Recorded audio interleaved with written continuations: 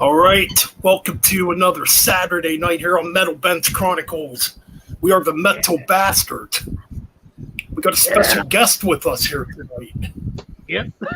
Down below us, we got Mr. Metal-O-Mania joining us here tonight. Thank you for having me, man. Thank you for having me, gentlemen. Appreciate it. No problem. Heck yeah, man. Long time overdue, man. So anyways, what's everybody up to here tonight on this Saturday night? I'm just chilling. Same here. Pretty much just chilling. Recovering still, Awesome. you know. I went to my first show a couple days ago and saw Morbid Cross, my first show since I got my brand new knee. And I'm still recovering, but, you know, I'm getting there. It's awesome. Hey, man, it's all worth it, though.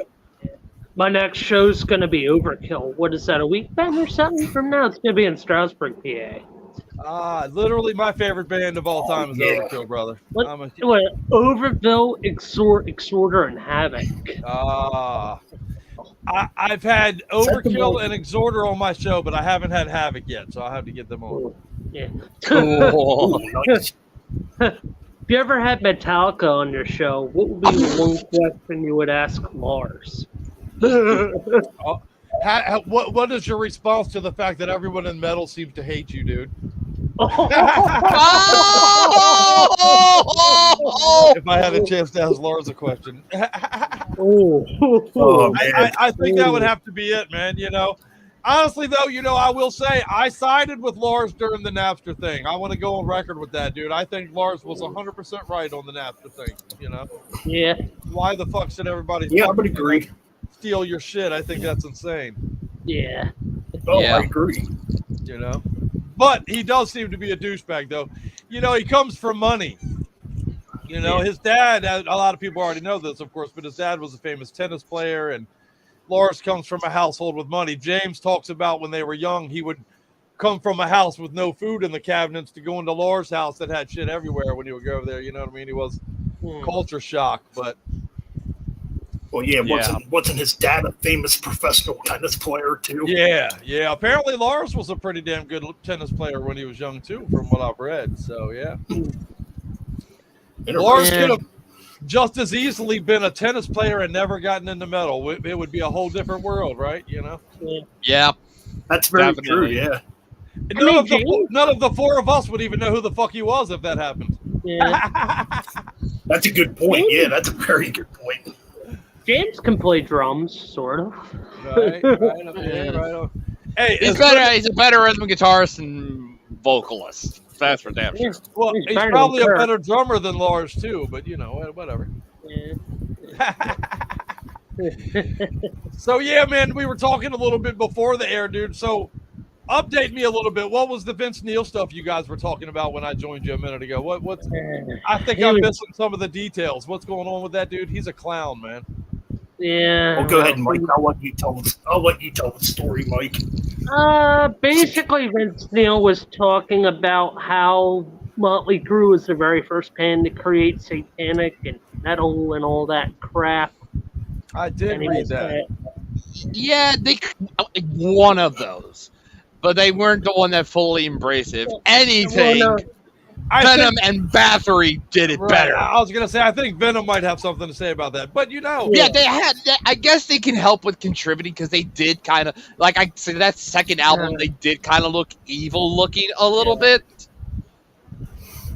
I'll give Motley Crue that they probably brought some of that stuff more mainstream than perhaps. Than perhaps because there's a lot of Motley Crue fans that never heard of Venom, that never heard of Bathory. You know what I mean? Yeah. But what's funny about that though is while the album was called "Shout at the Devil" and it had the cool little Vincent Price opening. What else was satanic about it though? Like honestly, I think some of the lyrics were satanic. I think the title track "Shout at the Devil." It's not even, like that album's 90% give me some pussy. Yeah, pretty much. Pretty much. Pretty much. Yeah, I mean, and there's a sliver of Shout at the Devil, so I guess there's all this satanicness, I guess, you know? And plus, Yeah, there Vince was also... Sorry, Ryan. I was... Yeah, I was saying them, and I think King Diamond kind of maybe helped contribute the look of black metal in some cases, especially when you look at Mick and stuff like that. I can see Nick and stuff like Mick Mars at least had that kind of that evil look, and then you put basically they took that look and then the makeup of what King Diamond was doing, and then they had the sounds of like the name black metal, with Venom's album, that Bathory had the sound pretty much. Right. Yeah. Well, as I was also saying, Vince was also saying like he was also making the argument that he's like the first pioneer for like Satanist vocals, and I'm like, Vince, you're obviously on something. Just keep your mouth shut. Right. Yeah. Share it with the class, brother. Share it with the class.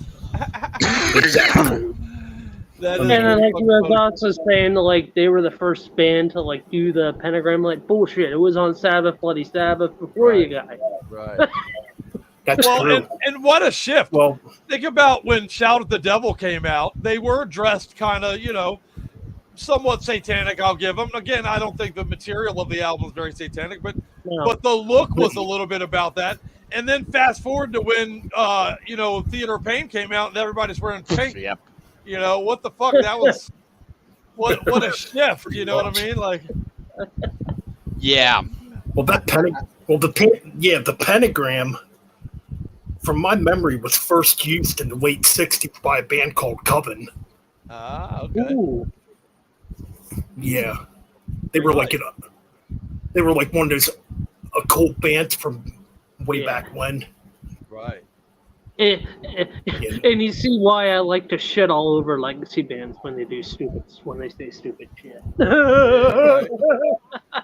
Are you guys fans of Motley Crue, for the record? Are you guys Motley Crue fans? I just like the first couple records. I like a few of their earlier albums. But that's about it. What about I like the first two albums. I like the first two albums. Yeah, right. After that,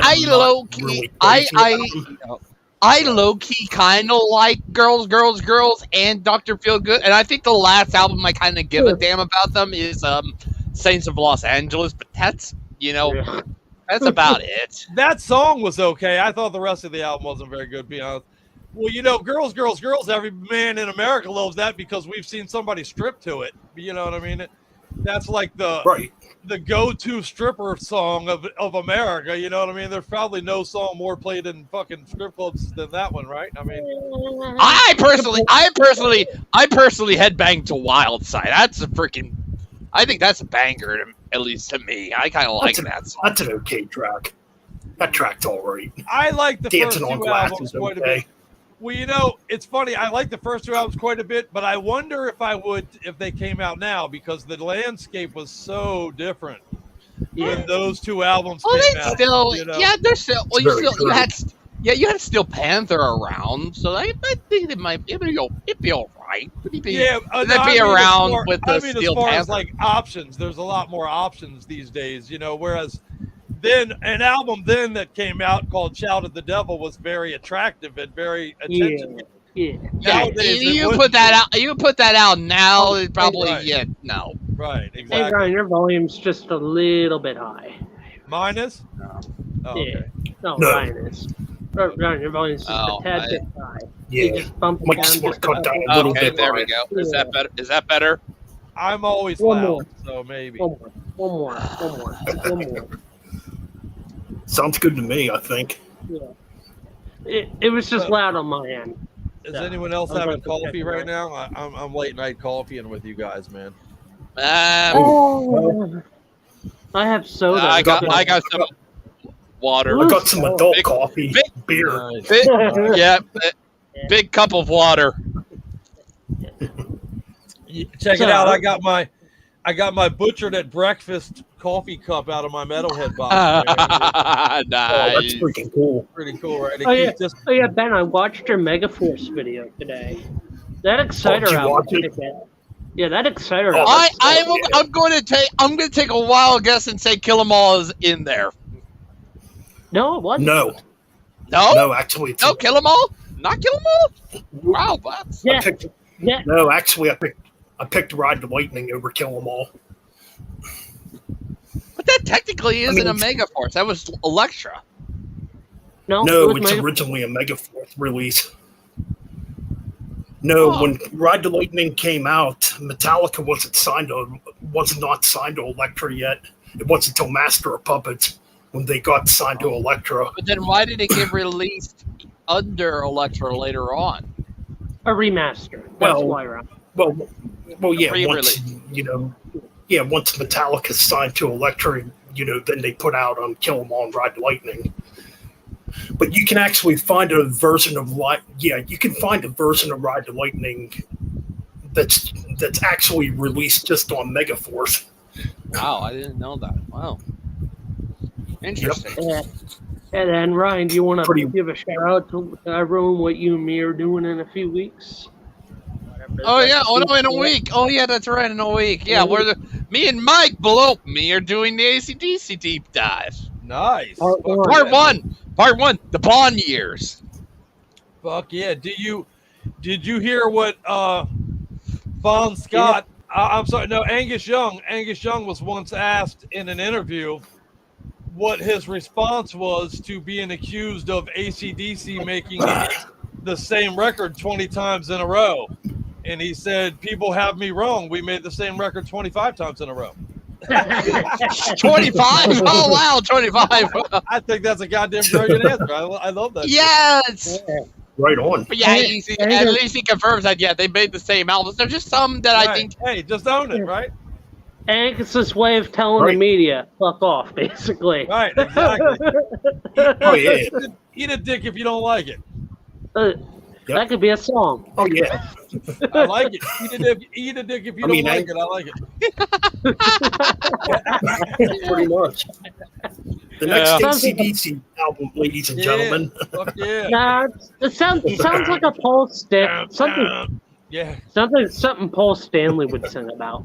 You can eat a dick if you don't like it. Yeah, I like it, man. I like it. Yeah. There you go. Oh, yeah. By the way, I'll hit my mute button every now and again so you guys don't have to hear my torch in the background. Okay. Sounds cool. All good. Oh, yeah, Ben. Weren't we making fun of Paul Stanley? What? Night ago, we were making fun of Paul Stanley making up a made-up album. Oh, yeah. What was it called? What was that called? Oh, I can't even remember now. Let me pull it up.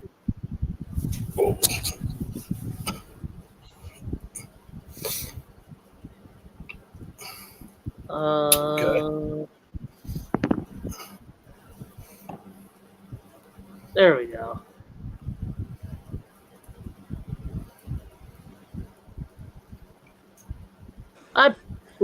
I pulled it up. There you go. I sent it to you, Ben. You want to read it? Share again with me the link to share on social media. I don't think I got it right somehow because the thing I got still says it's waiting for a podcast to start.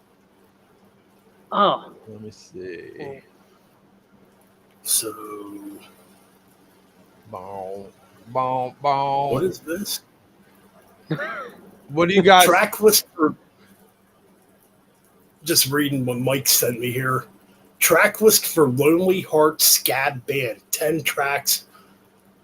The worst debut album ever. Whoa. Okay. Yeah. So hold on, Ben. The band members are Paula Stanley, Gene the Pervert,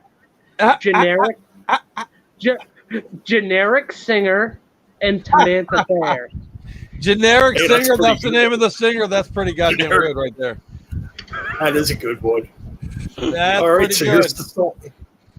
Here's the song titles. Oh, boy. Yeah, give it to me. Hold on. Wait, what'd you say, Ben? I'll read it. I'll read this. Go ahead and read it. Oh, Ben was going to read it. Yeah, I can. Yeah. Wanna Rock You Like Sugar. That's track 1. Track 2, Man-Skinned Lady. Track 3, Two-Timed Lover. Track 4, Run Me All Over Again. Track 5, Demon Queen. Track 6, Gene Street 66. Track 7, The Date of 1,000 Years. Track 8, Hot Stuff for Rock and Roll. Track 9, I Wanna Hear Say Oh Yeah. Or should we say, I Wanna Hear You Say Oh Yeah. And track 10, Speedo My Love. Fuck yeah. Wait, so here's the thing. I wanted to hear Ben say this, though. Oh.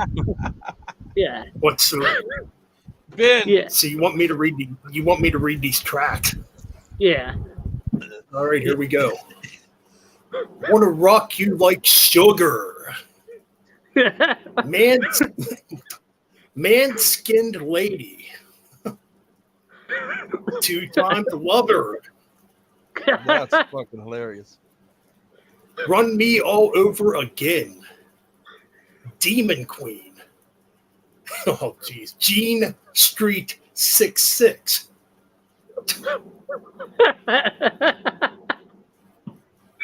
The Date of 1,000 Years.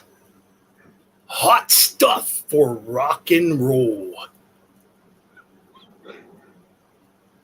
I Want to Hear You Say, oh yeah!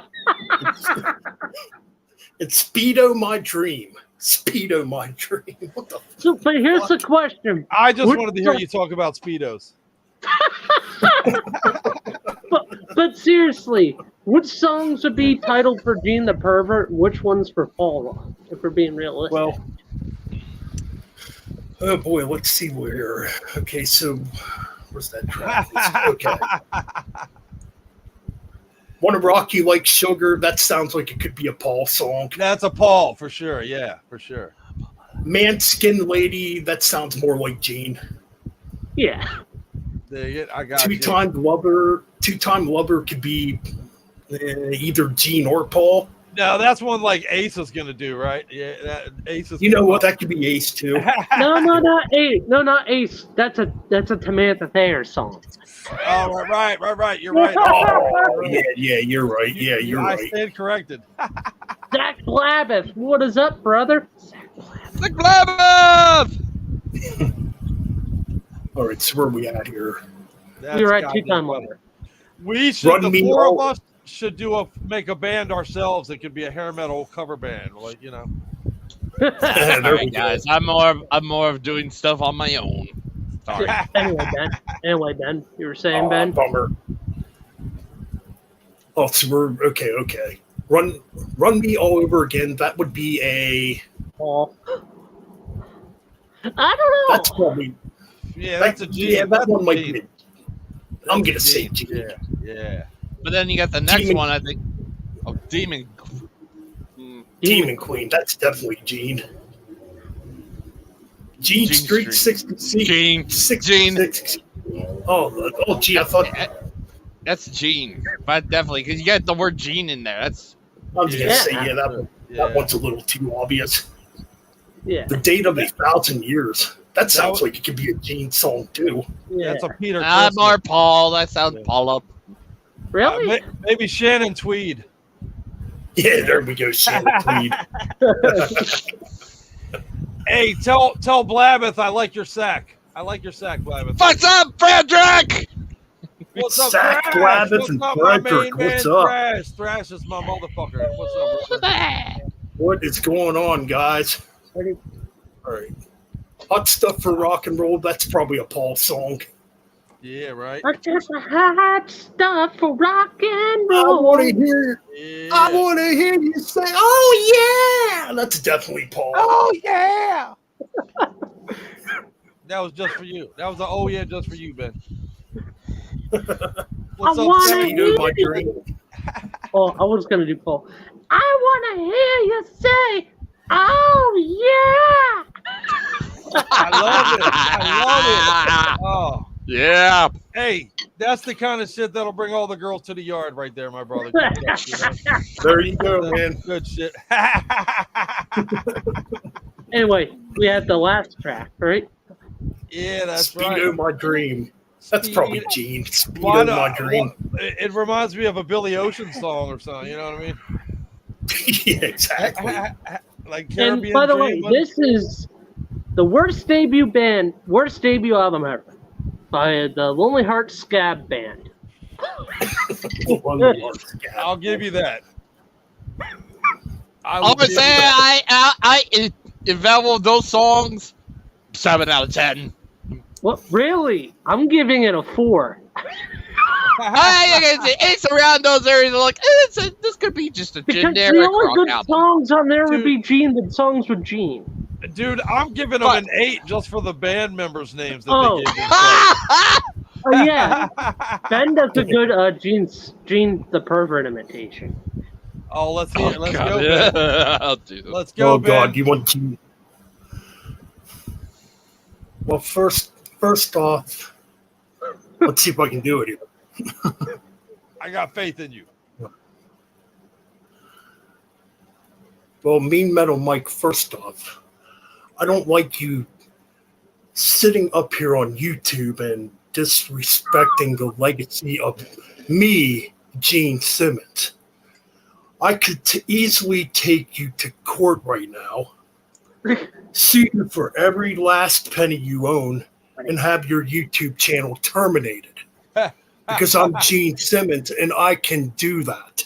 Jesus. You're just some little peon on the internet that has no power over the almighty. Nicely done, brother. Nicely done. Yeah, and I can do Chris Barnes, but I call him Shit Barnes. What do you mean? God damn it! I want another cigarette. Put some vocals on there. It'll sound great.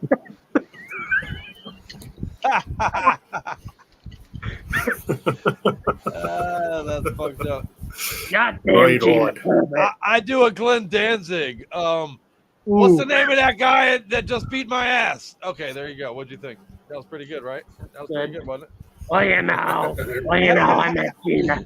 Well, you know, I have a story to share. One time I was at a party at the Playboy Mansion. I ran into Gene the Pervert. He was getting some good pussy. He wouldn't share it with me, though. Yeah, hey, Gene Simmons sounds like the kind of dick that wouldn't share some pussy, doesn't he? I mean, let's be honest. Yo, You know what I'm saying? yeah, no, he probably wouldn't. No, he would not. You know, that dude has 30,000 songs about pussy and what he would do to pussy and how he's great with the pussy. Yeah. And he's the greatest thing that's ever happened to pussy. And then that video surfaced to him having sex with that girl. He didn't even take his pants all the way off, and he was done in 13 seconds. So I don't know, man. Yeah. You know, right. Exactly. Maybe you're singing about more shit than you're earning in real life, motherfucker. Yeah. You know what I mean? Pretty much. Yeah. Oh, man. That fucking video was embarrassing, son. Yeah, actually. Oh, yeah. I don't know if you checked it out. What channel is it on, Ben? I am doing Thrash. a shit. I like Thrash is coming. Yeah, Chris, I do an actual Shit Barnes cartoon. Ben's seen it. It's pretty funny. I'm available for voice work should you ever need it, my friend. Oh, there we go. So, ooh. Basically, the inspiration I got for like the Shit Barnes cartoon. You remember the show Beavis and Butthead and Metal-O-Mania? Just smashed them together. I love it. Oh, I love both of those shows actually. So right on. Apparently, Metal-O-Mania is coming back. Oh yeah, and there's a new song. New album! I'm excited. New album song, Death Clock, with Gene Hoglan supposedly being back in Death Clock. That's right. Oh yeah, Shadows Fall is back, recording new material. Yeah. Very true. Yeah. Is Bittner's on drums on that, right? Yeah. Yeah. Awesome. Yeah. That's awesome. Yeah. Right after he's doing it while touring with Overkill. Yeah, I had the luxury and good fortune to talk to Jason Bittner on my show a little over a year ago, man. Super cool. Hell yeah. How cool was he in person?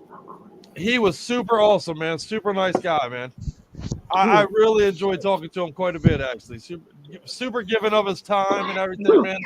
We ended up. I only aired like 20 minutes of our talk, but we were talking for like I think almost 2 hours bullshitting. So Did you share any crazy stories, like with Vinny or Paul, or some crazy stories? a little bit. You know what? I talked to Sean Killian on the show, and he told us stories about smoking joints with Cliff Burton back in high school, dude. How fucking cool was that? Yeah, dude.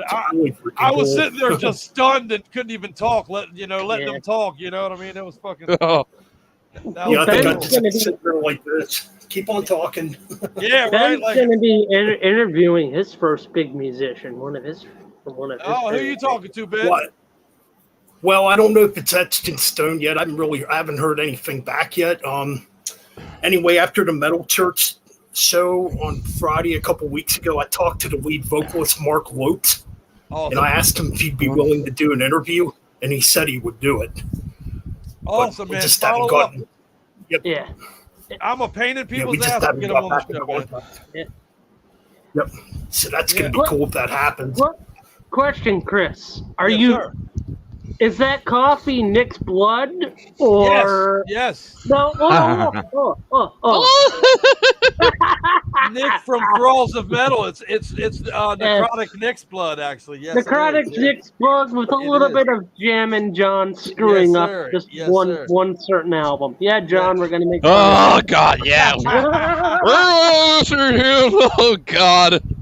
What's up, Paul DeVito? What's up, brother? Paul DeVito. Well, to be fair, he can't have a much worse music taste than me. Well, mine's diverse from having great stuff to maybe not so great. I mean, for Christ's sakes, for Christ, here's the thing. At least Jam and John doesn't listen to Creed. I mean that I have a point, for Christ's sakes. Who likes Creed here? You like Creed, Ryan? I've grown up listening to them. Right on. Okay, I won't knock it. I never knock what people like, man. I think that's a bad. Yeah, they were one of those.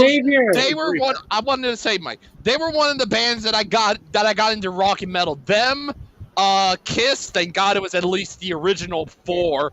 Metallica and Collective Soul. They were my beginnings into rock, pretty much. So I can't knock on them because I got into them. Yeah, pretty much. I dig it. Yep. Oh yeah, hey Ben, Xavier's in the chat wanting to join. Hey, Xavier! What's up? I personally, when me and my wife first got together, there was a couple of Creed songs. We used to go to like music festivals a lot, and I think Creed was at a couple of them. So, fuck it. People like a lot of shit. Hey, dude, I went and saw Rick Springfield a couple times back in the day, so I don't, Personally, how I got into Metallica, and people bitch at me for. I said to Xavier. All right. How old are you guys, if you don't mind my asking? How old are you? 28. 28. Okay. 32, about to be 33 in a few months. Right on. 44. I'll be 45 in December. So I'm far and away the old elder statesman of the group here, huh? I'll be. We got a few people over the 30, but we got three over the 30 year age hump. I'll be 52 at the end of this month in about 2 weeks. Damn, man, brother. I think my dad's older than you, Chris. Well, I hope. Fuck. So, Chris, okay, I'm gonna. I guess since you're here, I'll ask you a few questions. Give it to me, baby. So, all right. Obviously, we all love metal here, so I definitely got to ask the question. So, what got you into metal? Around what year did you get into metal? Dude, I'm old, as I just told you. So, I have a brother who's 8 years older than me. When we were young, of course, I was the pain in the ass little brother that he wanted nothing to do with. But he had a lock on his door that at very young, I learned how to take a screwdriver and take it off the door frame, you know what I mean? So I could go in without him knowing I opened the door. And he had a fucking record player box full of all of these records. And it was fucking gold to me, dude. It was like a magic box that I would break. Whenever Bobby wasn't home, I was in that record collection. And in it, I found Black Sabbath for the first time, man. And I'm talking, I was like 7 years old. This is literally like 1978, dude. So that's a long, long time ago. But dude, Black Sabbath and Deep Purple and things like Foghat and Blue Oyster Cult and fucking dude, all of that shit. It literally became like it was a drug before I even knew it was a drug. You know what I mean? Because like I would dream about it. I would think about like the next time Bobby's not around and I can go back and listen to these fucking records. You know what I mean? And then my older brother took me to see Kiss in 1978. Ooh, and 1978. Gene Simmons did the Blood and the Fire and the fucking. It literally, I was Gene Simmons for Halloween for 6 straight years after that because of that concert, dude. Like, so that's how much it affected me. You know what I mean? And from that moment on, though, honestly, it was always a drive for me for something heavier. Like, as soon as I found something heavier, I discarded what I listened to yesterday for, like I went the route, I got into like the Motley Crues and the Def Leppards and all that stuff. And then I went to kindergarten with Vincent Matthews, who some of you may know. He was the singer for a little bit for Dying Fetus. He sang for them on a couple albums. He's in Criminal Element now. But I went to kindergarten with Vincent, and Vincent brought me a cassette tape one day. And on it was a band that I swear to you, for a month, we went around saying, dude, you got to listen to this new band called Metal-O-Mania. Metal-O-Mania. Yeah, we didn't even know how to pronounce it because it was just in writing. You know what I mean? We didn't fucking know. And it wasn't until the song where we're Metallica, where that set in, I was like, oh, okay, that's how you say that. You know what I mean? Right. But dude, he gave me the Whiplash EP on cassette, and that changed my whole life. I can't lie. That changed everything for me, man. I was hook, line, and sinker a metalhead from that moment on. So that would definitely do it, man. A lot of punk over the years. I've liked a lot of punk. I like a lot of stuff like that. But yeah, that shit hooked me in, brother. What's up, Snag? How you guys? Xavier. Long time no see, brother. It's been a while. Had a very interesting day. Oh, UFO. Oh, yes, UFO was in that box, and I love UFO to this day, my friend. Very much. Oh, yeah, man. Do you like Uriah Heep by any chance? I do, very much. There was a lot of Uriah Heep in that box I was just talking about. What albums were in the box for Heep? Oh, fuck, goddamn. You're asking an old stoner sitting here with my bong in front of me, but it's so funny because I was taking some dab rips and I took some mushrooms earlier today. Oh man, I have mushrooms here, but I was afraid to take them before I talked to you guys. Okay, let me put it this way. I lost time of space and reality. I went to a fucking yoga class, and that's how fucked I was. I love it. So Xavier. Okay, here's the only thing that was going through my mind. The only thing I was going through my mind, I could tell you this, and this is the funny part. I literally all yoga stances in my mind looked like sodomy poses. So I looked like I walked into a class of just like moaning and just I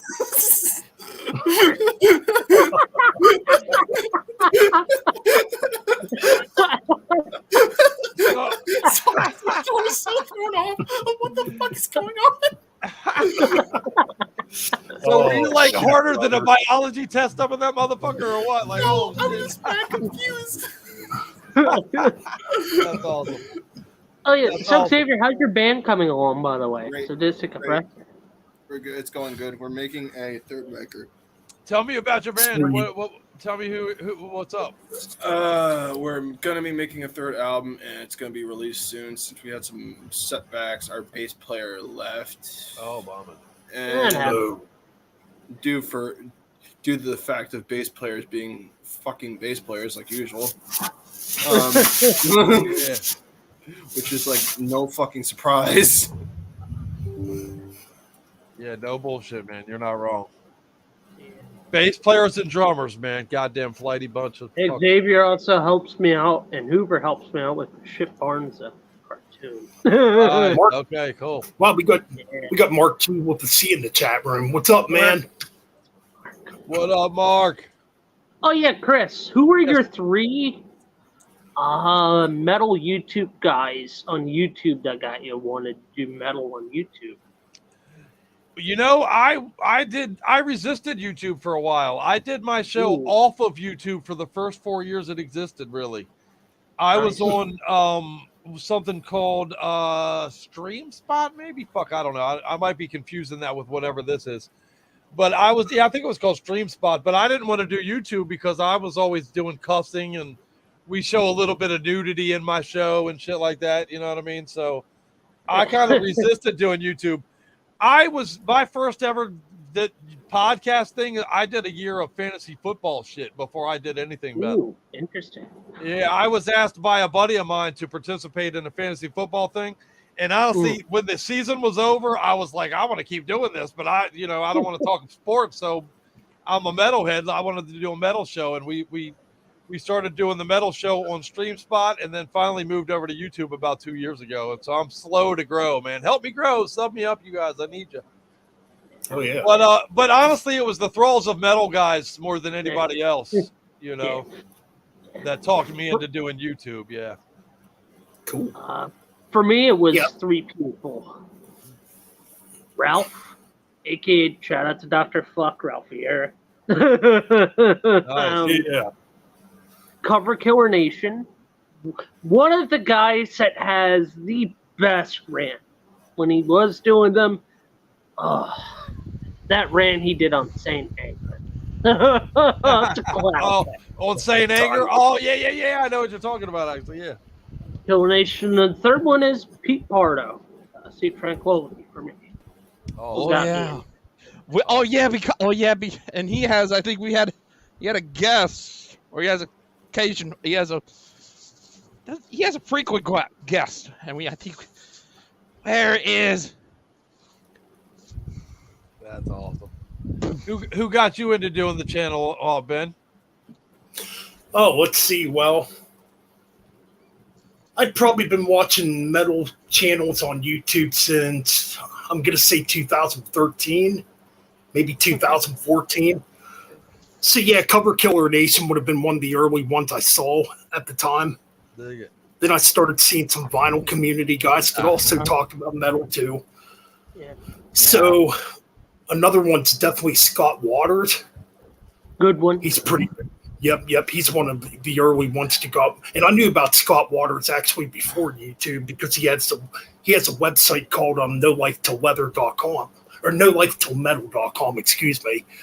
So I've known about Scott Waters since about 2005 at least. Mm-hmm. And then I found him on YouTube one day and just started watching his videos. Oh. Then Ralph Vieira, I first saw Ralph Vieira's Eternal Idol channel when he just strictly did Black Sabbath reviews, and that really got me interested into possibly doing YouTube one day. And I think it was around 2017 where I decided, you know what, I'm going to try this. And I opened up a channel and started doing videos. Now that channel no longer exists, unfortunately. It was also called Metal Ben's Chronicles. Why? What so happened? I kind of got pissed off at the time and deleted it. Right on. I wasn't really good at handling trolls at the time, and I kept getting a bunch of trolls on my old channel at the time, and I just didn't know how to handle it at the time, and I deleted my channel. But I reopened it back up not too long afterwards, and that's how you met me. Channel, right. So I've had this channel for 4 years almost. Oh wow! Next month will be 4 years.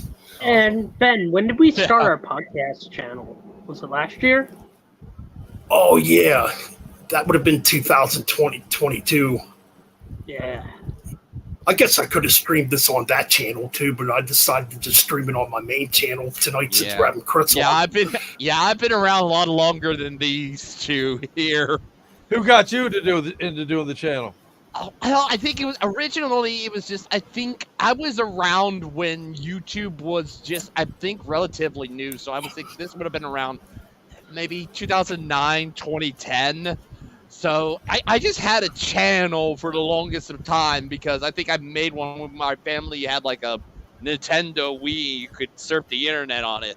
It wasn't until probably around there were several channels, but the one that tipped me into doing YouTube reviews and stuff like that was a channel. I don't think they're around anymore, but they were called Absent Productions, and they were doing a lot of them. It was them, yes, CKN obviously. I think much later on, it was Maiden Slave, Strong Boys 19, who is still around surprisingly. Chainsaw Gear Shroud, who's just Chainsaw Reacts and all that stuff now. But it was Absent Productions that made me started to go into wanting to do album reviews around 2012. I had an old channel that I did all my reviews on an old pink laptop that my mom had. I believe she still has that around. And believe it or not, I remember seeing them on those old videos are still on there to this day. And I was like, holy shit, I didn't realize that. But that was around 2012, early part of 2012. And I didn't come, and for a while I wasn't allowed. And then it wasn't until I think it was my mom who ended up getting me like a tablet. Like it was like a shitty iPad tablet for like Christmas. And then it really started to be like, I was finally back and stuff like that. So I've had the channel I've had the channel that I have now since 2012, pretty much. Yeah, I dig it. I'm still stuck at 66. Well, real quick around the board, what are some of your favorite YouTube channels to watch, you guys? Metal. Give me one metal channel you like and one non-metal channel that you like on YouTube. Okay. Well, Almost Human, Reckless Eating. Nice. Yeah, exactly, Mark. Mark, geez, I got my exact question. Your favorite channels you currently watch, what are those? Oh, geez, there's so many I watch. I pull them up off my phone. It's a ridiculous amount. But I think currently at the moment there's Jeff, gas masks, hand grenades, obviously. Yeah, that's a who else is there? And there's a lot of gaming ones like Rolls of Metal. We got to say those guys again for sure. I watch all the videos. Thralls guys. They're up there. Yep. Some game. They're one of my favorites even. Yeah, there's some gaming ones I watch, whether it's non-racing or racing. Like I watch Markiplier, Michael Maruch, Black Lives Matter. I still watch some WWE videos on there. That's how I find out about WWE stuff via their YouTube channel. But it's just all over the place with what I watch on YouTube. All right. My turn, I guess. Yeah, what you got, Ben? Ooh. See, I usually put on channels for background to listen to, which is cool about YouTube. You don't necessarily have to sit there and watch what the person's, doing in the video. Except as soon as you walk away for 2 seconds, they'll throw one of them commercials that you got to tap on to make it fucking end. Them cocksuckers. Okay. Sorry, fucking shit irritates the shit out of me. If I walk away for 3 seconds, it'll be a skip ad will pop up. I'm sorry, but go ahead, Ben. See, I got YouTube Premium, so I don't got to worry about that. Thank goodness. I got one of those. I got one of those extensions to do all that, so I don't have to worry about it on here. I got an extension too, but I didn't know we were talking about our penises tonight. What the fuck? I only have that issue. I only have the issue with ads on my phone, unfortunately. Right. But go ahead, Ben. I'm sorry I cut you off, sir. My apologies. Nah, that's cool.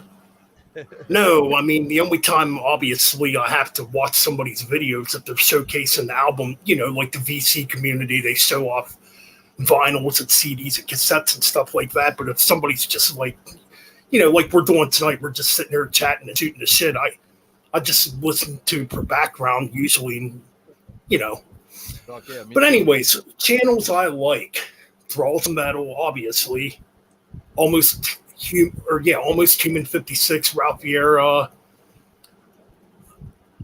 Man, there's so many other channels. Jeff, it's hard to forget Jeff.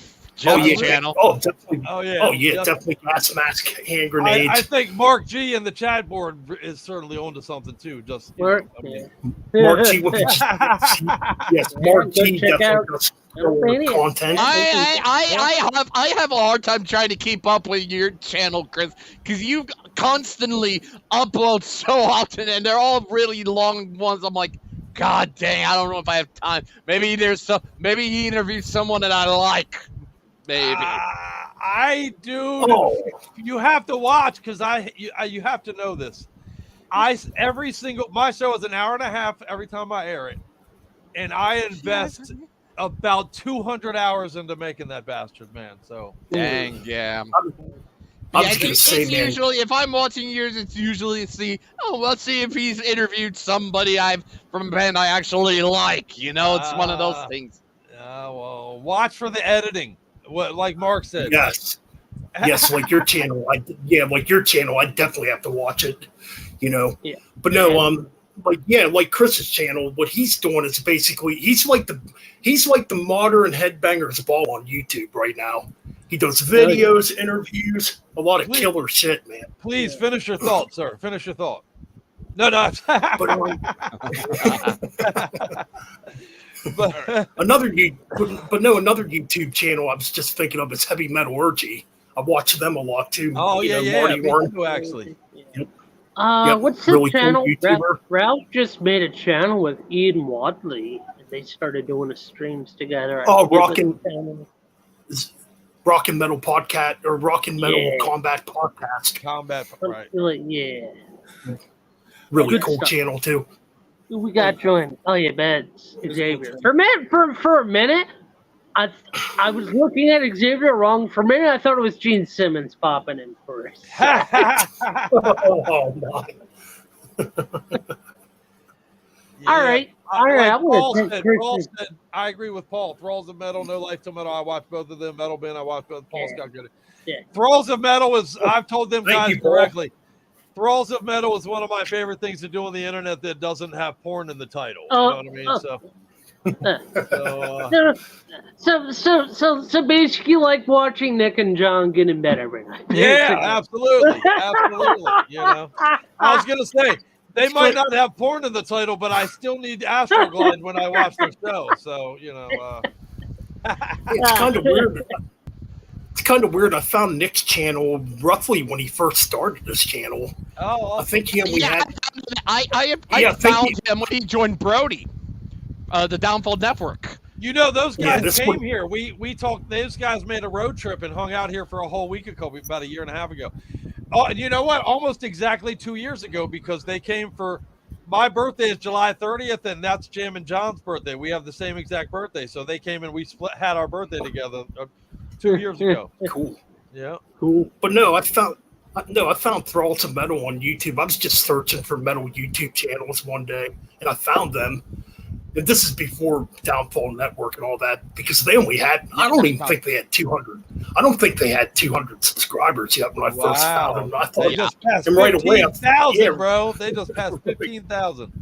That's which awesome. is killer, and they definitely deserve it. Well deserved, yeah, man, very deserved. Exactly. Awesome. Yeah, I think, for me, it was basically when they joined the Downfall Network. Pretty much was when I first heard of them.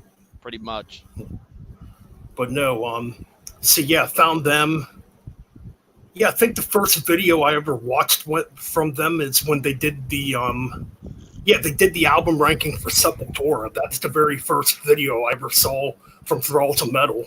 So yeah, this is a good 4 years ago now. Wow, yeah, I was gonna say that's a way back one there. Yeah. First video, and right away when I was watching them, I'm like, these guys are good. I like these guys, and I subbed to them, and well, I still keep in contact with them to this day, and they've been on plenty of my live streams.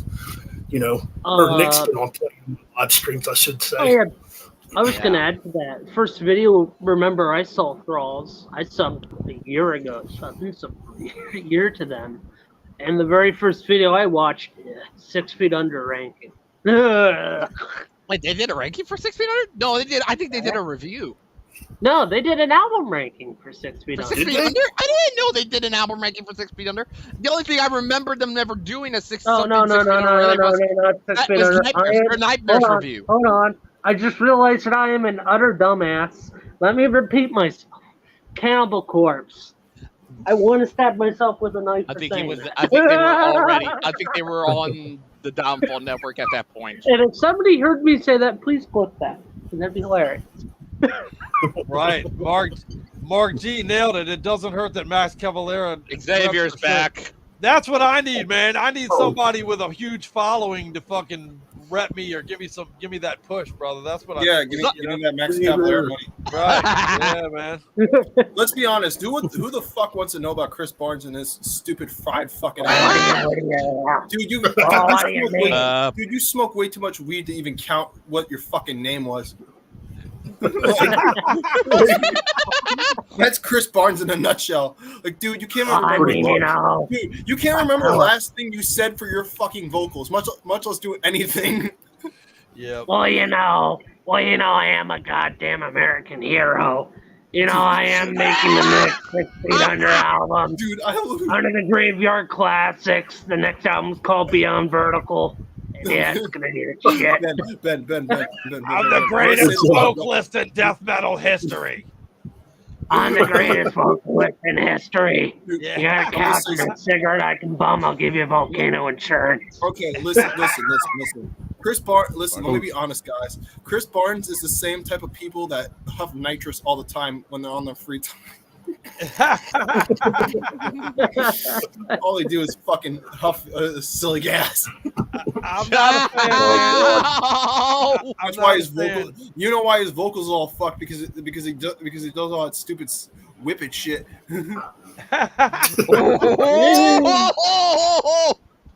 Probably eats his dreadlocks too. Dude, Dag, you totally remind me of like a Spicoli, bro. You and me need to party together, bro. I can party with you, man. Oh yeah, man. That's fucking funny shit, man. So what shows are you guys going to see? I know, Mike, you said you're going to see Overkill. I'm going to see 2 shows. Ah, nice. What else you got? Overkill in East Stroudsburg. And then in October, planning on going to Hershey Park Stadium in October to see Pantera / Lamb of God. Whoa. Is that where you're at over there in the Hershey Park area? Is that where you live at? Oh, right now? Allentown right now. Oh, yeah, that's Okay. right. You get to see...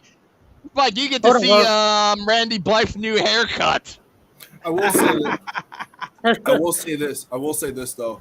I can't wait to see Gorgut again because fuck Blood Incantation. Who the fuck cares about your stupid ass aliens flying in outer space, bruh?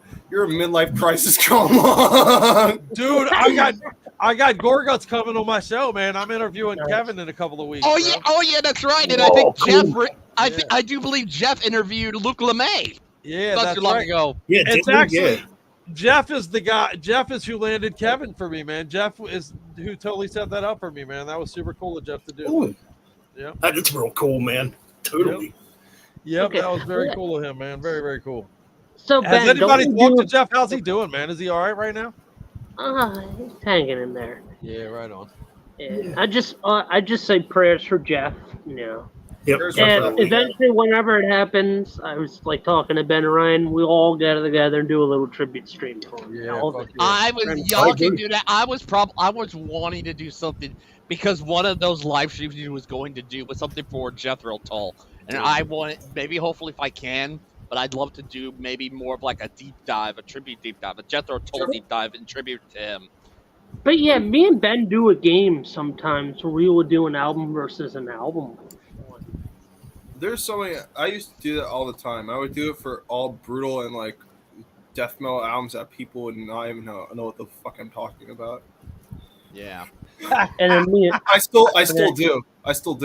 Like, dude, I can bring up bands too you have no fucking clue about. You wouldn't hear about in a billion fucking years. Dude, I gotta say. How many? Okay, I want to say, Xavier, how many of these are from Bandcamp? One time in Bandcamp? None of them. None of them. Barely any of them. Wow. Dude, that's right. They're talking about coffin mulch in the fucking chat board, dude. That fucking new coffin mulch slams, dude. You know what's a good band? Coffin mulch. Love it. Never heard of them. I've never listened to them either. I'm gonna have to check them out. Oh my God, you need them in your life, man. If you're a death metal fans, Coffin Mulch is so good, bro. For real, what's so that? good. Why would If you and Mark G say they're good, I'm definitely gonna check them out. Then. Okay. Usually when anybody tells me good death metal, usually I'm very picky about my shit now. Coffin Mulch, man. I stand I'm by. very picky about my You death can metal. trust, yeah, Xavier. You can trust. You can trust Chris down here. What kind of band is your band, bro? Like, what am I influenced by? Well, what does your band play? What Like style is death your thrash, band? brutal death metal, kind of like ripping chords. Fuck yeah! All right, I'm sold, brother. Send me some jams to check out. Oh yeah. What do you Yeah, got? but- Two albums. You got 2 albums, I believe. You have 2 albums, yeah. Nice. Blessing Okay, of cool. Terror and Omen of Atrocity. What's the name of the band again, brother? Sadistic Oppressor.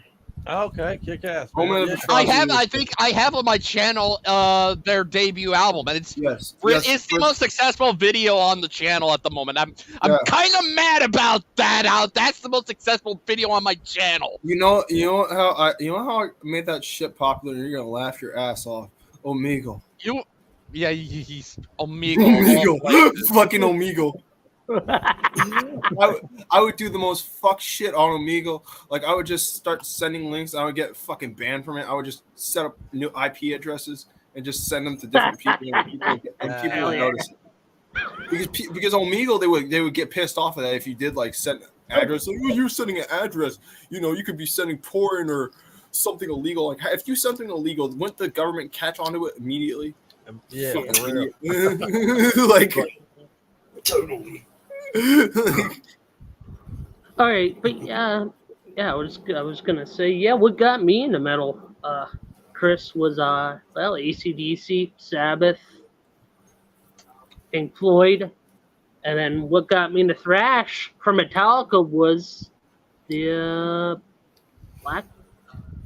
What was the album? Black Album? Black Whoa, Album? whoa. No. Did you just say the Black Album? that's a sin. That's a fucking Black sin. Album was my intro. That's like someone saying that's like saying my intro. This That's is like someone my saying, number one for Metallica. Don't care what Sorry, anybody else I says. can't have that be number one. Okay, There's I'm no gonna freaking way. make everybody laugh right now because I know what to say. It's the greatest Metallica joke ever. That's like someone saying, "Hey, my first time getting into thrash was listening to Reload." I'm like, "Wow, you have terrible taste in music." Here's I can wager. You want to know what the first Metallica album I ever got was? What? Saint Anger. My God, it's Saint Anger. Oh my It's- God! Bear in mind, I was either 13 or 14 years old, and that was my first. But the first one I ever listened to was a few songs off of the Black Album. Wow, that's hard for my brain to process, man. I literally have the whiplash. Here's something that will shock you even more, Chris. Up until I think there was a point where I always thought Metallica was a '90s band, and that Black Album was their debut because self-titled debut. You think self-titled normally it's debut. Iron Maiden self-titled, Black Sabbath self-titled. That case.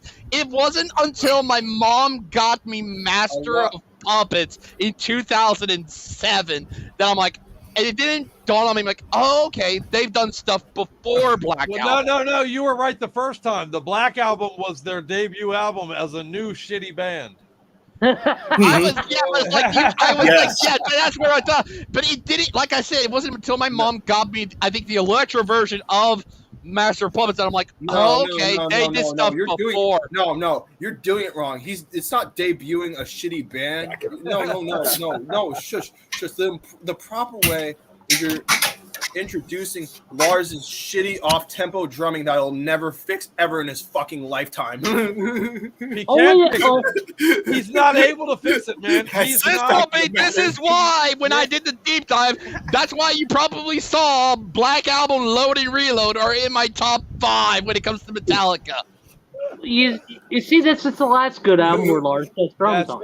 That's right. Lars well, will never and that fix his album, drumming ever. imagine how good that album could be. I will say this.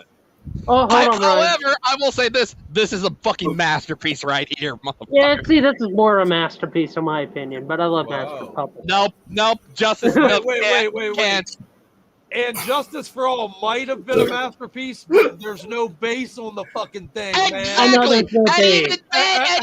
And even then, Chris, there is probably one filler song. I can't remember which one it was, but I know there's a filler song on there, so it can't be perfect.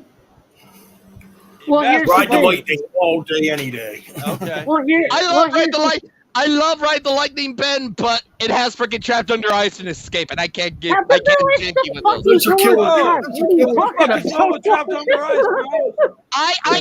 I'm not a big fan of those. I'm not a big fan, but at the very least, it's in my top 5. It's in top 5 at the very Mark least. G, be good, brother, man. Come hang out. I got good people coming on my show, brother. Yeah.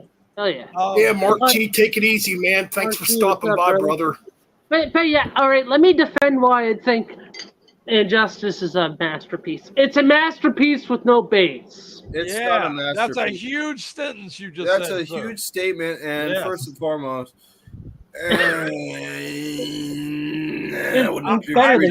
you just said a masterpiece of the metal album that has no bass on it, and not to mention, in that case, Newstead is a hell of a bass player too. So it's a heck of a bass player that was omitted.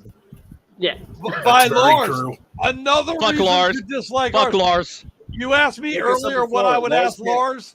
I want to change my answer to I would ask Lars, why the fuck didn't you let there be bass on? Dude, I'm gonna make more fucked up Lars jokes because I can't do it.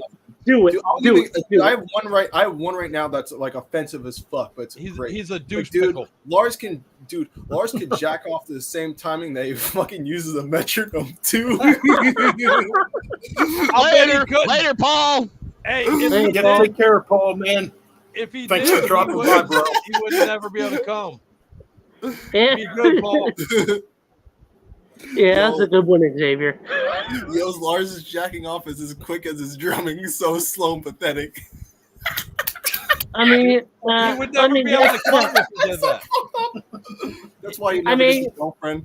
I mean, it only takes one. He would never be able to nut. Dude, he would never be able to play drums, much less nut. So that's why. So that's why he was angry on Thin Air. That's right.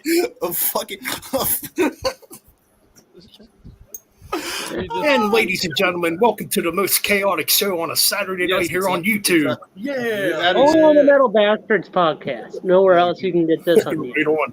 Yes, exactly. Yeah, you're going to be banned after this one. I'll be 2 seconds, sir. I'm just refilling my coffee. Be right back. Oh, no problem. All right, man. Yeah, no, I'm with you, man. I'm having a blast. Hell yeah, man. Yeah.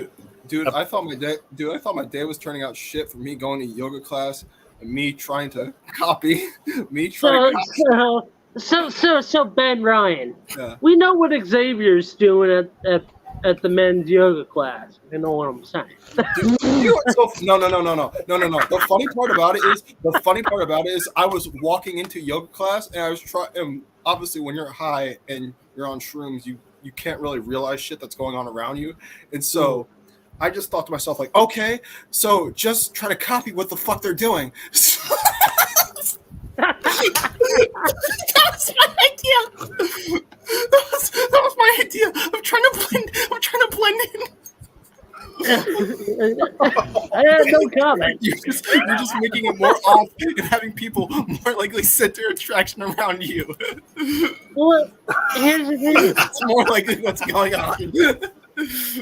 Well, Xavier, advice: write a song about it. Write some lyrics about your experience with it. I've written lyrics about it. Oh shit! I've written plenty of lyrics about it. I've written 4 to 5 songs about it. Oh man! Awesome. Really? Almost 26 minutes worth of music. 26. Yeah, I know, right? Who wants to see my downward dog? So now we're gonna get some 26-minute long track that sounds like it's totally tripped out on acid. Not like Yeah. not like that. More like the lyrics are like sound like a spattering idiot that just rambled on about his like. That sounded like, you know, like if Paul Bailoff was just like, if Paul Bailoff had hallucinogens in his like system and he just started like writing stuff like, right. like if Paul Bailoff just did something stupid like, I don't know, take a whole entire fucking bucket of LSD and just and just land it on his fucking leg. Well, and the only person that could sing about that, the only person that could sing about that, be Chris Barnes. No, Chris Barnes couldn't copy this shit. But here's the thing: his brother Shit Barnes is a better. Let me be honest. Yo, Chris Barnes is like that one dude that's a stoner and that you meet at your guitar session that always says like tries to be outright, but he just says shit that just sounds off and just stupid. Like, it's just like, dude, shut the fuck up. Nobody's asking your opinion.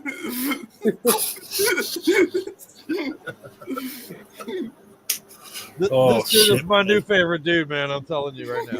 I did see rumors that Chris Barnes did talk about doing like a Christmas album for 6 Feet Under. That was because of fucking Hell's Headbangers and their staff of idiots. They still play him like he's an actual talent, which I don't get, man. Like, hasn't he proven that he's dog shit by now? I mean, I don't get that either, man. I don't get it either, man. I really don't, dude. He's a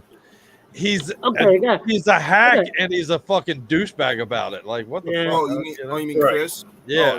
Oh, of course he's a hack. Yeah, dude, I don't get it. Yeah, dude, he's a fucking total hack. Dude, it's more funny, and he's a cock about it, though. You know what I mean? It's one thing if you were at least humble, but to know he's a hack, Anal Cunt wrote a song about him. I mean, that could say enough. Right, you're not right at all, my friend. Making fun of him and calling him a pussy the whole entire time. It was like the chorus of a skull full of maggots. Right, you know. You're a pussy. I think there might be something to that, brother. You know what I mean? Like, I'm like, exactly. I never could get into him. He's never been. What 6 feet under? I could never get into him. No, I never. I don't even like the early shit that I just never. None of it ever did anything for. I never liked to get into a period, much less ever. Right. Yeah. Yep. But Xavier, I think I was going to ask you, and this can go for if you're all stuck on a deserted island, you can have one good album and 3 bad albums with you until you die. Whoa. One bad album. What defines bad? Like something I don't like, but I gotta listen to, or something you don't like, but you're stuck listening to it. Okay. I mean, you could use those 3 bad albums for anything you want. I mean, you could resell, fucking burn them. No. Fucking take a shit on them. I don't know what the hell you do. You have to listen to them until you die. 3 Rick Springfield albums for my bad albums. How about I would that? beat the shit out of the stereo. Until the day I die. I would manhandle that stereo. Dude, I'll tell you what. I'm gonna go modern for my good record though, dude. Right now, I can't get enough of listening to that goddamn Spirit World, brother. That fucking what's it called? Death Western, I think it is. Are you guys listening to that record? Are you familiar with what I'm talking heard about it? No. Dude, write this shit down. The band is called Spirit World, and the album is called Spirit World. Death Western. And it's like fucking thrash with a little touch of hardcore to it, maybe. It's fucking punch you in the face, dude. I promise you're gonna love it, man. And I can't get enough of this record, man. I'm telling you. Ooh, Spirit World. Check that out. Spirit World is the band. Yes, sir. Yes, sir. Cool. All right, what's your 3? And honestly, dude, but listen to me on this though. Yeah. Don't go into their discography because it sucks. Their new album is great. The new album is literally, they've taken a turn. It's different than their old shit, but the new album is great. But their old shit is not very good. But this new album, you. I hit it. I listened to it on repeat like 5 times a day. What are you talking about, Mike? What? Huh? You said were you talking to me or something? No. He Shut said up. he wanted Okay. you to listen to Spirit World. And dude, while you're writing down Spirit World, dude, Nicolas Cage Fighter. Dude, listen to me when I tell you. That band is so badass, man. Now, what a cool band name, right? Nicolas Cage Fighter, dude. That's a cool band name. Nicolas Cage Fighter. That is a pretty unique name, And dude, man. they got an album called something like the bones that are built to break or something like that. But dude, those fuckers are silly badass, man. Check that album out. It's great. Oh yeah, I was gonna recommend you to check out what was that one band I was watching one of your previous streams. What was the previous one you did? You had the guys on, Chris. I forget which one it was. It was what was it, a few days ago? Scully says hi. Sorry, by the way. Scully says hi. Yeah. Scully. They say hi, baby. That one death metal band. You guys. Scully just came in and wrote this note to me. Oh, look, my green screen is eating it. You can't see it. Yeah. Back now. It says It looks like just showing. It literally looks like you're showing, like you're a mime. You're about to show something, and there's nothing there. Yeah, that's weird, right? It's like, it's like, hey, look, I have this piece of paper in my hand. What paper? I'm like, yo, I think he has psychosis. Give him some water. There you go. Scully just came in and gave me this note. You are yelling. You're yelling. Yeah. Y'all expected that when you invited me, goddammit. Oh no, it's cool. Exactly. They know who I am. I yell. What was I saying? And Thrash, I'm on it, man. I literally am writing that down. Hold up, I'm writing it down right here on my desk. Hellfire's good. I've heard Hellfire. Violence and Speed Whore. Man, I'm gonna have to check them out too. Speed Whore. Jesus Christ, dude! This sounds like shit I just find on Metal Archives. If you guys like Motorhead, Ben, you see me promoting this band right recently. Mm-hmm. The band's called Awesomeville. They're a mixture of AC/DC, Motorhead. What is it? Dude, their singer plays bass and looks exactly clear cut like Lemmy. That's why. I shit you not. Look them up on YouTube. ASOM. Say the name of the band again. What's it? Awesomeville. ASOMVEL. And the dude looks like a young Lemmy. Mixed with Cliff. There you go. Awesome. Hey, Crips. Yes, sir. This fucking thing rules. Yeah, let me see what you got there, babe. I love it. I've used this for pretty much a year and a half. It's like is that the bee thing? What's that called? The nectar thing, right? What's it? It's called a Hamilton device. The honeybee. Oh, yours is the Hamilton. Yeah, I know exactly. I've hidden this so many times. It's my favorite pen. That's my look, that's gonna just. I gotta hold things in my chest or my green screen. I did resin off of this once, and it was fucking wild. He's tripping on mushrooms, hanging out with us right now. I love this dude. He's my new guy. Yeah. I love your rig, man. That's badass. Thanks. It's like what are you smoking right now? You got some? Oh yeah, I love your rig too. I've smoked DMT out of this once, actually. What are you smoking tonight? What do you got? Wax? Pure wax. Here's the thing. I got when I took my shrooms earlier today, I took like a 3.5, which is like the highest dosage I've ever taken in my life. So yeah. Fuck yeah. So it's been a good day, right? Yeah, it's been a great.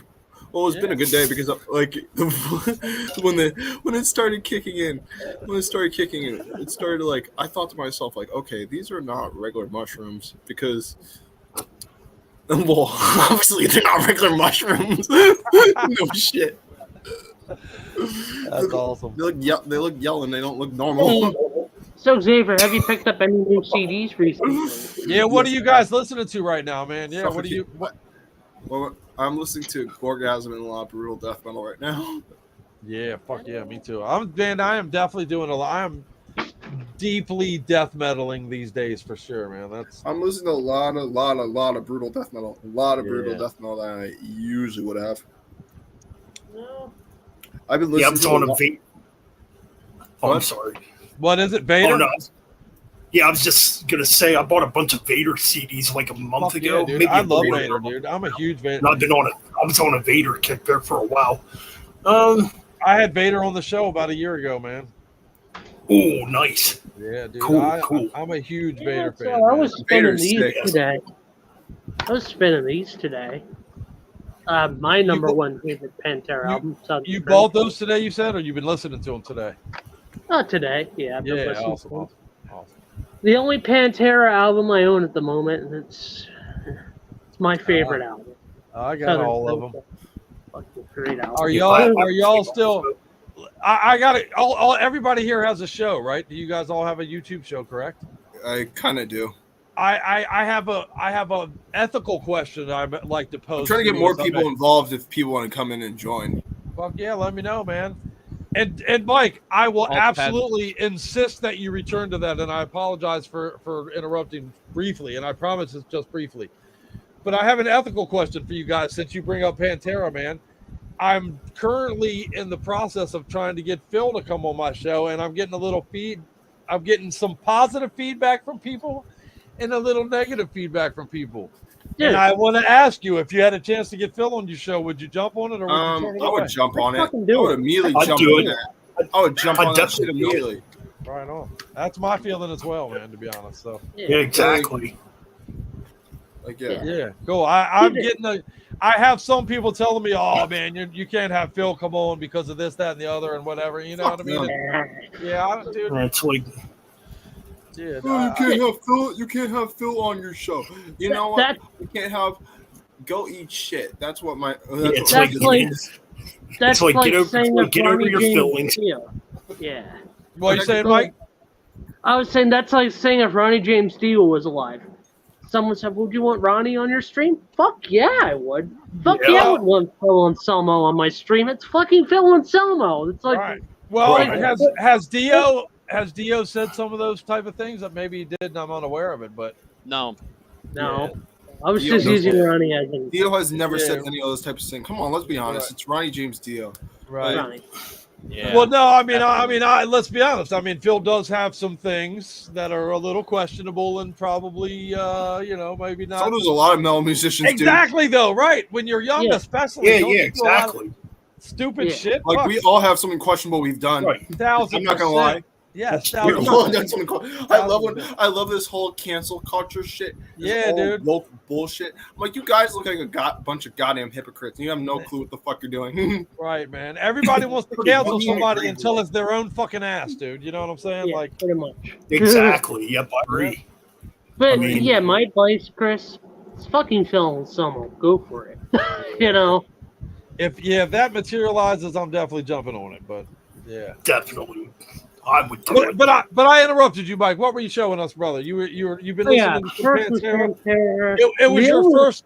It was your first choice there that led my brain down that path, my brother. So thank you. Yeah. Pantera. Then I was just jamming the only Yes album I have, which is Chase to the Edge. Oh You- yeah, fuck yeah. You know, Yeah. I've been jamming a lot, but I don't have it on Oh. CD because it's almost impossible to get on fucking CD. And if someone has a copy of this, I will buy it off you. God damn it, right now. If you have original pressing of "Perverted Ceremony" by Scattered Remnants, Okay, if I did, would you hear me out? Even though I don't, if I did, would you give me $30 and Taco Bell? deal. Oh, that's a deal. That's Yeah, how now rare. we're That's how talking. rare that album is. Deal. Fuck yeah. If you sweeten the deal with Taco Bell, goddammit. Yes. All about Taco Bell. Anyway, back to what I was saying. Yeah, Chase to the Edge. If you guys like Yes, go ahead and check this out. Yeah, that's a fantastic record, brother. I love it. Actually. Yes. And then and I've never heard any Pearl Jam until I bought this album at Goodwill Oh, by Neural. dude, I have to tell you, I have a visceral hatred for all things grunge, man. I'm a douchebag like that, I guess. Me too. Yeah. I don't Yeah. like grunge either. Yeah, See, for grunge, I'm starting to like Pearl Jam, but after that, In fact, You know, I was in high school.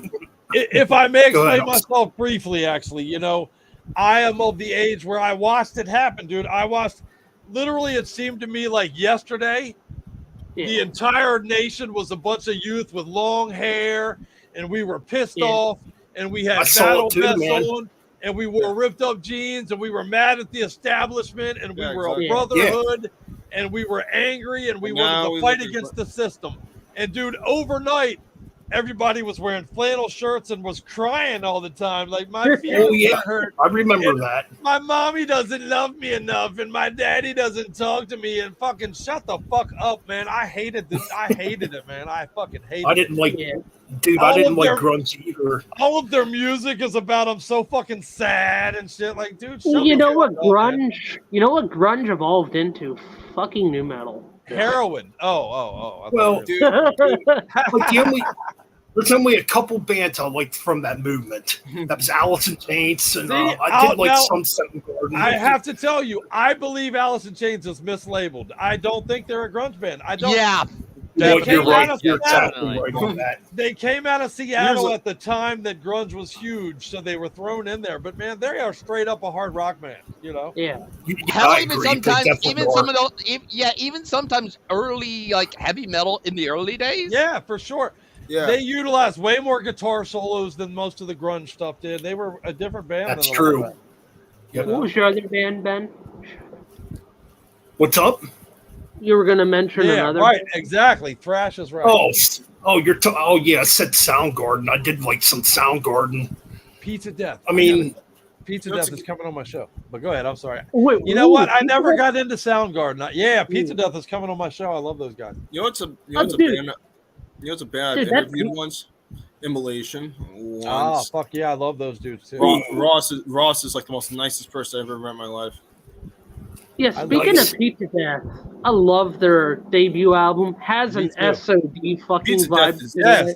Fuck yeah, man. Those dudes, I interviewed them once when that came out, and they're supposed to come back on again. So yeah, man. Those some very French death and thrash kind of vibes to it. Fuck yeah, man. Dude, it's their own gimmick. It reminds me of early Massacre or early Loud Blast. Like that's what it reminds me of.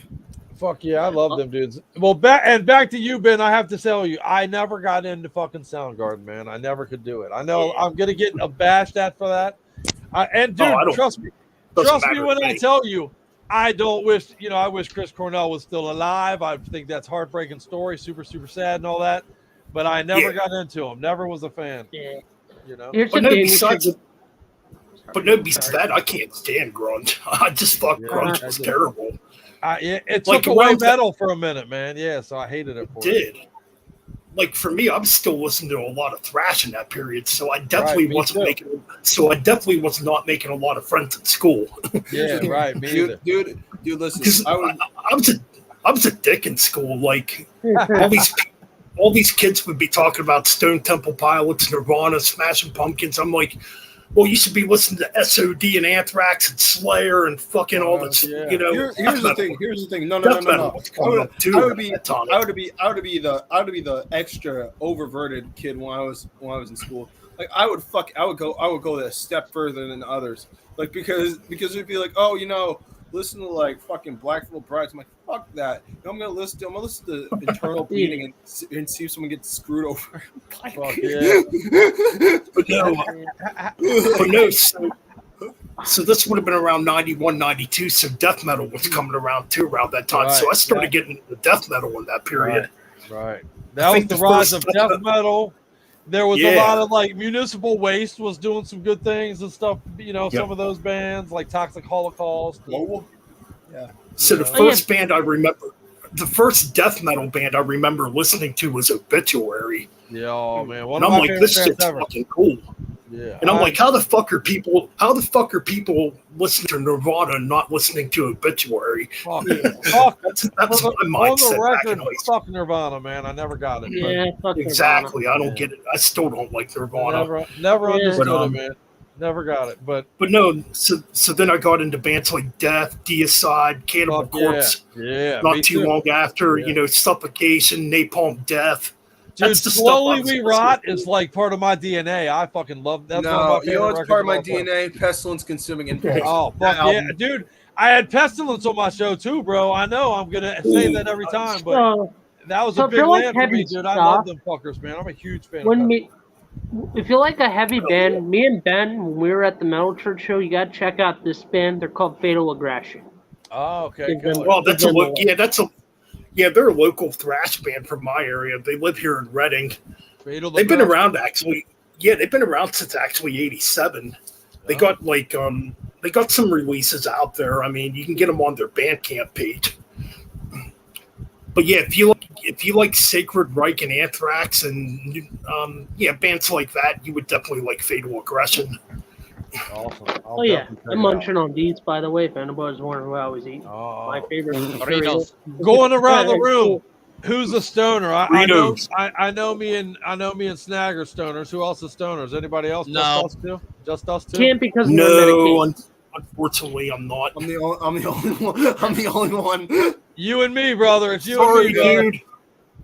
You can probably. I like drinking beer. I mean, I literally pretty obvious to tell because my eyes were dilated as fuck when I walked in. Well, damn, that might fuck up my next question, but everybody gets the munchies, man. What's everybody's go-to munchies, man? What is your go-to Are you a Dorito munchie guy, Mike? I have 3 munchies. All right, give it to me. Doritos, Turkey Hill ice cream, Turkey Hill ice cream, and Wawa hoagies. I love Wawa. Yep, you're an East Coaster, dude. Yes, sir. That must be a local thing. Me, it's so different. Because I'm from up north, kind of from like northern eastern, because I live in Jersey. Jersey. That's all my favorite Jersey bands, brother. One of my favorite Jersey bands. I just saw Morbid Cross the other night, man. I love that. Wait, I know Chris, Morbid Cross. Sorry, David. I was gonna make a joke. I said I thought your favorite Jersey band was Jersey. What was that show? Jersey Shore or whatever. Fucking dude, you know what Jersey Shore is? It's 5 skanks that's from Long Island that literally sing, "Oh, we're from New Jersey. You just look like a bunch of fucking hipster dumbasses that look like, if you know what'd be funny? It's like, imagine if some dude went to Italy and just dude telling him like all these like fucked up curse words in Italian and telling him like he's saying all these horrific and awful shit."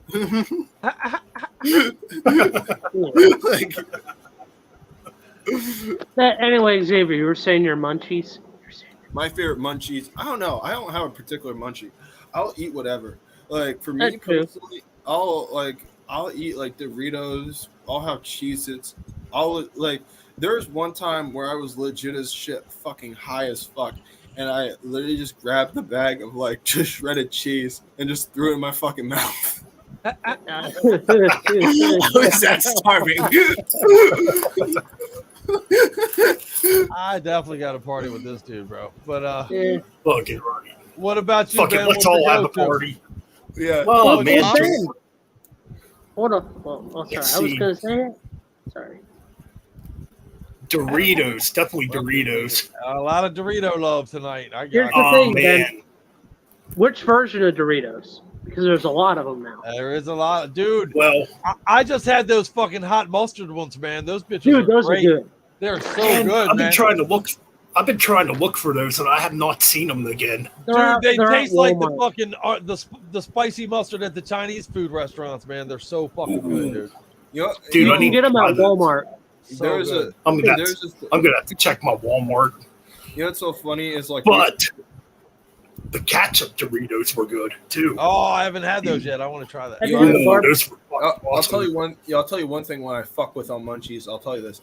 You know what I do is I do it Hood Patterson way, where you just grab a bunch of Doritos and you get cheese and you get like some kind of pepperonis and whatever. You throw it in a bowl and you microwave just, that shit. Yeah, so let it in the microwave. Put some sour cream on that. You're good. All right, hold up. I gotta know how Fathom broke his finger here, because he said I'm typing with one hand because I broke my finger, and I could have sworn he was about to say it's because we were so sexy he needed one-handed jacket. But what's the rest of your story, bro? And I get it, man. I mean, party too hard on. I get it. I've You never party reached too hard. Party too hard on vacation. Hey, I'm Ryan, never returning to the Keys ever. Damn. Ryan, what's your munchie, bro? Too many. I had too many to name. Way too fucking many. Ah, fair enough. Right on. I'm an ice cream cake guy, man. Give me some ice cream cake, and I'm a happy dude. But Chris, question: tasty cakes. Yo, you gotta love tasty cakes. Tasty cakes. I'm an East Coaster. We're East Coasters. You gotta love tasty cakes over here. Yeah, fuck yeah. Well, I don't even know how many. I don't know how many of you guys know this, man. But 4 or 5 years ago, I weighed 450 pounds, brother. So yeah, seriously. You know what? I saw that. Yeah, man. I weighed 204 pounds today. So you know what's fucking crazy? You know what's so fucking crazy? If you met me 2 years ago, I would have been chubby as shit. Yeah. Like yeah, 2 to 3 I was years more ago. than twice my size, brother. Yeah, man. Yeah.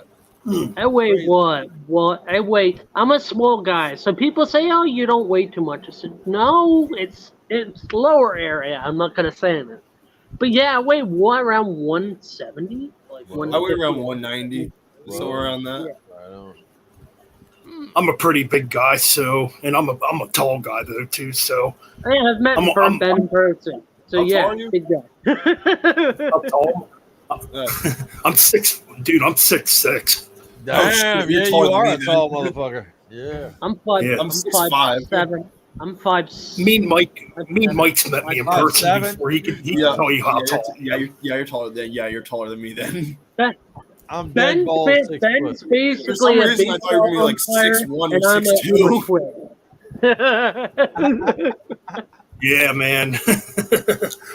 So yeah, I weigh about 300. I mean, I do weigh around 300. I am a pretty big guy. Ben, tell Chris our story about our Megadeth concert at Hershey Park State and how we met Chris Farley incarnate. Oh, dude. When we saw Megadeth last September, there was this fucking drunk guy there, man. You would swear to God Chris Farley came back from the dead. This is how like he acted identical to Chris Farley, this guy did. Looked like him too. That's great. He walks up to us. Who did you see I again? love you guys. Megadeth, and 5 Finger Fuck Punch, and I let him 5 Finger. Luckily, I hate FFD, and I had to fucking stay for that because I was with family. So I had an interesting one going to Dark Angel. It was fucking hilarious. I had a great time because that was the only time that I've took an LSD before. Ever do it again? Dude, I accidentally dropped like a thumbnail worth of it on my tongue. Xavier, I got a question. Have you ever seen people having sex at a concert, like in the crowd? I've seen people that are high on drugs that had sex at a concert. That was fucking interesting. It was okay. Let me put it this way. I've seen it once at a metal concert, seeing Overkill when I was 19 years old. I don't ever think I've seen that at a metal concert. I went to a weekend I seen a 3-person orgy in a motherfucking bathroom. Fuck yeah, nothing wrong with that. Oh shit! It was crazy. I seen some fucked up shit at Ozfest, man. People fucking out in the lawn, fucking girl. Well, I didn't mind the girls getting it on. That didn't bother me. What is up, John? What is up, John? I remember the worst thing I've seen. John? Okay, I will tell you the worst thing I've seen at a show. The worst thing I've seen personally is a friend of mine doing I wasn't really on drugs. He was more likely on drugs, but he did a whole line of ketamine that was the size of a butcher's knife. Yeah, buddy. That'll do it. And he was like, dude, he can't even walk straight. I mean, I'll be right back. It was. I'm like, dude, you good? You good? He like tried to crowd surf, and literally he was like, like when people are like trying to crowd surf you, and they just drop you immediately. Yeah, I've never done that shit. Yeah. He had that happen over and over again. Yeah, that's like, rough. I'm like, dude, stop. I'm like, you look like an idiot. And Yeah, that's rough. And he's like, I can still crowd surf. I'm like, dude, chill. That Special K is a bitch, man. I saw it. I hung out with a dude one night that was on that shit, and honestly, he was such a pain in my dick. I was like, yeah, I'm never doing that shit. This dude's a fucking pain in my balls. He was a pain in my ass. I'm going to cut this motherfucker's throat. You know what I'm saying? So, yeah, dude, I fucking that dude. We went to a concert. Even that at one point, that dude was on the fence outside of the concert with his pants down around his ankles. Oh my god! His fingers were in the fence. Oh my god! His feet were in the fence. His pants were around his ankles. Yo. And he had a crowd of people around him. And he's literally trying to piss. And he's like, I can't pee. I can't fucking pee. And everybody's like cheering for him and shit. It was bizarre, bro. I was like, man, this is crazy. Oh my god! He's all fucked up out of his mind. Dude, hey, Fathom, I'm on painkillers too, dude. I just had my knee replaced. So yeah, we're on. Me and Fathom are both on hydrocodone. Sorry, I had to take my pills, so I had to go downstairs and get some. Are you on hydrocodone too? Huh? Are you on hydrocodone too? No, ADHD and autism medication. Here's the thing. It's like I noticed this the same way Coke and meth is kind of wired, and some MDMA is kind of the same thing as Ritalin and like Adderall. I've heard that. It's like the same wiring of it. I've heard Ritalin will fucking get you fucked up. I've never done that shit though. It has. What? No, I haven't done it. That's what I've heard too. I have. Wasn't it a South Park joke that you need to take Ritalin out? No, it will be like the same thing. Like you took ecstasy. Like, oh shit. Like it'll make you think like you took ecstasy. Like, John, thank you by the way. John, because I remember. Oh, I remember I went to a classroom. I took like I think 13 milligrams of Ritalin, which was like really really potent, and so I literally was like having the biggest erection walking around my classroom. And my pant, and like, here's the thing, my pant, like, is that what Ritalin does you like that? Ritalin does you like that? It gives you a boner? It'll make you mad horny out of nowhere. I didn't know that. It'll make you mad horny. It'll make you Go ahead. really fucking horny out of nowhere. That's like hilarious. you'll becoming like you could be looking at random objects and becoming horny from it. Like,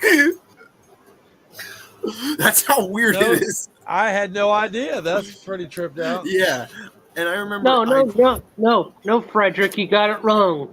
Don't do drugs unless an necrotic Nick tells you to. Yeah, exactly. Yeah, right. That's right. Yeah. Ritalin is one of those things where you could take like one. Well, I think originally when I did it, when I overtook Ritalin, I usually take it as a daily supplement. My remote. I never took that one. Never got into that one. Well, I used to take it as a daily supplement, and then I stopped. Right on.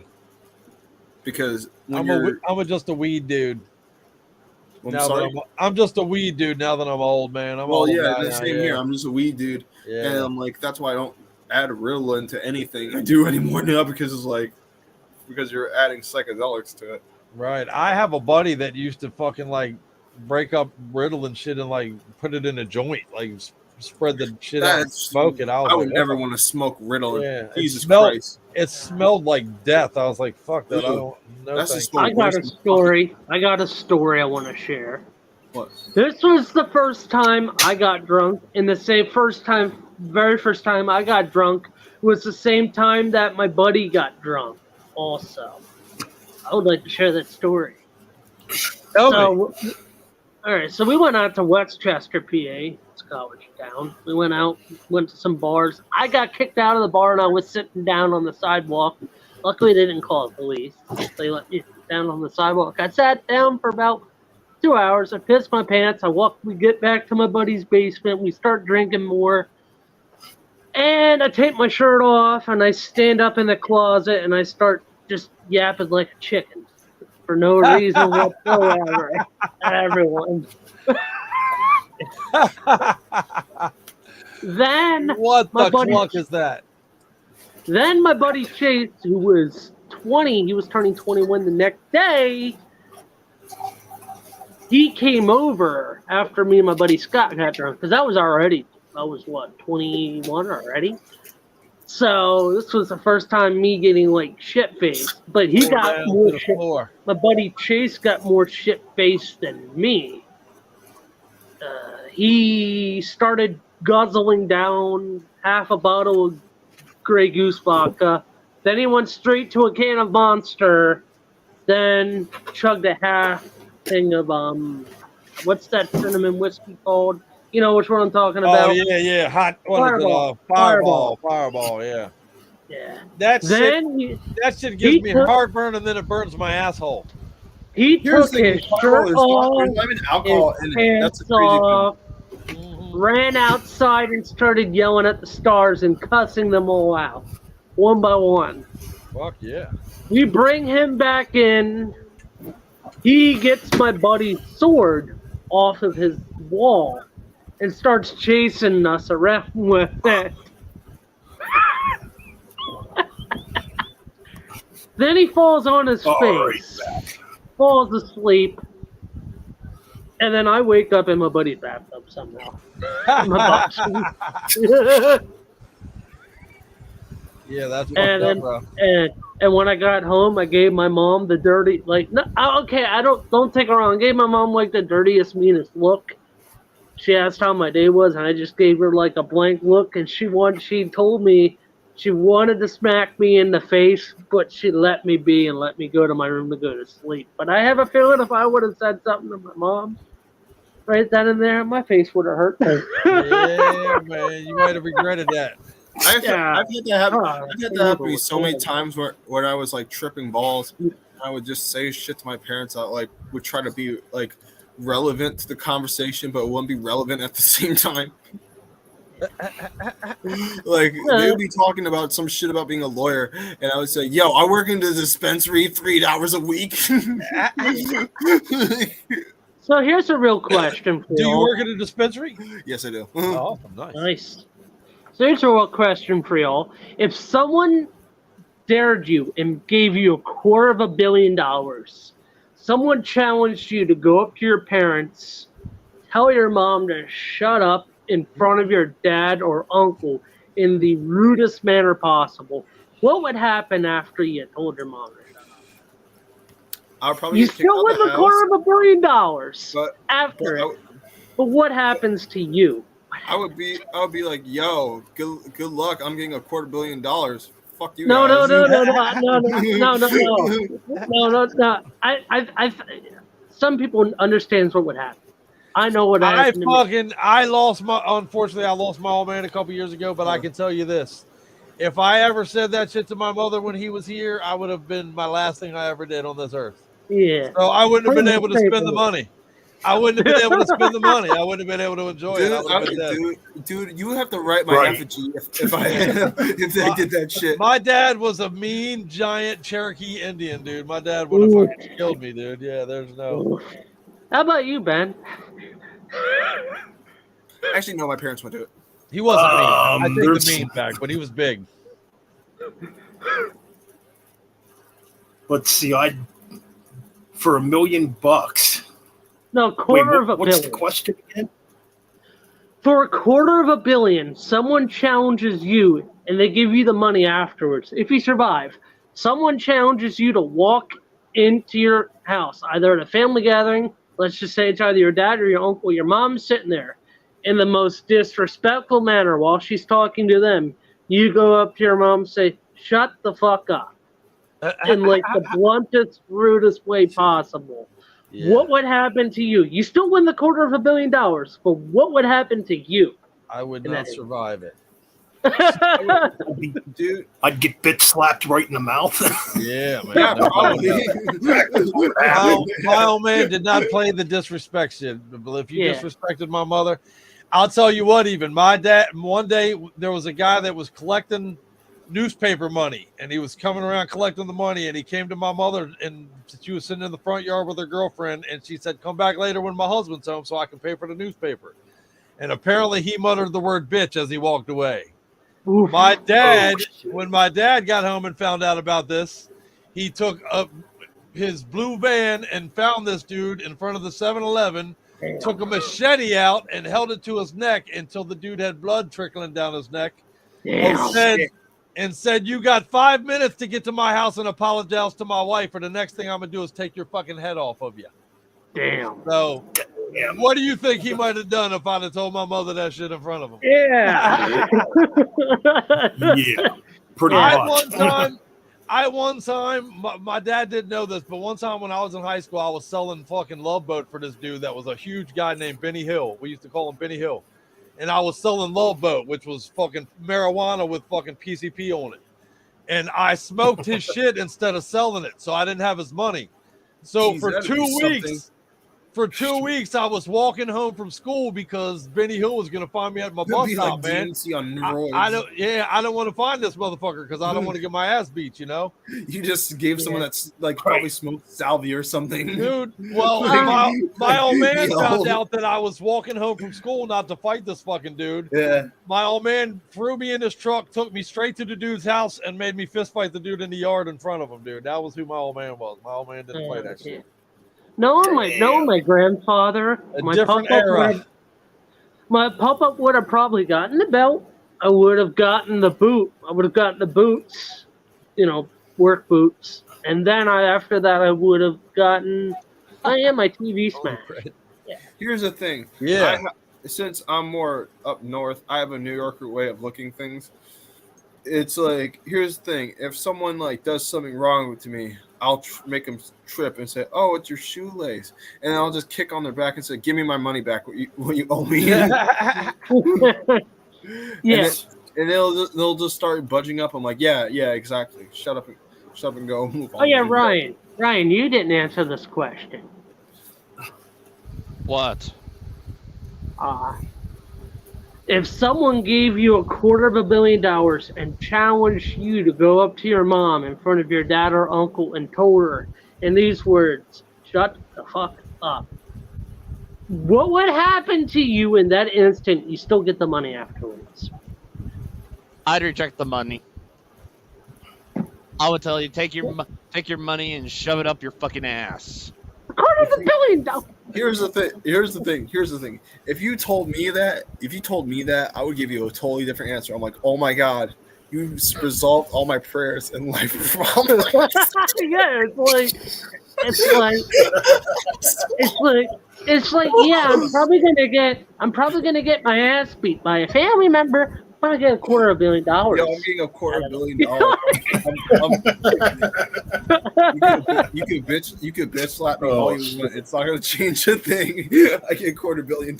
It's like I could probably buy a house. I think Ryan's passing. No. Yeah. Me, I'm taking the money. Taking the money. Dude, fuck it, double it by then. Better dodge the fuck out of there fast then, man. Yeah. Well, of course, Frederick, never disrespect your mother, but if somebody gave you $250 million, that's tempting. Yeah, me and Frederick are on the path. We're on the path of righteous. There's certain times where I feel that way. I'm like, yo, I do, but I'm not gonna say it out loud. I could say some snarky shit if I wanted to. See, the last time I said something rude to my mom, my leg hurt for about three weeks. That's all I'm gonna say. Here's the thing. I've said snarky shit to my mom, and she doesn't even notice. Like I remember one time. I remember one time I made up some shit so she could say to Spanish people. Ooh. I'm so evil like that. But I said like, hey, bendejo means hello in Spanish. That doesn't mean fucking hello in Spanish. Any motherfucker knows that shit doesn't mean hello in Spanish. Oh yeah. If anybody's out there watching, be sure to like this because this is one of the only few YouTube channels where we just say whatever we want. You know. Right on. And subscribe to Metal-O-Mania if you're not subbed.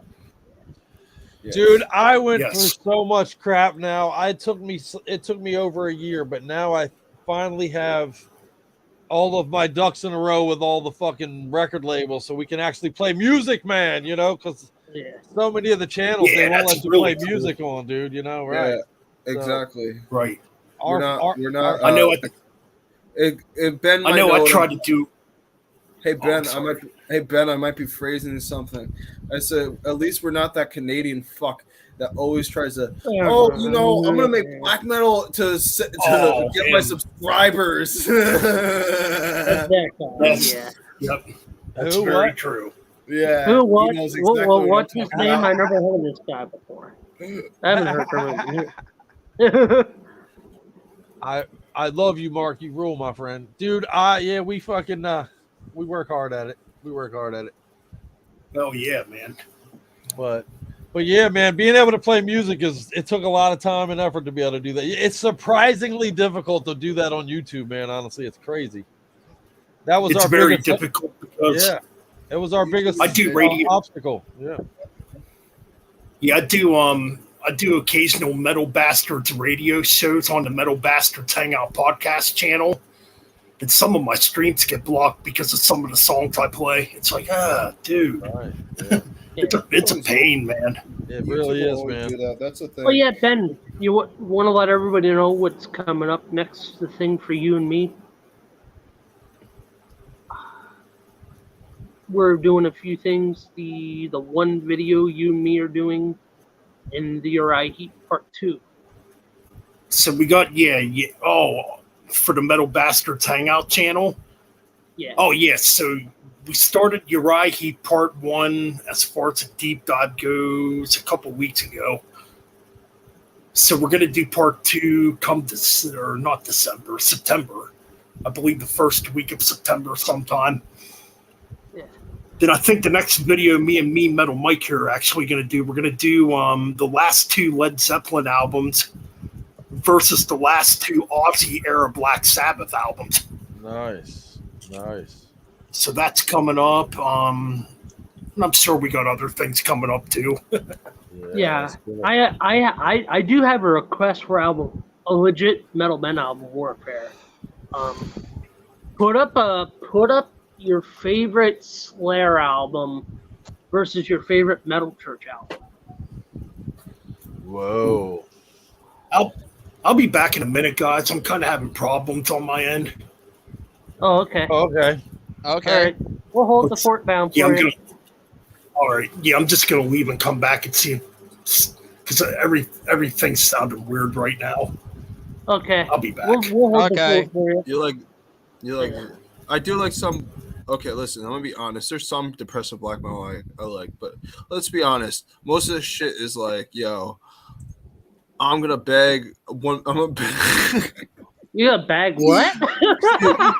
you only feel like every single like and DSBM artist, in my opinion, it's like, you know what they're doing in their corner, writing lyrics are like, you know, give me 1,000 subscribers. Yeah.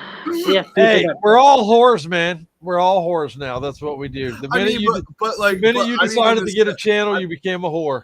I mean, yo, I don't make music to say like, yo, my life sucks because they didn't give me 100 subscribers. No. Speaking of whores, he gave me a great idea for like a funny album, shitty album. Whores for heavy metal. Yeah, fuck yeah. I'm still going strong on my Karen Destroyer project. What? What? Yeah. I'm still going strong. My Karen Destroyer project.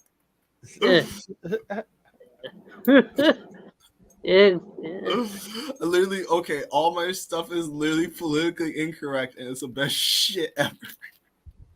Xavier's gonna write an album about how he found Jesus' butthole. No. It's not even that.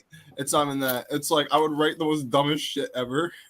It's like imagine if a stoner just wrote a whole entire anal canal. It's like I wrote the most dumbest title when I was high once.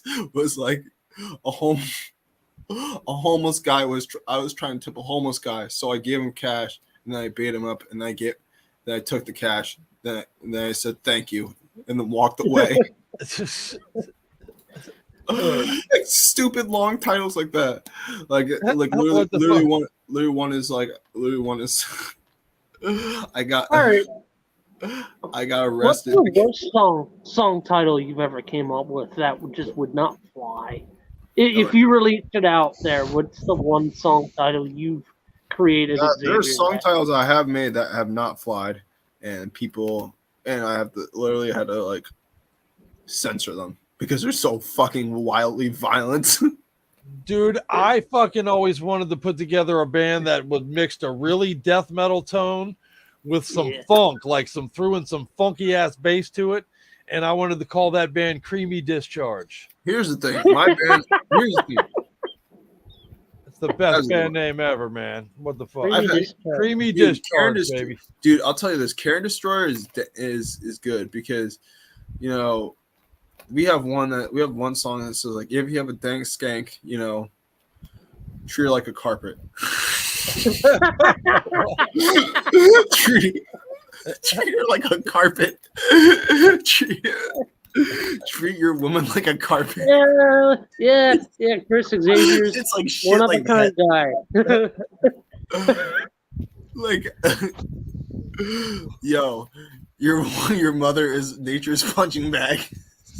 That was literally the one of the lines I came up with for one of the songs. Fuck yeah, I love it. It's like really fucking awful shit. I mean, it could be worse. You could have a song called "Touched by Your Dad's Uncle." No. We made one song that is like, even Ryan probably knows about the song. I told him and I played it for him once. I've ever showed you a song, Ryan, that was like, Joe Biden touches too many kids. Or no.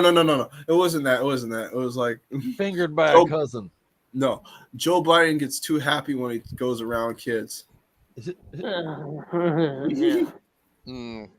I don't get into politics because nobody gets into politics. Willy Wonka, and then the second track is Willy Wonka is maybe a sex offender and probably a pedophile. The more you think about it, honestly, I would think he is. Yeah, he's around children all the time. Isn't there a new movie coming out?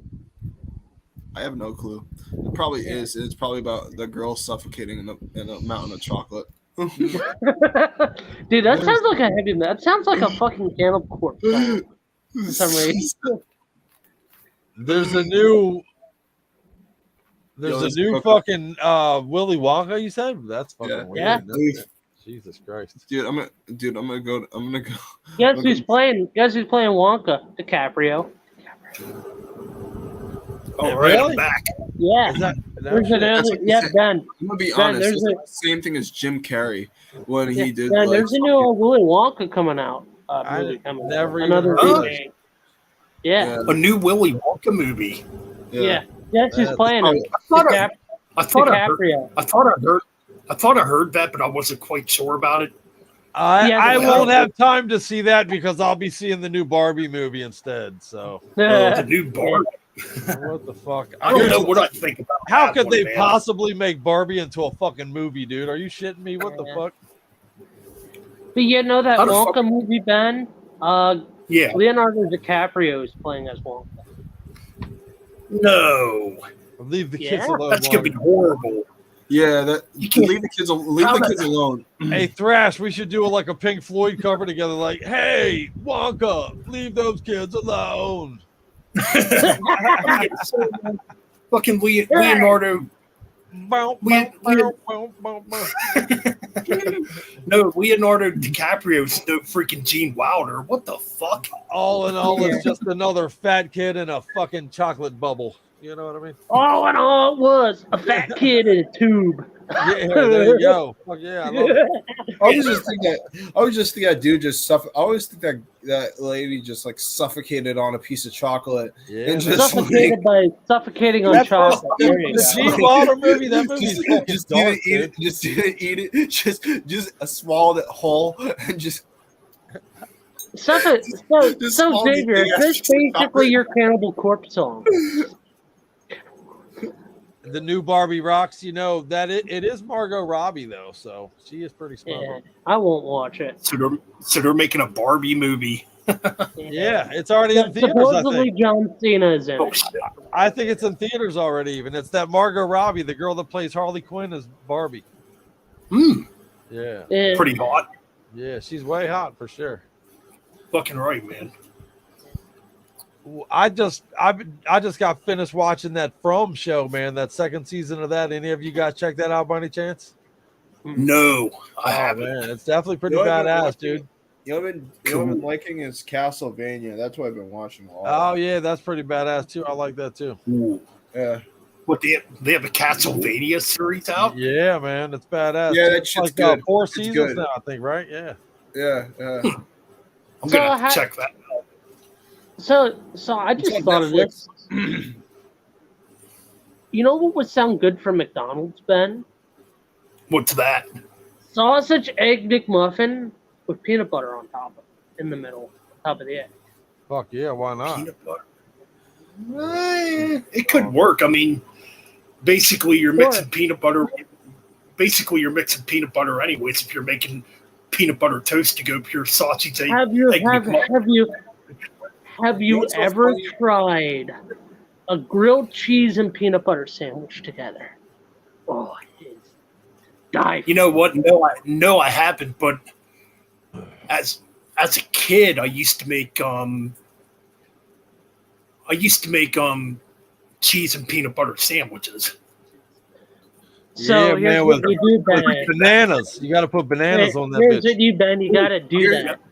You know Here's what? your dad- Here's a funny thing. The easiest my original way of taking shrooms, we would get either get honey, because the quickest way to digest it is honey, or putting it in peanut butter.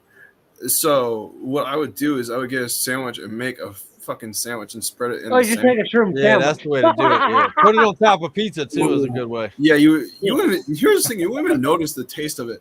You would just think it's Yeah. just like here's the thing. They don't really have a particular taste to them. They either taste like cow shit or like fucking But or like I agree, Bullet. seeds. Peanut butter is great on everything. I'm a peanut but butter. yeah, I highly recommend trying a grilled cheese and peanut butter sandwich. Just put No, you make you know the what grilled you should cheese. I try? and almost you put always peanut have butter. pretzels with Yeah. peanut butter in them on my desk. Yeah. Even, but You know what? You know what yeah, you should don't try? worry. I have something called a fucking a sausage wood, and it's kind of like the same thing as like Whoa, So you get wood when you think about sausage? no, it's Oh, no. There's a reason why it's called sausage wood, because it's like okay, like so what they do is you get a piece of like a sausage like fucking like any type of like hot dog bread, and you just throw fucking cheese on it and let it sit in the microwave for 3 minutes, and then you put the sausage on it. Eh, I'll try it. Yeah, yeah. it Oh, makes yeah, it man, what much better. But you know what I want to try, Xavier? You recommended. What was that Doritos thing you said again? So what you do is you get like a bag of Doritos, and this is what they kind of do, and like if you don't like have so get like Doritos and like shredded cheese or like whatever type of toppings, like some type of meat or whatever. Put it in a bowl, and then put like the Doritos and shit, and then put like cheese on top of it and whatever, and, like cover it over with like a napkin, and then leave it there for like I think 2 minutes. I think 3 minutes. I have to try that. Like 2 to 3 minutes. Here's the thing. You have to be careful. Here's the thing. You have to be careful with it because you can over fucking do it. You have to like look over it. Yeah. Because because obviously it's cheese and it could go really quickly. Totally, man. Well, ladies and gentlemen, we are over the 2-hour mark here on Metal Bastard Saturday night. Holy shit! It's only 12:14. I thought it was later. That went fast. Look. Yeah. This is gonna be a 20. It's gonna be a 24-hour show, people. So Nah. Yeah, let's go. 4 hours. You heard from Nick? Have you heard from Nick? Not yet. So, I know. I heard I haven't seen Nick in a while. Yeah. So how does this McDonald's hack sound to you? Cheesy jalapeno sausage egg McMuffin with peanut butter. If peanut butter's on it, I'm in. So could work. So maybe I like me some motherfucking peanut butter. Oh yeah. So you have the cheese and the peanut butter on top of the jalapenos, and the egg, then the sausage, then later. I can't do that with all of. Here's the thing. I won't do that with jalapenos. Like, why not? Why not? Because here's the thing. When I take jalapenos, I'm like the most irresponsible person about it. I will take it like the most hottest ways ever. I'll eat jalapenos and eat hot wings and eat other shit along with it. Like I love jalapenos, brother. You know, it's the one thing that I know that does not help when you're having jalapenos is if you're drinking beer. Man, here's the thing. Hey, don't touch your dick. Stick it fucking to your stomach so bad. And don't touch your dick. Here's the thing. I jalapenos are weak sauce for me. I eat habanero and ghost peppers. I was gonna say, see, I love habanero. Like to me, habanero has a sweet. To me, it has a sweeter taste than jalapeno. It's weird. It kind of has a sweeter taste, I think. Yeah, it's a little spicier, but it's also kind of sweet. Yeah, jalapeno. Yeah, it really isn't like that. But I think it's pretty good, man. But you know what's weird, Ben? Sorry, I'm trying not to. So can I say one thing? Have I been trying not to interrupt as much as I used to, like compared to when we started, Ben? I'm just like being honest. Have I gotten a little bit better at it, even though I still slip up sometimes in our streams? You know? I don't know. I mean, I think tonight's going good so far. Yeah. I haven't noticed you cutting me off, brother. So I've done it. Oh, I'm sorry. It's just part of me. I don't want to use my disability as an excuse, but I used to be worse as a child because I went to special ed. In a special ed school growing up, so I had speech issues.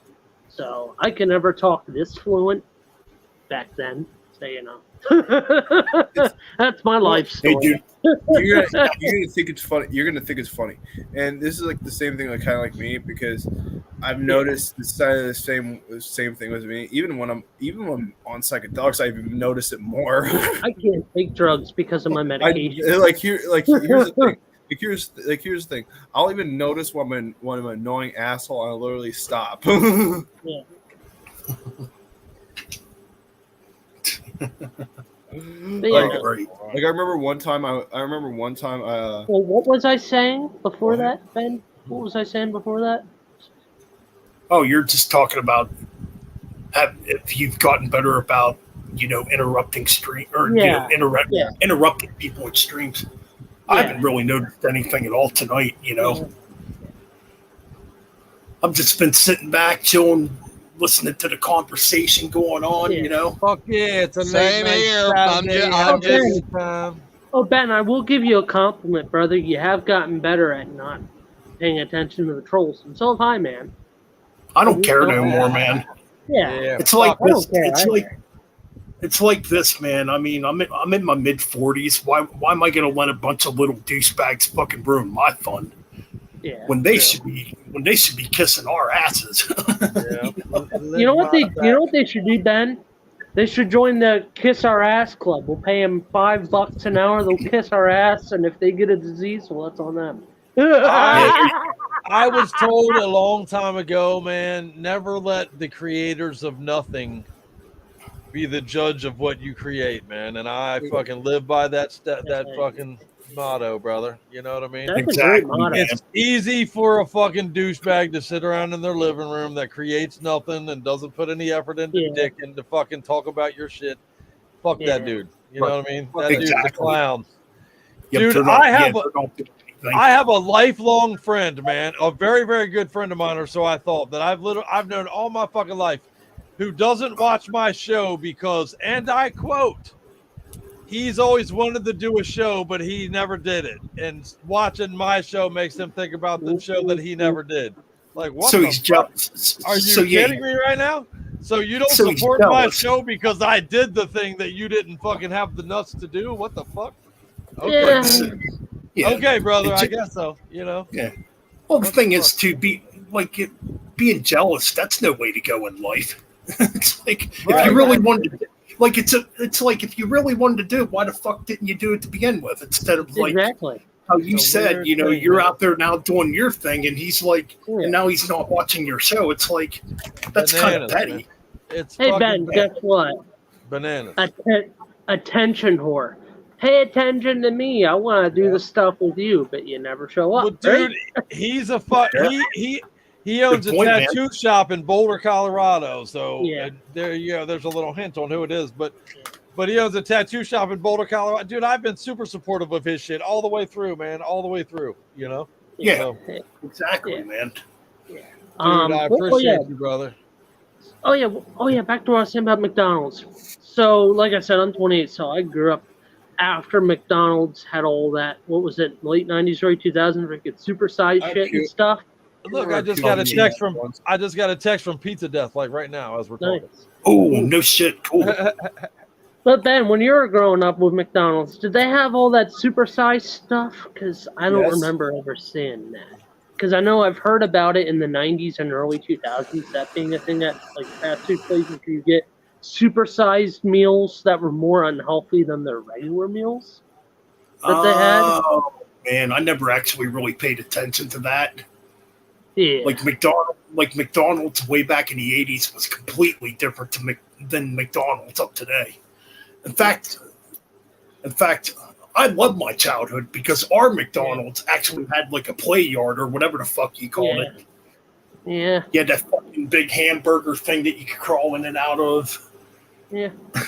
Yeah, they used to have like little little playgrounds at the McDonald's back when I was I was a kid. Well, that one on till probably the 2000s, I guess. Yeah. I think they had the supersized stuff because I'm pretty old and I think I remember that shit from when I was young. I'm pretty sure they did. Yeah. Yeah. Because I I mean, watched always these wanted to- YouTube videos. But dude, do you know a true story about McDonald's that tells you how stupid we are as a people? Do you know that at one point they wanted to have a better burger than the other competitors that had a half-pound burger, so they came out with a three-quarter-pound burger, but Americans didn't know it was bigger. So they're I'll tell. Yeah. Can I tell you a hilarious? I remember one time. I'll be right back. crazy. I have to use the bathroom. Hey, Like- John, be good, Oh, John. go ahead, Take man. it easy, brother, Yeah. man. John, you're a Hey, survivor, by the way, brother. You're a bad motherfucker. Know that shit. Yeah, He's I a would say good man. John's a good guy, man. Take it easy, John. I'm gonna tell you this: White Survivor, Castle's brother. 5 times better. White Castle's 5 times better than fucking the McDonald's. Dude, I will never eat fast food again, honestly. So I don't really eat fast food, to be I'm honest. done with that shit. Yep. It's like every once in a while, but I try to stay away from fast food if I can. That's I'm like done with that shit. Hell yeah. here's Hold the thing. up. Did this dude just say that Slayer is the only thrash band we like? We got to talk about that some. Come on, man. Slayer is the Who said only thrash That's band. the only thrash band. The only Fathom thrash says band. that Slayer is the only thrash band that he likes, man. All right. We got to. Whoa. I can't live with that. I can't live with that fact, man. We can't have it. The Oh only no, thrash man. band. The I only got thrash thrash band in I my like- veins, man. Thrash here, doesn't man. get the love it used to get, and it should. I I don't know. don't- like It here's should. like Thrash. here's- Thrash made me want to pick a fucking guitar up and play guitar. Dude, Yeah. it's punk attitude with metal thunder, man. I mean, thrash is- Exactly. It's still my favorite genre. It's still my favorite genre of metal, Me too. thrash. I listen to thrash most. Me Like too. when it comes to metal, I love all the other metal. Or well, I love death metal and I like some grindcore stuff like that. Power metal, but no, Pig I Destroyer made rules. like, oh yeah, but no, I'm still a thrash kid.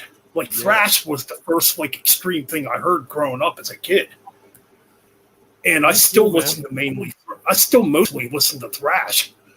Like compared to, or like out of all the genres of metal out there, I'm still like mainly about thrash. Fuck yeah, dude. Thrash is the fucking gateway drug to metal, if you ask me, man. Like, I agree. I mean, there wouldn't be death metal. There wouldn't be death metal or extreme metal if it was for thrash. Fuck yeah, dude, for sure. Hey, the first ever death metal album was made by a thrash band, which was Possessed. So You're exactly right. Yep. Yeah, that's very true. That is true. Oh. Yep. Sorry, I got sick. Oh, you froze. Yeah. Mean Metal Mike is frozen. Oh, there you go. You're back. You were frozen. Yeah, no, sorry. I had to go to the bathroom to throw up because of my acid reflux. I have GERD, so I take stuff for my acid reflux and pills. Oh God, that's no So good. if you saw me going back and forth, I was taking all my acid reflux medication. Oof. I get bad news. Church, bro. That sucks. Yeah. That's my only medical issue. I've always been clean, so I've never really had any surgeries. I only take one thing. I take daily supplements of mullein once a day. I mean, I try to take daily supplements of vagina, but same. I have no luck. Hey, with have a good one. Have a good one. You know what I mean? Have a good one. And this is me being slick as fuck. How many licks does it take to Tootsie Roll Pop? How many licks does it take to get to a vagina? Too many. Hey, here's the thing. How many licks does it take to find a woman? Too many. Acid Reflux is a great name for a thrash band. Right on. I agree, actually. Fuck Ooh, Acid yes, Reflux. Fuck yeah. That could be a side band we could start, Mark. Fuck Acid yeah, Reflux. Oh yeah, Ben, wasn't I talking to you? Well, Ben, we sometimes talk about, if I ever got myself a drum kit. Holy shit! What? Nick's backstage. Ooh, there we go. Next backstage. But yeah, it's like, Ben, if I ever got my own drum set, we could do a little hard rock. Oh, hey, Nick. What's going on, Nick? Nick, what's up, brother? You just not noticed it. My reaction. Sorry, I was at the fucking county fair, but I want to go see hey, what's up, somebody Nick? It's like You were at a county fair, Nick? All right, what did you eat that was deep fried there, sir? Oh, cheese curds.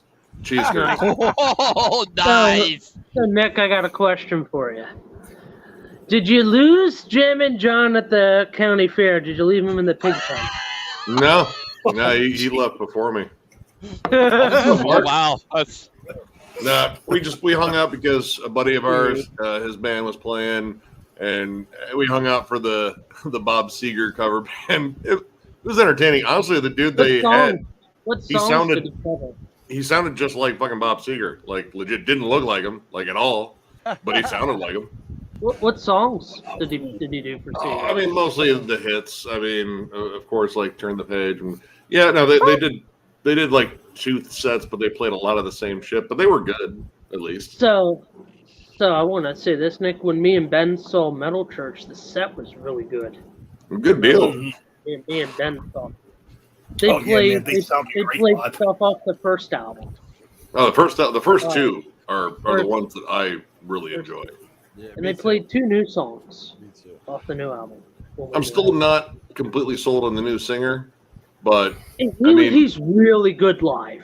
He sounded great. I haven't heard it yet, so I think like on the album, it feels like he was just trying way too hard to kind of go like way over the top and try to be like Howe and Wayne and trying to find his own sound too. And I don't know, it got to be like a little bit. He sounded better live.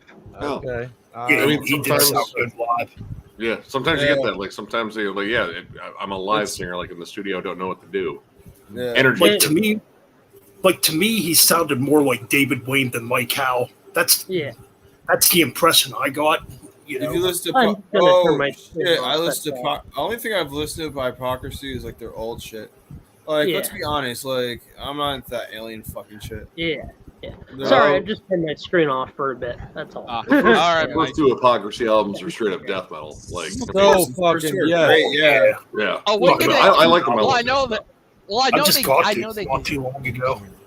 I love Hypocrisy, man. I love Hypocrisy. See, I love the melodic death metal stuff too. Oh yeah, dude. Yeah, that's what I was gonna say. When did they start getting into the Milo death stuff? Like around 94. What album? What number album? What would Fourth that be? Third album. Fourth Dimension or self-titled, I think.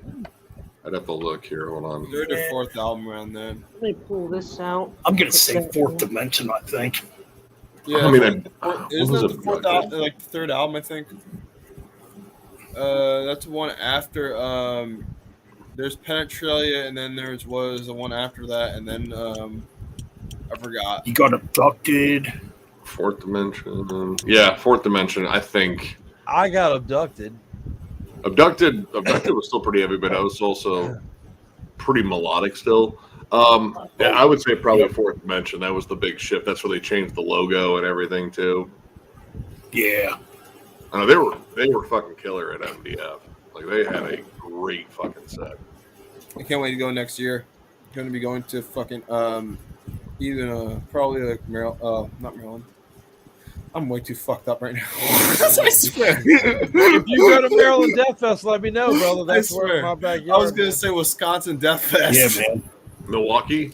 Yes, Milwaukee. Yeah, there you go. Milwaukee. Yeah, I mean, if that wasn't so close to the whole Denver thing we did, I probably would have gone out there. I mean, last place I went close to that was like Mass, but that was it. Yeah. I went to Massachusetts recently. That was it to go see. Hey, Chris, I got a question. Yes, sir. Where are you at, brother? I'm just asking state-wise. I am about 20 miles. I'm in Maryland, about 20 miles south of Washington, D.C. I'm from Jersey. Yeah. Yeah, Yeah, I'm East Coast boys. East Coast boys, baby. Yeah, Southern P. Well, PA, but I grew up in Southern PA. Right now, I live in a little bit towards Eastern PA. So yeah. I'm a fucking honky. I'm a hasty for fucking Ohio. I've been called an East Coast donkey more than a few times. So, hey Nick, it looks like that art is your body there. I like that. Look at the artwork works perfectly. I like it. Wait. No, I mean in the wraparound here, like it looks like those are your arms when you're look right now. See how you are? Oh, you're wearing the red t-shirt. Yeah. Your arms are. Yeah. Yeah, with it looks like you're grabbing your own nipples. Oh, yeah, no. Now I noticed that. Now I noticed. Oh, it does look like that. Yeah. There you go. Hold on, I'll line it up. Oh yeah. Nick, why are you So grabbing you your own nipples, got a bro? body image of Mean Metal Mike there. Yeah. Hey Ben, I gotta. Whoever Mean posted Metal for that Mike. picture, Hey, why are Ben. they grabbing their nipples? Ben. Hey Ben. Do you have your phone out by any chance? Or are you using your phone or your? I got it on. I got my I was phone right gonna here. say. I was gonna say, take a picture of No, Nick no, on no, the no. body You know, image of funny me and idea. make that No, into no. a I'm meme. gonna That'd be wear my- hilarious to do. You'll be hilarious. Oh, You'll be Hold on. fucking yeah, that hilarious. might not turn You'll out be too fucking- good. It'll be fucking hilarious since I'm like literally sitting in the same spot as like fucking Ben. Literally. Oh yeah.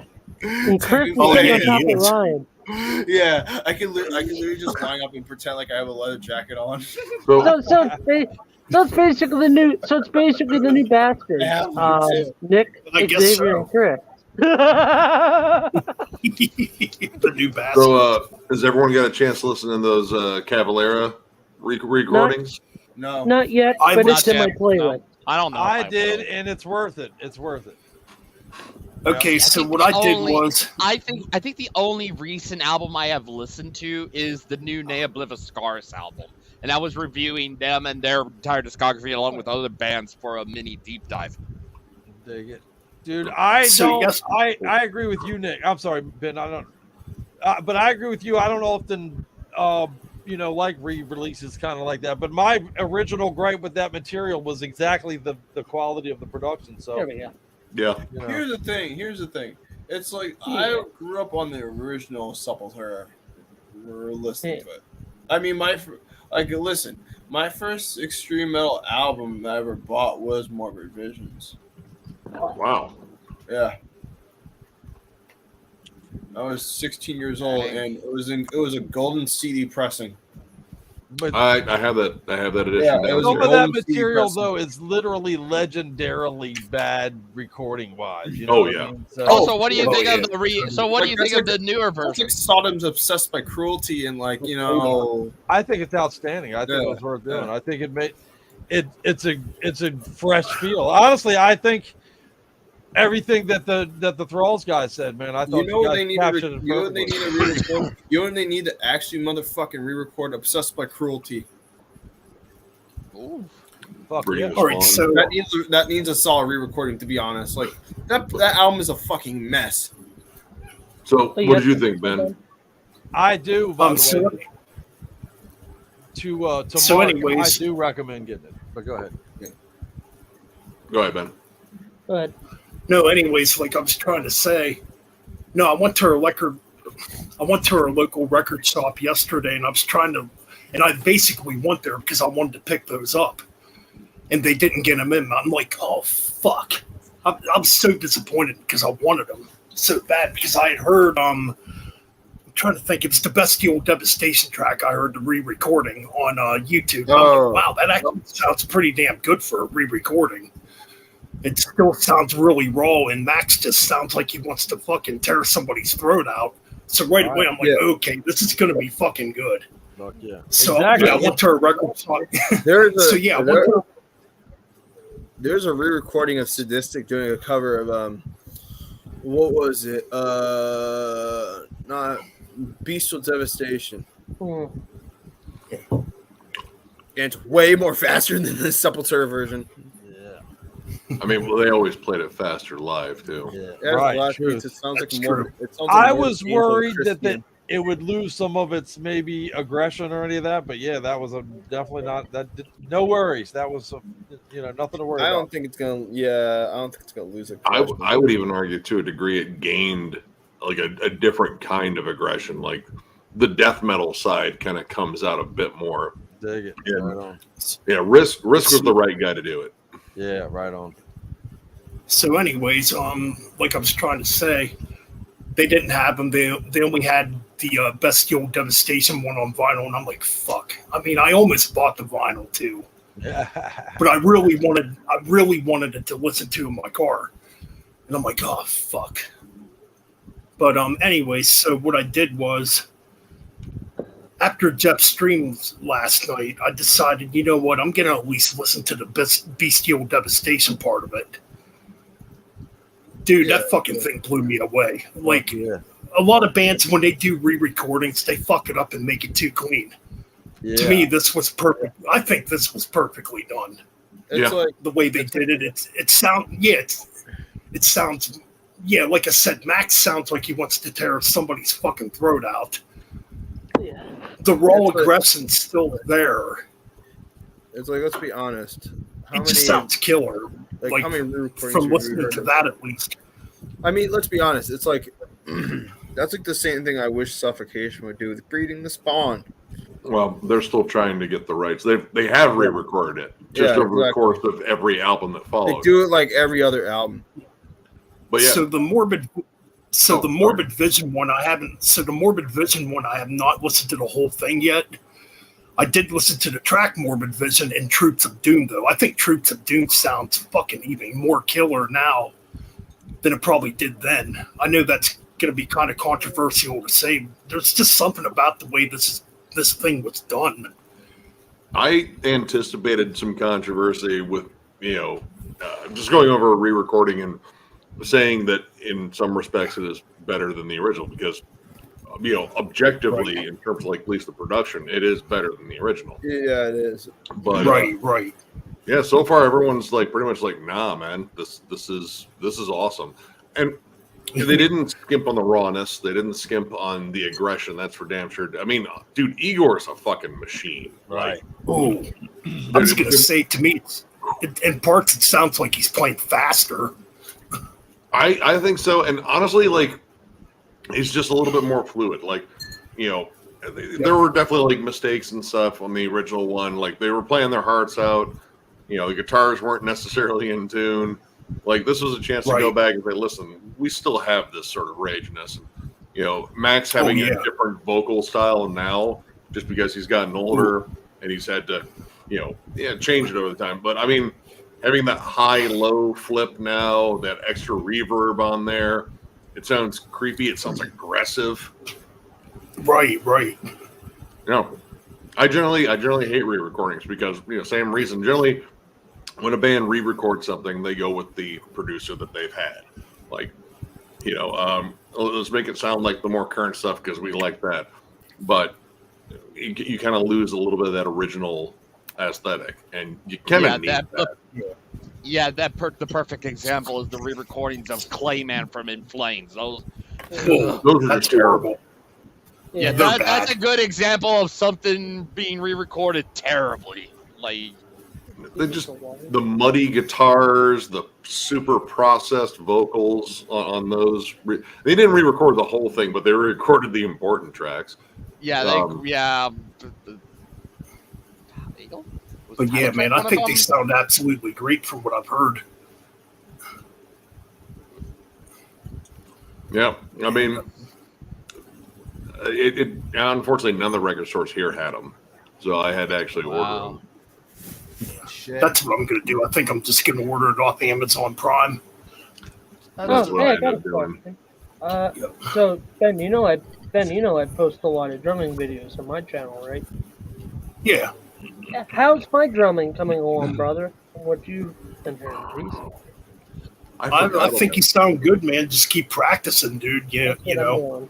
It just sucks. I don't have money right now, so I got to go to Guitar Center to practice. But I'm saving up money for a kit, either an electric kit or an acoustic. Well, I did watch one of your. I did watch your drum video.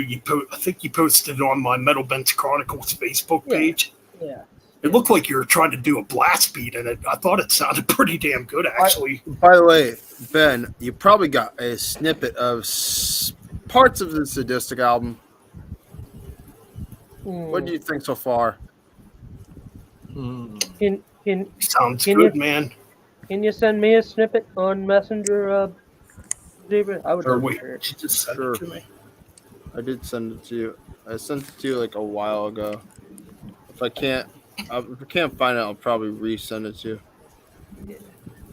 Yeah, and Ben, sorry if I don't buy your merch, brother. I'm just saving up money because I'm moving soon. I'm moving down to York County and stuff. So I just have a lot of shit on my plate at the moment. You know, don't worry about it. Don't worry about it, dude. Yeah, moving's hell. Yeah, I don't do this for money, man. Yeah. Fuck moving. Is John just moved, right? Isn't Johnny just moved? Yeah. Did you help him? Oh yeah. How'd that go? Pretty smoothly, at least like in terms of the actual moving process. Like, you know, people were definitely stressed because no one likes moving. Moving sucks. Yeah, it sucks. We managed to get the mattress moved upstairs, but the box spring was too big, and it wouldn't. There was no conceivable angle to approach that at. Pivot. So yeah, a bit of an issue there, but they're just going to sell it and get something different. But outside of that, no, it was. Wow, no shit, really. That was the solution. They literally have to sell it and get. Yeah, I mean, it was either that or, you know, rage and fucking destroy it. Which, I mean, I've definitely done shit like that in moves before. That sucks. I never want to move again. I'll set this fucking house on fire with me in it. Yeah, man. That is preferable to moving. Fuck moving. It's the worst. Moving, fuck moving. I'm happy for John though, man. I'm happy he seems happy, so that's good shit. Yeah, he's closer now too. He's literally like 10 minutes down the road from me. Dude, awesome. Even Nick, better. You should have saw me like an hour ago. Oh my god, it was fucking funny. I was high. I was high as fuck. I took mushrooms and I was trying to like go walk through a yoga class, which was fucking weird. So my idea was just try to blend in so nobody would notice anything, which worked terribly. I mean, Were you in there doing a downward dog? I was for a second to myself. I'm like, dude, when you're high as fuck, you think like everything that looks like yoga poses looks like legit sodomy poses. I almost That's what dozed it before looks going to the fair today. Thought about it.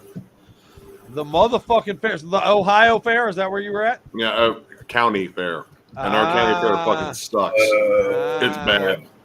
Like County fair mostly inflatable stuff for the kids. There's a couple of, like shitty swing rides, some booze to win. Nothing you would want. What about deep fried butter? Was there any deep fried butter? No, they saved that for the fucking the festival of the Juggalos and shit.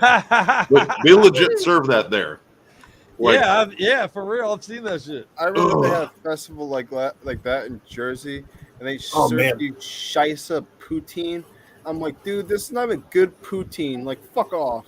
Yeah, I've never had poutine before. I've had real poutine, and I can tell you what real poutine tastes like. I've had actual French poutine. It's not as good as poontang, but yeah, exactly. Right, exactly. I mean, poutang you can have any day of the week and every day of the week. I mean, that's like what is poutine? Isn't that just like gravy on French fries or something? And it's like it's okay. mozzarella cheese and gravy and fries. Oh yeah. Is it good? Oh, it's amazing. Oh, it's the best. It's the best thing to have when you're drunk. sounds like a heart attack. Just like, dude, I was talking to them dudes the other day that were telling me that's where I heard about the deep fried butter, dude. Like, apparently at their fair that day that I talked to them, they were taking a stick of butter and fucking coating it in flour and deep frying that motherfucker, dude. I was like, please tell me you're kidding, that dude. shit was can of butter. Oh my god. What the fuck? They would have the worst. They have the worst day of their lives. I'd eat it if it was can of butter, but they're Juggalos. Damn. yeah, right. That is the area of the Juggalos. So you're right, exactly Dude, right. Yeah, I mean, I know. I mean, this close to Detroit. they were drinking Faygo. Oh god. I had one time where I got a band from Omegle, which was fucking hilarious, and I was high off my mind, and I saw a bunch of like Juggalo fanboys. I was with my friend. I was just like talking mad shit, and I was just, and so basically, I saw a Juggalo. I said, "Hey, yo, Fagalo, you drink the cum of other men?" and he literally smacked me upside the head and said, "Shut the fuck up." I mean, yeah, I mean, we don't even see them that much anymore. Like, my town famously hosted the first convention of the Juggalos. Yeah, we used to have them in some That parts of doesn't PA make- too. That's not something to be proud of, Nikki. No. It was at the Seagate Center in downtown Toledo. I'm gonna get going, guys. Our convention. All right. And, See you. all right, later, man. See ya. Yeah, take care, Xavier. Take care. See you, Xavier. Always. Definitely But, come on back, man. Oh god, dude, the entire downtown was just it was loaded with Juggalos and spraying Faygo everywhere. And that was the only time they did it because apparently they fucking trashed the place and shit like that. So I was like, yeah, we're done. We're done. You can have it in Detroit now. Yeah, right. Get the fuck out of my town with this bullshit.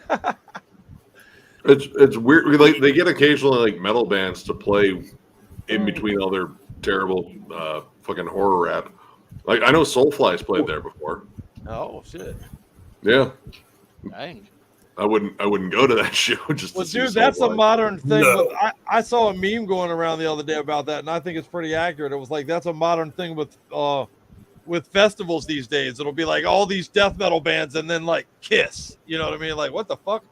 But that's the sign of the time somehow. You know? It seems like there's a lot of that, though. Like bands that don't seem to fit on the bill, but there they are. I think there's like a lot of that, like targeting demographics and shit. Like, all right, we can get this group here and they'll buy shit, and get this group here, they'll buy shit. Huh. That's why you kind of see like the big mix-ups and some of the bigger festivals and shit. It's like, oh yeah, man, we got the more casual stuff like Breaking Benjamin, and then on this stage we have fucking Converge, and then on this stage a special set from like Deicide. Again, they're trying to get as many different groups up there. Yeah, they're trying to get a lot of people involved. Right. Like I think a good example is like you take what the Power Trip thing is, and you take a lot of other bands that might appeal to someone like you, Nick, and Chris. You might put some like, I don't know, maybe 200 Stab Wounds, just an example, on top of, say, the bands they got, like they got AC/DC. They just announced Priest. That would not make it at all. Yeah, they just announced Priest is replacing Ozzy. Which is a good decision, because Ozzy shouldn't be even performing at his current. Yeah. Yeah, I think the new Ozzy stuff is terrible myself, but I didn't mind the last one. I don't know. Like, honestly, he's got nothing left to prove. He doesn't need to put out any more. 1,000%, though. You're 1,000% accurate. Yeah. Just enjoy your retirement. You can be retired. Right. It's fine. Yeah. You same don't owe anybody nothing. Yeah, same for Kiss. Actually, go home. Go home, Kiss. Yes, please. Go home, Motley Crue. Yes, please. Stop it. Vince Neil sucks. Oh, dude. I mean, he's never been a great vocalist. Never. No, a studio vocalist. He's been serviceable at best. Right. And even again, in the studio, he has been Yeah. Oh, the live footage of him is really terrible. But yeah, like, I saw them a few times live in the 80s. Terrible. Yeah. But there's nothing wrong with retiring. Like, if you don't feel that, you can keep putting out quality work, and all you're going to do is end up diminishing your own legacy, then retire. Maybe do a different band. Right. You're lighting your legacy on fire. Yeah. Okay, hey, and you're doing it for $600 a ticket, son. Like, what the fuck? No. Hey, you get bands that all. Because I was talking about, we got the AC/DC thing coming up, and when they got to like what was it, Ball Breaker, they started to be on that like a semi-retirement / part-time status type deal. Like bands will just do just do albums because it's kind of fun for them in some case. Wyatt's backstage. Right. Wyatt wants to join in. Sorry, I mean Wyatt's backstage. Sorry if I start to sound slow. My acid reflux is kicking in, so that's why I've just been silent mostly. So All right. What's up, Wyatt? Hey. What's up, Wyatt? What's up, Wyatt? Hey, Chris. How you doing, brother? Saw your recent cover video, singing cover. What song did you do again, Wyatt? Let me check. Forgot. Was it Heaven and Hell? Sabbath? Oh yeah, that was it. A cover? Yeah. Well, I think a doom metal band needs to do a cover of "Everybody Knows" by Leonard Cohen. Am I right, or am I 1,000% right? I mean, the mood is already set there. Right? Don't you think? I think. Honestly, I think that'd be kind of cool. Like, take like dreary songs that aren't necessarily metal, and just doom them the fuck up. Yes, I think that could be a theme. We could run with that. Oh no! I've been, in terms of doom and shit, still kind of stuck on this bad boy, Church of Misery. Right on. Ooh, cool. Oh, I need to check that out. It's just stoner doom and serial killers. Yeah, you can't go wrong. And if you listen to them, you would think they crawled out of some swamp in Louisiana. Nope, they are from Japan. What? I'm just gonna say, I thought they were Japanese. Yep, dude, they're great. All their albums, it's all serial killers and doom, and it's glorious. It's one of my favorite releases this year. Whoa, wow, heavy. That's a heavy statement, brother. I mean, there's a lot. Like, I mean, I was actually going through stuff like, because we're past the halfway point. Yes, sir. and there's been some good ones, and I think this back half's about to be stupid loaded. Me too, brother. Very excited. Yeah, whatever. I've only listened to like a handful of stuff. Oh Jeez. man, that's I all I just do say, every day. Can't Because say. we got new we got the new incantation coming. Oh geez, what else? Can't Cannibal wait for Corpse. that, man. Yeah, can't Oh wait. yeah, that Yeah, Cannibal Corpse is awesome. Cannibal. Giant Oh yeah, Fetus. Cannibal Corpse. dude, I Yep. personally am excited for hopefully what Forbidden's gonna do, but we'll see. You know, Well, I don't know if they're officially going to Yeah, record, same here. but What's that? I don't know if they're going to officially record yet. That hasn't been announced, but the fact that they're doing shows again. they're doing shows. I don't know if you were. I actually had Norman on the show. They are going to do these festivals, and then they plan on getting an album out by early 2024 is their goal. Ooh.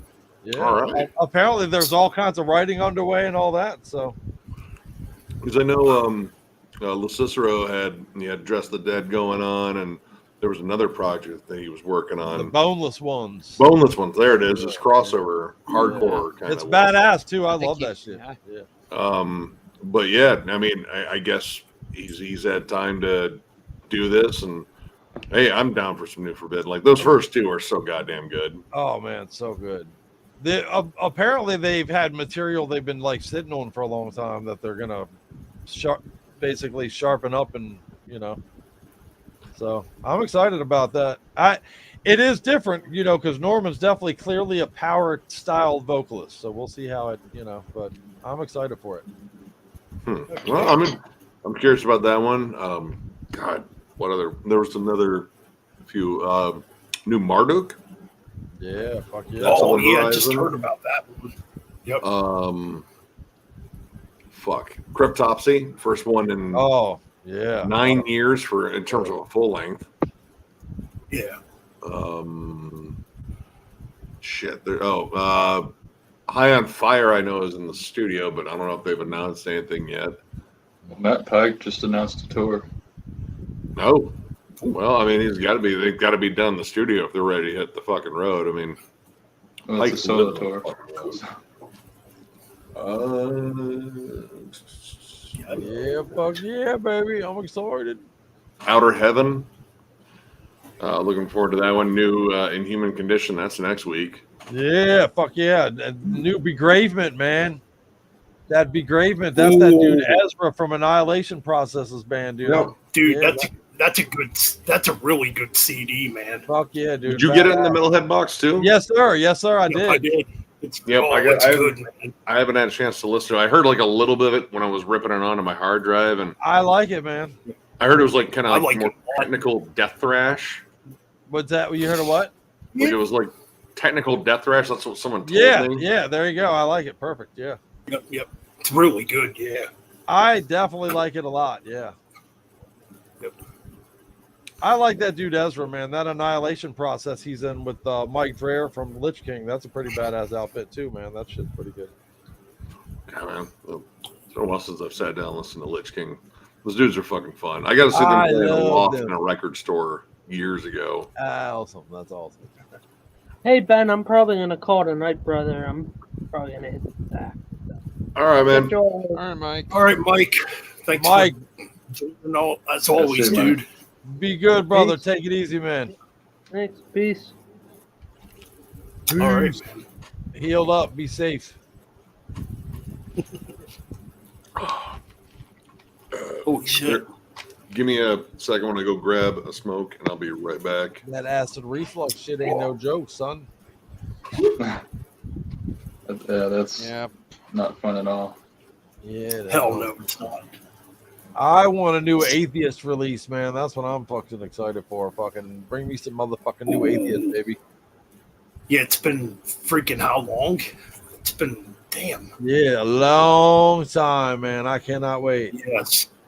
Yeah, I'm definitely gonna be keeping my eyes out on that. Yeah, I I mean- saw them at Maryland Death Fest last year, and they were like, "We're working on a new record." I was like, "Fuck yes!" I was gonna say it's got to be 30 years at least or longer. Yeah, it's been too goddamn long. Way too long. Yes. For a kick-ass Man. band, I love them motherfuckers too. So, you know, Yes. Unquestionable Presence is one of my favorite fucking records. You know, so Ooh, classic stuff. yeah. So yeah, man, got Sorry. a lot of stuff on the radar for 2023 yet. Yeah, I'm man, just trying this to- is going to be a badass year all the way through, bro. Yeah, I'm just trying to think of other stuff that's coming out. My brain kind of froze for a moment. I'm excited for that Inhuman Condition. I know it's an EP, but dude, I think they're a fucking ridiculously good band. I'm gonna have to check them out. I don't think I've actually ever listened to them. Dude, that's Jeremy Kling. That the drummer from Venom Inc. is the singer for the Inhuman Condition project. And it's badass, shit, man. It's really good. It's got Terry Butler in it and shit. It's really good, man. Ooh, Yeah. I gotta check that out then. Highly recommend. They have 2 full lengths out already. One of them is Fear Sick, and one of them is the Rat something. Shit, I forget right now. But both of them are ridiculously good, man. Ooh, gotta check it out. And I guess Fear Factory has a new album in the work. Well, with that new vocalist, I guess Fear they're working on new Factory. stuff. Yeah, he's actually pretty Fear good. Factory in quotation marks. He's actually pretty good. I don't think it's. I don't consider that Fear Factory. Anything Burton see Bell does, I'll consider that Fear Factory. Yeah, it's kind of like whatever at this point. I mean, I've seen him live, and he's pretty good though. But again, I heard he's good. I've never actually heard him yet. But again, he's not Burton C. Bell. Because Burton C. Bell is Fear Factory. No, Burton C. Bell is awesome. I thought I heard that Flotsam and Jetsam is working on another album already. Yeah, I could be wrong. I hope so. I thought the last one was really good. Oh, that album was really good. Yes, one of the best from last year. Yeah. I had Michael Gilbert come on our show when that came out, actually, man. Oh, yeah, I did watch that episode. Yeah. That was really cool that you got him on. He's a cool fucker, man. He was a cool dude. Right on, man. I'm excited that Korgel the Exterminator comes out, I believe, in August, right? I like them dudes. It's yeah. Black and thrash metal. I like black and thrash. There's a lot of good black and thrash too. Yeah, man, I'm enjoying that whole movement. Actually, there's a lot of great black and thrash metal bands out there right now. Oh my god, yeah! Keep it up, bands. Keep on putting out that fucking metal, man. What we need is more crossover, dude. I wish we had more crossover in the vein of like DRI type of stuff. I don't think we have enough of that. You know what? I would agree with you on that. There's not enough coming out. There isn't, man. We talked about Pizza Death a little bit earlier. They're kind of maybe a little bit in that vein, but there's not enough of that. I feel like there should be more bands like that. That's feel good metal music too, man. You know what I mean? It's exactly, good time metal music. I feel like we should have more of that going on. But I agree, man. We definitely need some more crossover bands. To play in the style of like DRI, like you said. Man. Bring me that SOD. Yes. Fucking that SOD. Approach. SOD, Fuck yeah. like first Suicidal Tendencies. Yeah. Oh man, that's hard to believe. That's hard to believe that album just turned 40 years old. It debuted from Suicidal Tendencies. Crazy. Oh my god, that's still like one of my favorite albums. That album changed my life, man. That shit changed my world. Freddie's backstage. Somebody backstage. Frederick. Oh damn, he's backstage. Got more people going to us. That shit was bad. Oh, we got Frederick coming in. Hey guys. What's up, Frederick? I told you it's going to be a party tonight. What up, how you going? Good to meet you, Chris. Fun. Nice to meet you, sir. How you doing, brother? I'm good, bro. Good, bro. Yeah, just switch from my TV to my laptop. So. Fuck yeah. So yeah. What's up, actually, Patrick? I'm good, Ben. How are you, mate? You been good? I'm good, man. I'm having a really good time tonight. Yeah, I know. I've been watching. I was going to go have a little afternoon nap, but I thought I'll just right on, man. Totally. Guys? Where are you at, Frederick? He's in Australia, I'm in Perth, Australia. down under. Okay, my father-in-law lives in Yep. Sydney. So, Chris, speaking Yes, of sir. Cornwall, Yeah. Oh, see, I love it. I love it. I love it, sir. this is the debut I got the last week. So this is the debut. Fantastic. I've got all their albums except for the new one. I need to get the new one.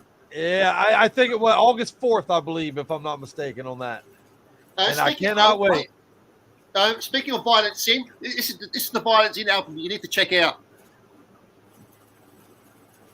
Fuck yeah, brother. Some black and thrash. Black Oh, and thrash. sweet. You can't go Sweet. wrong, man. Yeah, speed it up. Sweet. And the new Peter Death album. Oh, fuck yeah, dude. Oh shit! Came out Right. already? Look, I literally just got a text from those dudes about coming on my show while we've been sitting here talking. This is such a funny album. It's funny. Yeah, I fucking Man, I love gotta those get dudes, get man. that. There's a song on the album that you're gonna love. It's a cover version of a Metallica song. Oh, what is it? Ooh. It's a Pastor of Muppets. Ah! Pastor of Muppets. I love it. I fucking love those dudes, man. That's Yeah, fucking good. Pat and I have become friends, because I support this band. I like what you did. I interviewed the band after you did. Awesome. Yeah, I was gonna say that. Are they in your neck of the woods too? Right? They're on the east coast of Australia. I'm in the Okay. west coast. Dig it. But Okay. me and Pat have become friends because I supported the band. I sort of like what you did. I brought them out, to the Americans. Awesome. That's awesome. Yeah, I love those fucking guys, man. They're awesome. Yeah, they are, and live. That they are good live. I saw them on. They did a live stream on YouTube. I'll definitely check that out. I'd like to see them live, man. That'd be awesome. Yeah, Be a fun time. they're awesome. It's great. It's great crossover thrash. It's Yes. what metal needs. Metal needs to be fun now. It Fun can't metal, right? That's It needs- right. It Yeah, you can't be gotta dark. have some. Yeah. Right. Metal that has a good fucking time. Dude, Yeah. I want to come to Australia and have a concert, man. My father-in-law lives in Sydney, so I want to come out there, and we've interviewed so many badass bands out of Australia, man. There's some good. Oh shit yeah, going on there. The Australian scene has really, really grown. Fantastic, man. Because it used to be back in the early days. It used to be more sort of the death metal, the black metal, a little bit of thrash. But it's sort of Australia's more of a death metal sort of country. Because it's that dry heat. And everything there will kill you, right? So. Yep. Even the grass will kill you. Yeah, So- right. So, and you gotta have music that'll fucking kill you if you're gonna have everything else that can fucking kill you, right? Right on, man. Yeah. Fuck Yeah, I gotta get that whenever it comes out on CD. I'll Like that- definitely be Already, getting it's that. already I'm out. good with it. Oh, I've got the CD as well. Wait a second. He's got everything. of I course. love those. It sucks that they're so local there, like they don't have a distributor out here. I 'Cause know, that man. that first album fucking whooped ass. Exactly. Yeah, I love it, dude. I love Yeah, the it's first. freaking good. If you want to get it, go to Disdain Records. Okay. All right. I'm doing that. All right. So that's the. I need a like- Pizza Death T-shirt, dude. I need a Pizza Death T-shirt. Yeah, Yeah, 'cause so their do I. artwork is Totally, man. No, I want this on T-shirt. This one Yeah. here. Fuck yeah, man. Ain't that dude's Yeah, name that was Freddie? cool, dude. His name is Freddie, isn't it? Isn't his name Freddie? Yeah, No, pizza man. Pizza Petzilla, Yeah, like Godzilla. Petzilla. Yeah, there you go, Yeah, Petzilla. there you go. I like that. I like it, So, man. yeah.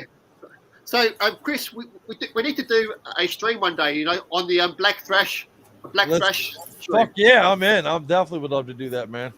oh, Black That's- and Thrash is fucking fun. Yeah, that's my favorite current Yeah. movement right now. I would say, man.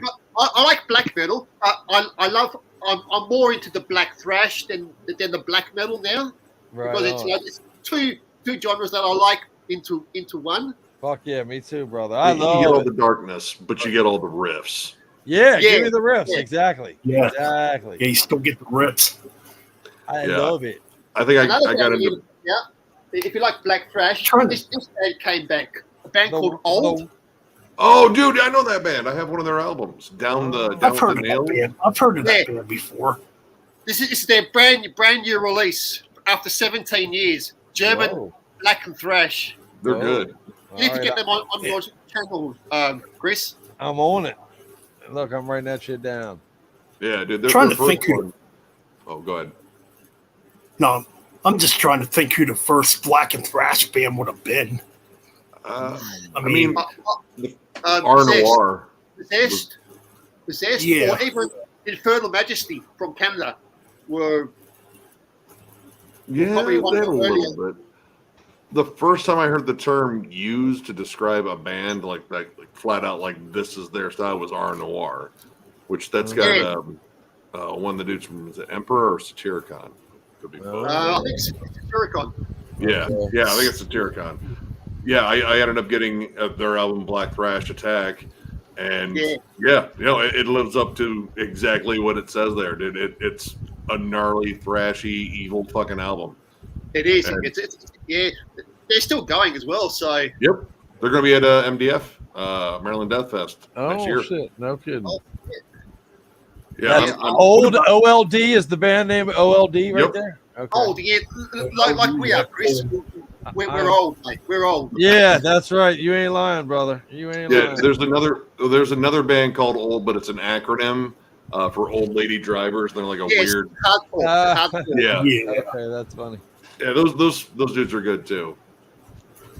And this is that Speed Whore album that I mentioned, Chris. Awesome. All right, love you. Yeah, I wrote that down actually. Oh, cool. Dude, that's a killer album cover. I wrote down Hellfire, Violence, Sin, and Speed Whore right there. Yes, sir. And another one you need to check out is some more finished Black and Speed Rapid. Dig it. All right. Ooh, that looks good. So I was just reviewing an album earlier from a band called Lipid. That new one from them is pretty good. Lipid. Yes, I know Lipid. I've heard the name, but I haven't heard the music. Oh, hey Chris, did you get a chance to jam End Rain? Yes, actually, dude. And oh my God, I played one song already on a show, and I already have a second one queued up to play on an upcoming show. Dude, I did not fully realize who all was in this. Right? Like, holy shit, man! It's a crossover / hardcore supergroup. You got the front man of All Out War, Mike Score, on vocals, and he's absolutely vicious because All Out War is just scathing. I love Sebastian Phillips, the lead guitarist from Exhumed and Noisem.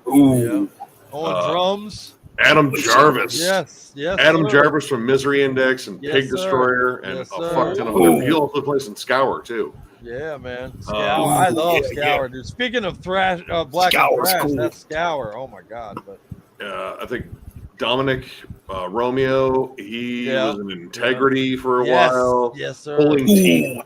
Virgin Witch, man. And then the bassist, obscure Victory Records band, Bloodlet. They kind of played like a sludge style of hardcore. They only put out 2 albums. I think they're still active, but I don't think they've put out anything in years. But all those dudes got together and did this gnarly project. Well, dude, don't forget Sebastian Phillips from Exhumed and shit. Yeah, dude. Yeah, I'm seeing Exhumed with Cavaleras.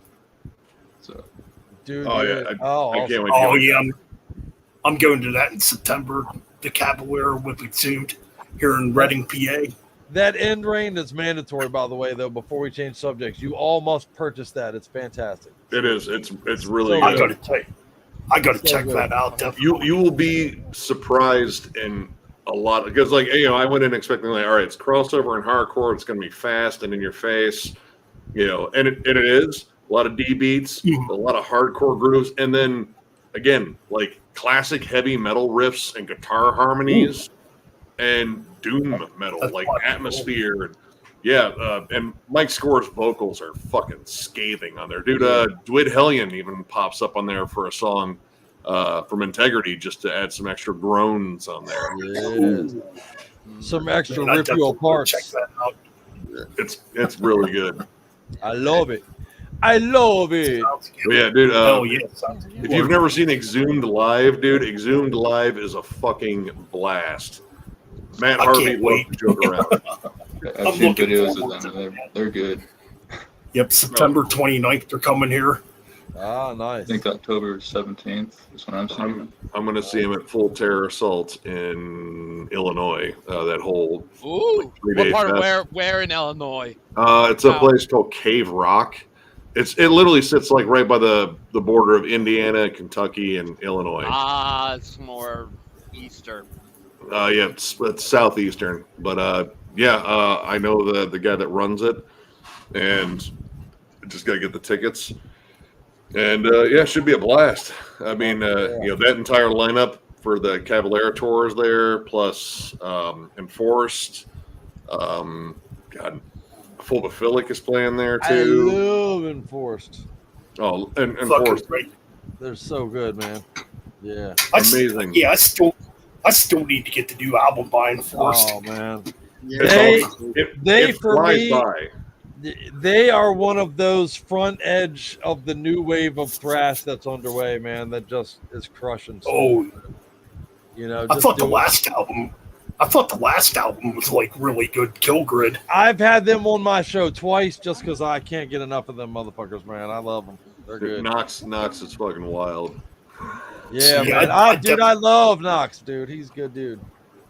So I definitely got to get my hands on that new album.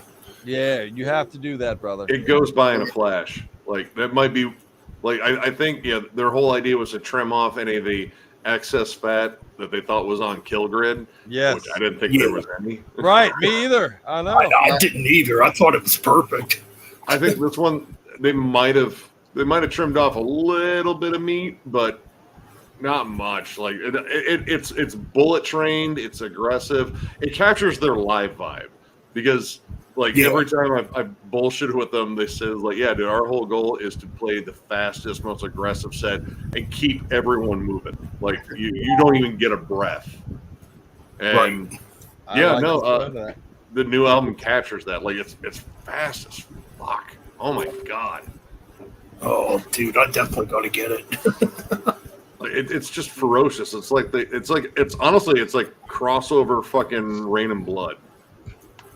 Ooh, I've been listening to Rain and Blood lately. That's a beautiful way to put it, man. I love it. It really has that vibe. Like it's full tilt. Like there are no breaks.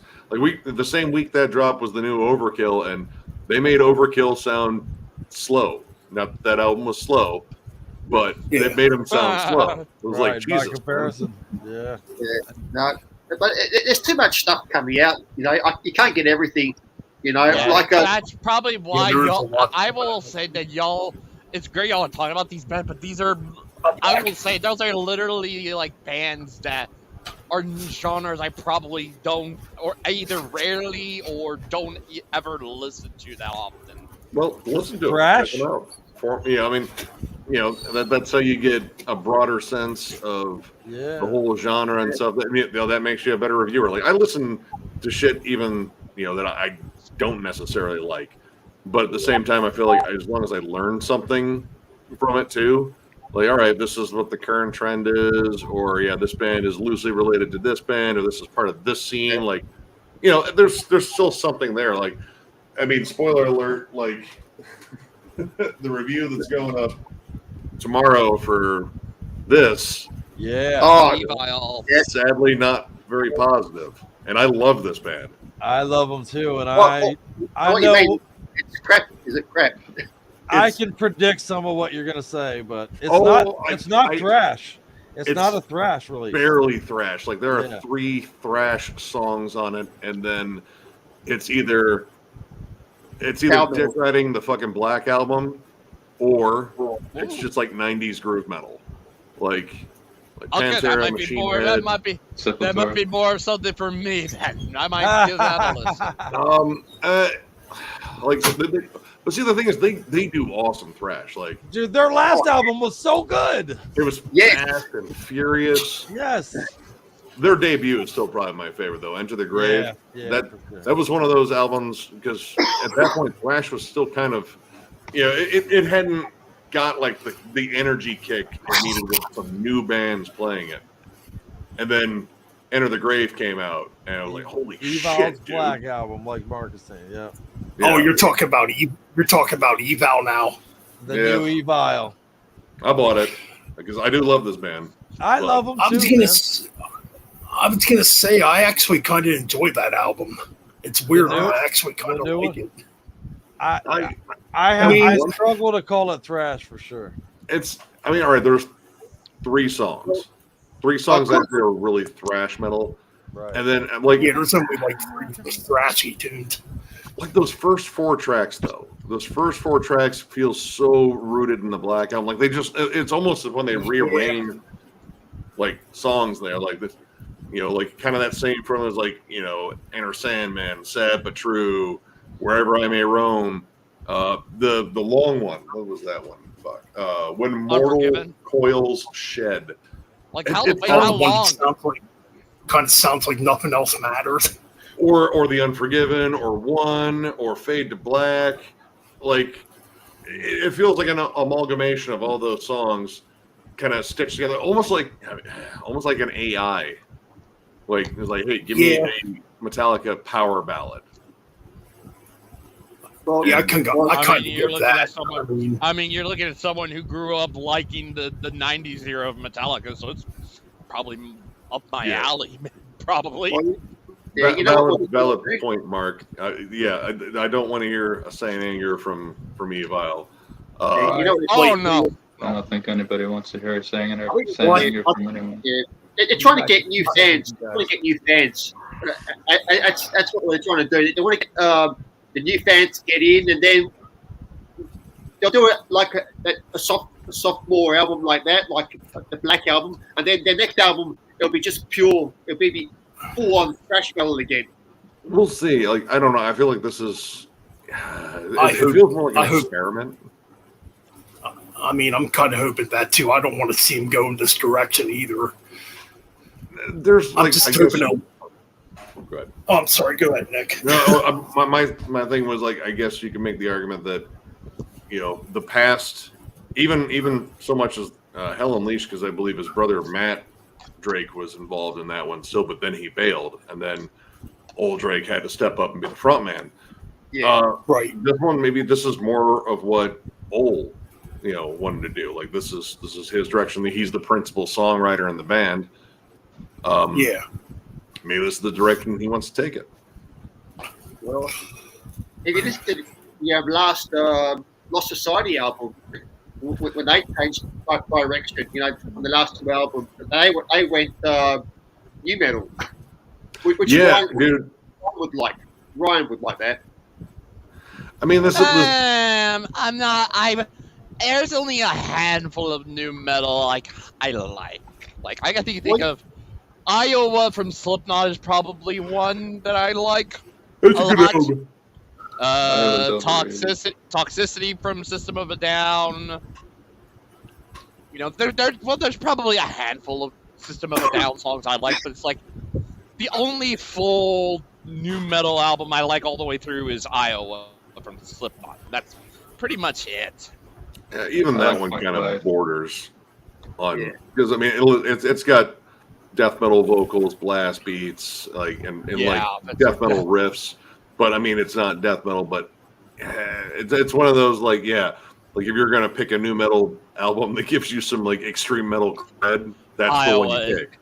Iowa, pretty much. Yeah, I would say 0.5 is better, but that's just me. Yeah, 0.5 is my personal favorite. It's got a little mix of everything from previously from them. The Gray Chapter, that one's that one's probably, to me, that's my personal favorite from Slipknot, and basically everything else after that, I don't consider that Slipknot.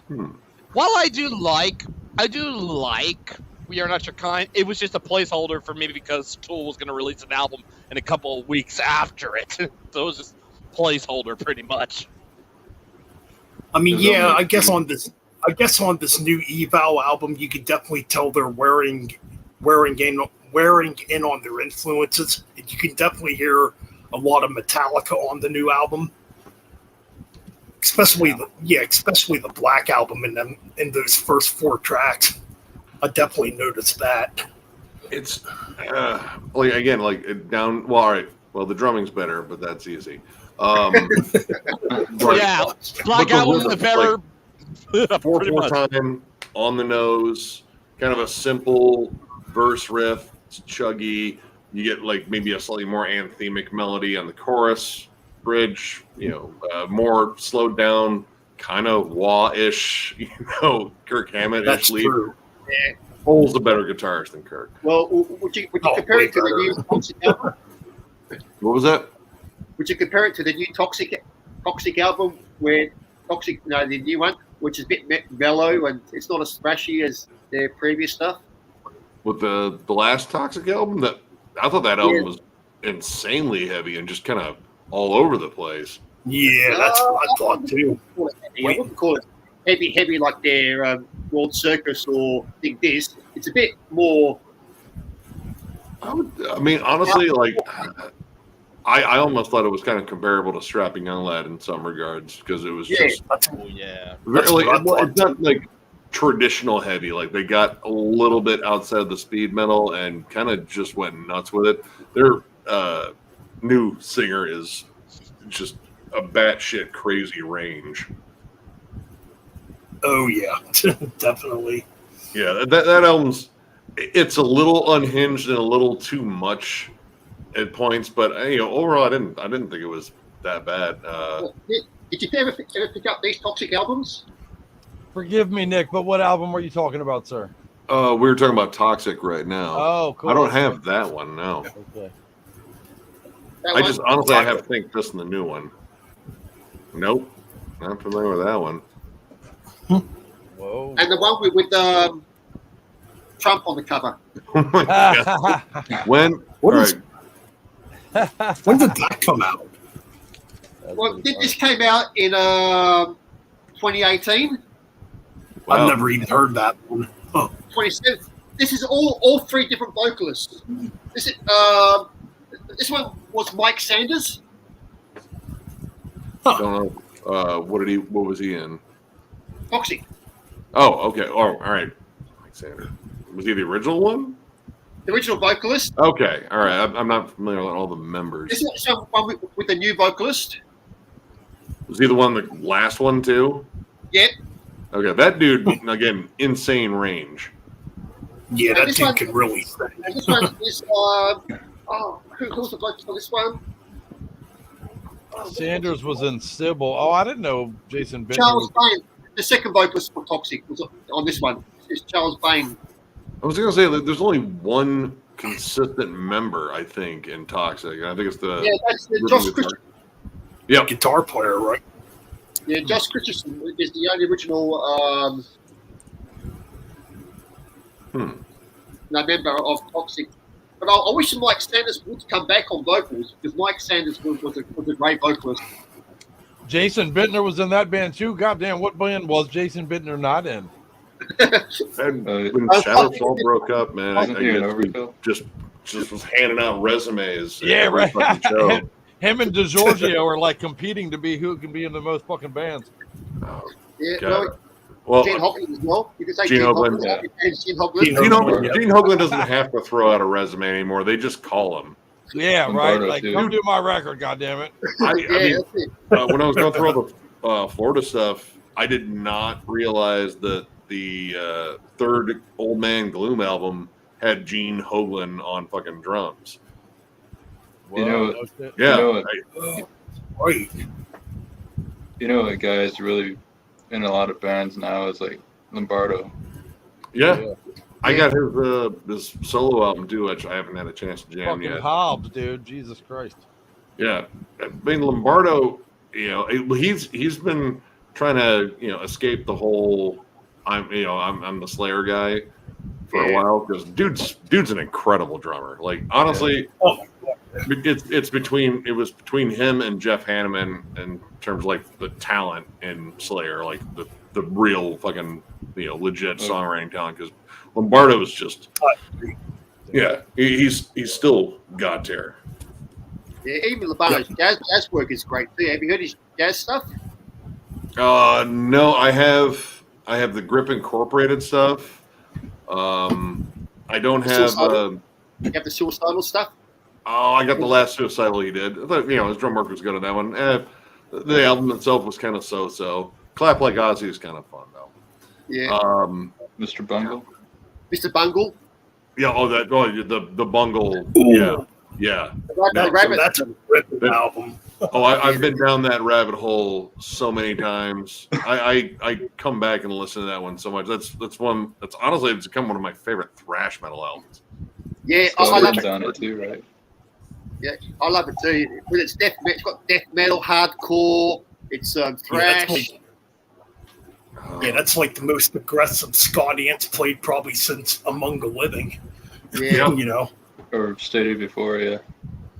I'm trying to think. What's the other one he had with Mike Patton and Tomahawk? Buzz Osborne. Was it Tomahawk? Or No, Tomahawk is.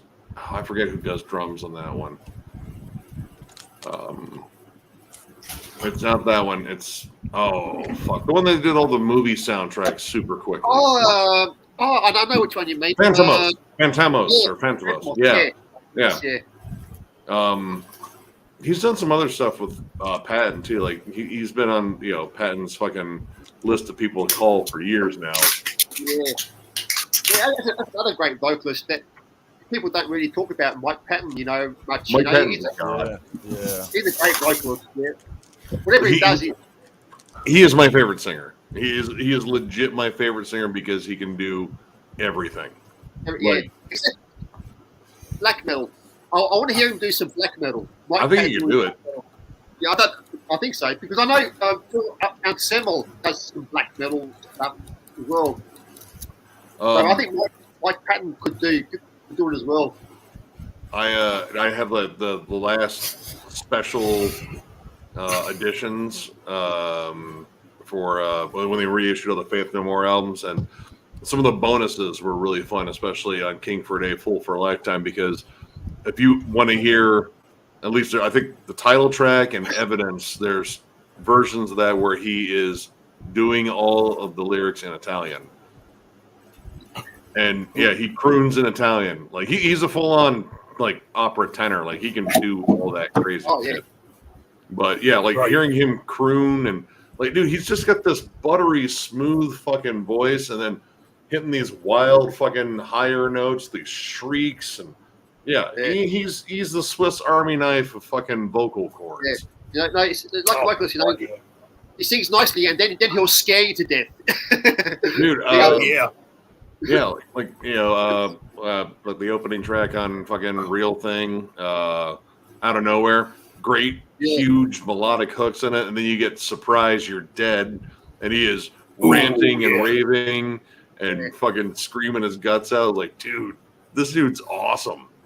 Yeah, that's what Faith No More should do. I should do a full on, Stuff for Your Dead album. Just the whole album like that. Oh man, then some of the vocal stuff he did on Angel Dust. Holy cow. That's the best one. Malpractice. That's a fucking heavy song right there. I love that fucking album. Yep. Oh, dude, that's a fucking awesome album. Dude, Caffeine, the second track. Yeah. Dude, that's dude. Brief side note, everybody. Scully says goodnight. Everybody. Scully says goodnight. Night, Scully. Night, Scully.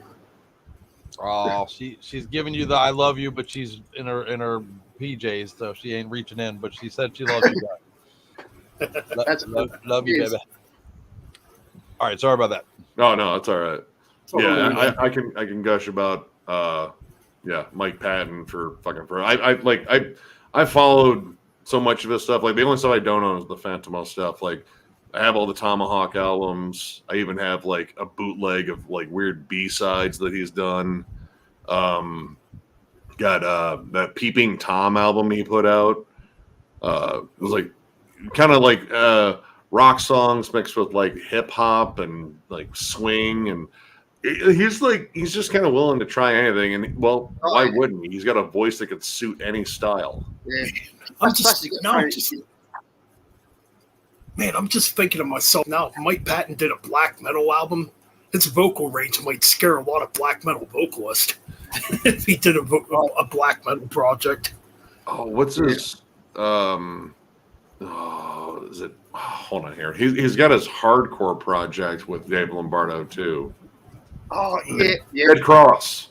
The Cross, yeah. Dead Cross is a great band, yeah. Vicious. It's thrashy as well. It's got a little bit of thrash in there as well. That's a great. Yeah, second one squeezed in a little bit more crossover than I was expecting, but I'm glad they didn't do it too much because otherwise, like, kind of get close to the whole bungle thing. Yeah. But yeah, dude, like both of those albums are ripping. The very snide, dark commentary that he has, like, very misanthropic in spots. Oh, definitely. Oh, dude, that EP he did with Dillinger Escape Plan. Irony is a Dead Scene. It's amazing. Freaking Dillinger Escape Plan, man. That's still one of the most intense live bands I've ever seen. Yeah, when they came out, they were bashing each other with guitars and stuff. I've seen so many shows where Greg, the front man, like would hit himself in the forehead. Like he'd be bleeding from the forehead. He's only like 5'5" tall, and he's built like a brick shit house. Oh, yeah, he's like a human pit bull. Right. It's Well, like, I wouldn't want to fight him. Nope. No, I like low center of gravity too. I never got a chance to see Dillinger live, but his work with Killer Be Killed, his solo stuff. Like if you're a big fan of like Godflesh and Nine Inch Nails and shit, he does a lot of electronic, like intense power electronic sort of stuff like that as solo stuff, which I still need to pick up some. The tracks I've heard is like, dude, this legit sounds like early Nine Inch Nails, like Downward Spiral. Ooh. No shit. Sounds cool. I'm unfamiliar with all that. That was my moody high school jams. You know, I jammed the Downward Spiral a lot. Yeah, Scully's a big Nine Inch Nails fan. I never much got into him myself, but no, me either. No, I Scully loves them. Love right there. I don't mind it. Something that like God. Do you like Godflesh? Godflesh have always been one of my favorites. Trempon Pal from France have always been a great band that I really love. I never cared for Godflesh, to be honest, either myself personally. Street Cleaner. As soon as you hear that doomy riff on Like Rats. Yeah, Like Rats. That's a great song. I love it. Oh, it's amazing. I also like that black metal industrial MZ142. I don't know that one. I know was it Mysticum? Mysticum are an industrial black metal, industrial black metal. But check out MZ142. They were on Cold Meat Industry Records way back when. She's not a good woman if she missed the cum. I'm just saying. Right on. It's late. I can take those jokes late. I can. This is where we get to the R-rated. It's the cheesy joke hour. Early pitch shifter. Early pitch shifter's pretty fucking heavy too. I do like pitch shifter. Yeah, it is. Yep. There's another band that they were on Peaceville way back, and they were in industrial. I forget what they were called. Back in the late 90s. Late 90s. Titty fucker Batman. I forget what they were called. Not Throbbing Gristle. No, Throbbing Gristle's old. Yeah, they were an industrial sort of industrial death metal. I forget what I'm they're not called. much of an industrial fan, to be honest. Industrial death, or God, I can't think of anything. I mean, I was never much for the industrial thing, to be honest. I like electronic music, and hearing it kind of merged with like the heavy music. You know, that became kind of a thing for me. Yeah. It's a lot of different avenues to go down there. Like sometimes you get the more poppy stuff. Like I love Static X's first two albums. Like I don't consider that a guilty Yeah, pleasure. Yeah, Ministry I always liked. Oh, dude, Psalm 69. Oh yeah. I still have that on cassette tape. From Ministry, Ministry's probably about as industrial as I've ever gotten. To be honest. That's still pretty Ministry, Nail Bomb. Oh, dude, yeah, Nail Bomb. Nail Bomb, yeah. Oh yeah, that first Nail Bomb in particular was pretty badass. That's a brutal one. Oh, I fucking love it, dude. For fuck's sake. Yeah. You know this band, Wumpskunk? Wait, who is it? Wumpskunk? Wumpskunk. Yeah, dude, I actually have some stuff by them. They're a good band, yeah. And what about Liebeck? Liebeck's classic. That one, I don't have any of their stuff, but I have them on compilations because I used to get those industrial comps. Like, I would hunt down compilations all the time when I was younger because, like, hey, I'm getting way more bands this way. I get a chance to check them out. I love Liebeck because they come from where my mum was born, Slovenia. They're a Slovenian metal, crossover, industrial. They're like Rammstein. Well, I was going to say Die Krups. I never cared for Rammstein. Die Krups. Rammstein's okay. I never. Die Krups kind of had Rammstein's formula before Rammstein did. Yeah. But they don't get the credit. Yeah, they pretty much did. Yeah, industrial, it can be good, like especially the dark stuff like Mysticum and MZ142, that dark sort of industrial stuff. But I would love to see like some more thrash metal putting in a little bit of industrial into their music as well.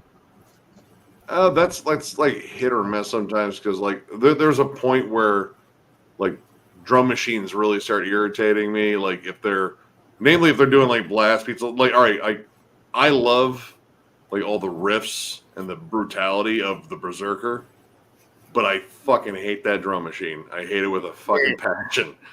I agree. It is pretty annoying. And that's why honestly I like Werewolves more than the Berserker. Would you like to make some fuck Berserker? Yeah, to make reference. Sorry, I had to do it. I had to. Oh, dude, yeah, I did. But yeah, dude, Werewolves. Everything they put out has been absolutely awesome, and those are the dudes from Berserker, except with one of the Haley boys. David Haley on drums from Psychroptic, and literally like every fucking Australian death metal band here lately. Right. Oh fuck! It's too many death metal bands here in Australia. Yeah. Dude, I just talked to that as Flesh Decays. Those dudes are badass, man. I don't know if I know that one yet. Dude, check that. The album's called something Cathedral, dude. It is so fucking good. I do recommend it very much. As Flesh Decays, dude, please check. I wouldn't recommend it to you unless I believed in it. It's good stuff. I like it. Unsigned and from. I recommend the album for you, Chris. The new 5 Finger Death Punch. Get it? Apparently, they're going to put out another album. Yeah. I heard it's good music to push in your boyfriend's stool too. Nick, I've got the new 5 Finger Death Punch. They sent me some samples. Oh, that. Was it a stool sample? Did you ask them like, listen, wait, I have my choice between you sending me the new album or a pipe bomb. Yeah, right. Send me the pipe bomb. Yeah. Right. I said, yeah, send me the pipe. Yeah. But you know what? Punch me in the dick, why don't you? You know what band I'm waiting for a new album? The new Demolition Hammer. Oh man! All right, is that gonna happen though? No. Yeah, it's gonna happen. Yeah, because they're reissuing their first 2 albums again. So yeah, when I've been labels hearing this for fucking 7 years. Well, all right. Because they reissued what was it, the Necrology, which had all 3 albums. You just said, I think it was. Yeah, I've got that. Yeah, I got that's what I got. Generally, that just means all right. It can mean that they are, in fact, working on new material. It can mean that, but that also means they may have got a new deal. They were able to buy back the rights and then sell it again to another label. Because I know they were on Central Media way back then. The Central Media are re-releasing the first 2 albums. So, and I know they are touring. I think they're going to be at the Metal Fest, one of the festivals over there in America. Well, they were. They were at MDF last year, and they do like festivals and I think small tours. They don't do like long tours anymore. No, but they just haven't been in the studio. Which literally, if they put anything out that isn't that last album, Time Bomb, like just something that is remotely close to those first 2 albums. Yeah. They would honestly, then they can just like, okay, now we can quit because we got Time Bomb out of our system. Yeah, and we're sorry. Yeah. Well, actually, I did like Time Bomb. I have to admit, I did like it. I know, it's a bit groovy, but still, You're talking about Grave now? No, we're talking about Demolition Hammer. Hammer. Yeah, my bad, Time Bomb. Yeah, that's right. They did put that album out. That's a bad album. It's those first 2 are so good. Well, it's like Forbidden. They released the Green album. Yeah, that one's not good either. Oh, the Forbidden one. Yeah, the Green. Like Green. I was actually because like I jumped in and we did that Forbidden thing over on Jeff's channel, and Craig was there. I was like, "Fuck, man, I don't necessarily like this album very much," and he's like, "Right here," but I told him, I was like, "Yeah, this really isn't my thing. It almost sounds more like product of its time." But he says like, I agree and appreciate the honesty. But he says like it's odd because that one we get approached about a lot because it was influential to later bands. And one of the people that approached me and said it was hyper influential for him was, I think, Corey Taylor. Oh, really? So, yeah. Damn. So yeah, I mean they had like kind of a weird sludge sort of thing going on, and it was kind of Melvin-y in spots, and it was just a weird album. Yeah. And yeah, it's definitely it's my least favorite. Well, I need to pick it up anyway because I need to fill my Forbidden collection up. I need to get. And there's going to be a new one. I'm telling you, there's going to be a new one. I need to get Distortion. Their the 4th album. Omega Wave is. It was their 3rd. Green was their 4th, and Omega Wave was their 5th. Right. Yep. 5th. Yeah. That's a good album. Omega Wave is an underappreciated record, in my opinion. I agree. I think it's a great album. That's a great album. Yep. Like Distortions. Is it Distortions or Distortion? Yeah. Distortion. That was just okay. That's my that least favorite. That was all right. It's hard to find. I know that. Yeah. Very hard to find. Black is my least favorite. Reissued Green on vinyl. Yeah, I guess it has 2 different album covers too. Right. Yeah. I know Jeff managed to find a copy of Green right before we did that stream. I was like, wow. I mean, because whatever you pay for it, I probably wouldn't pay for it.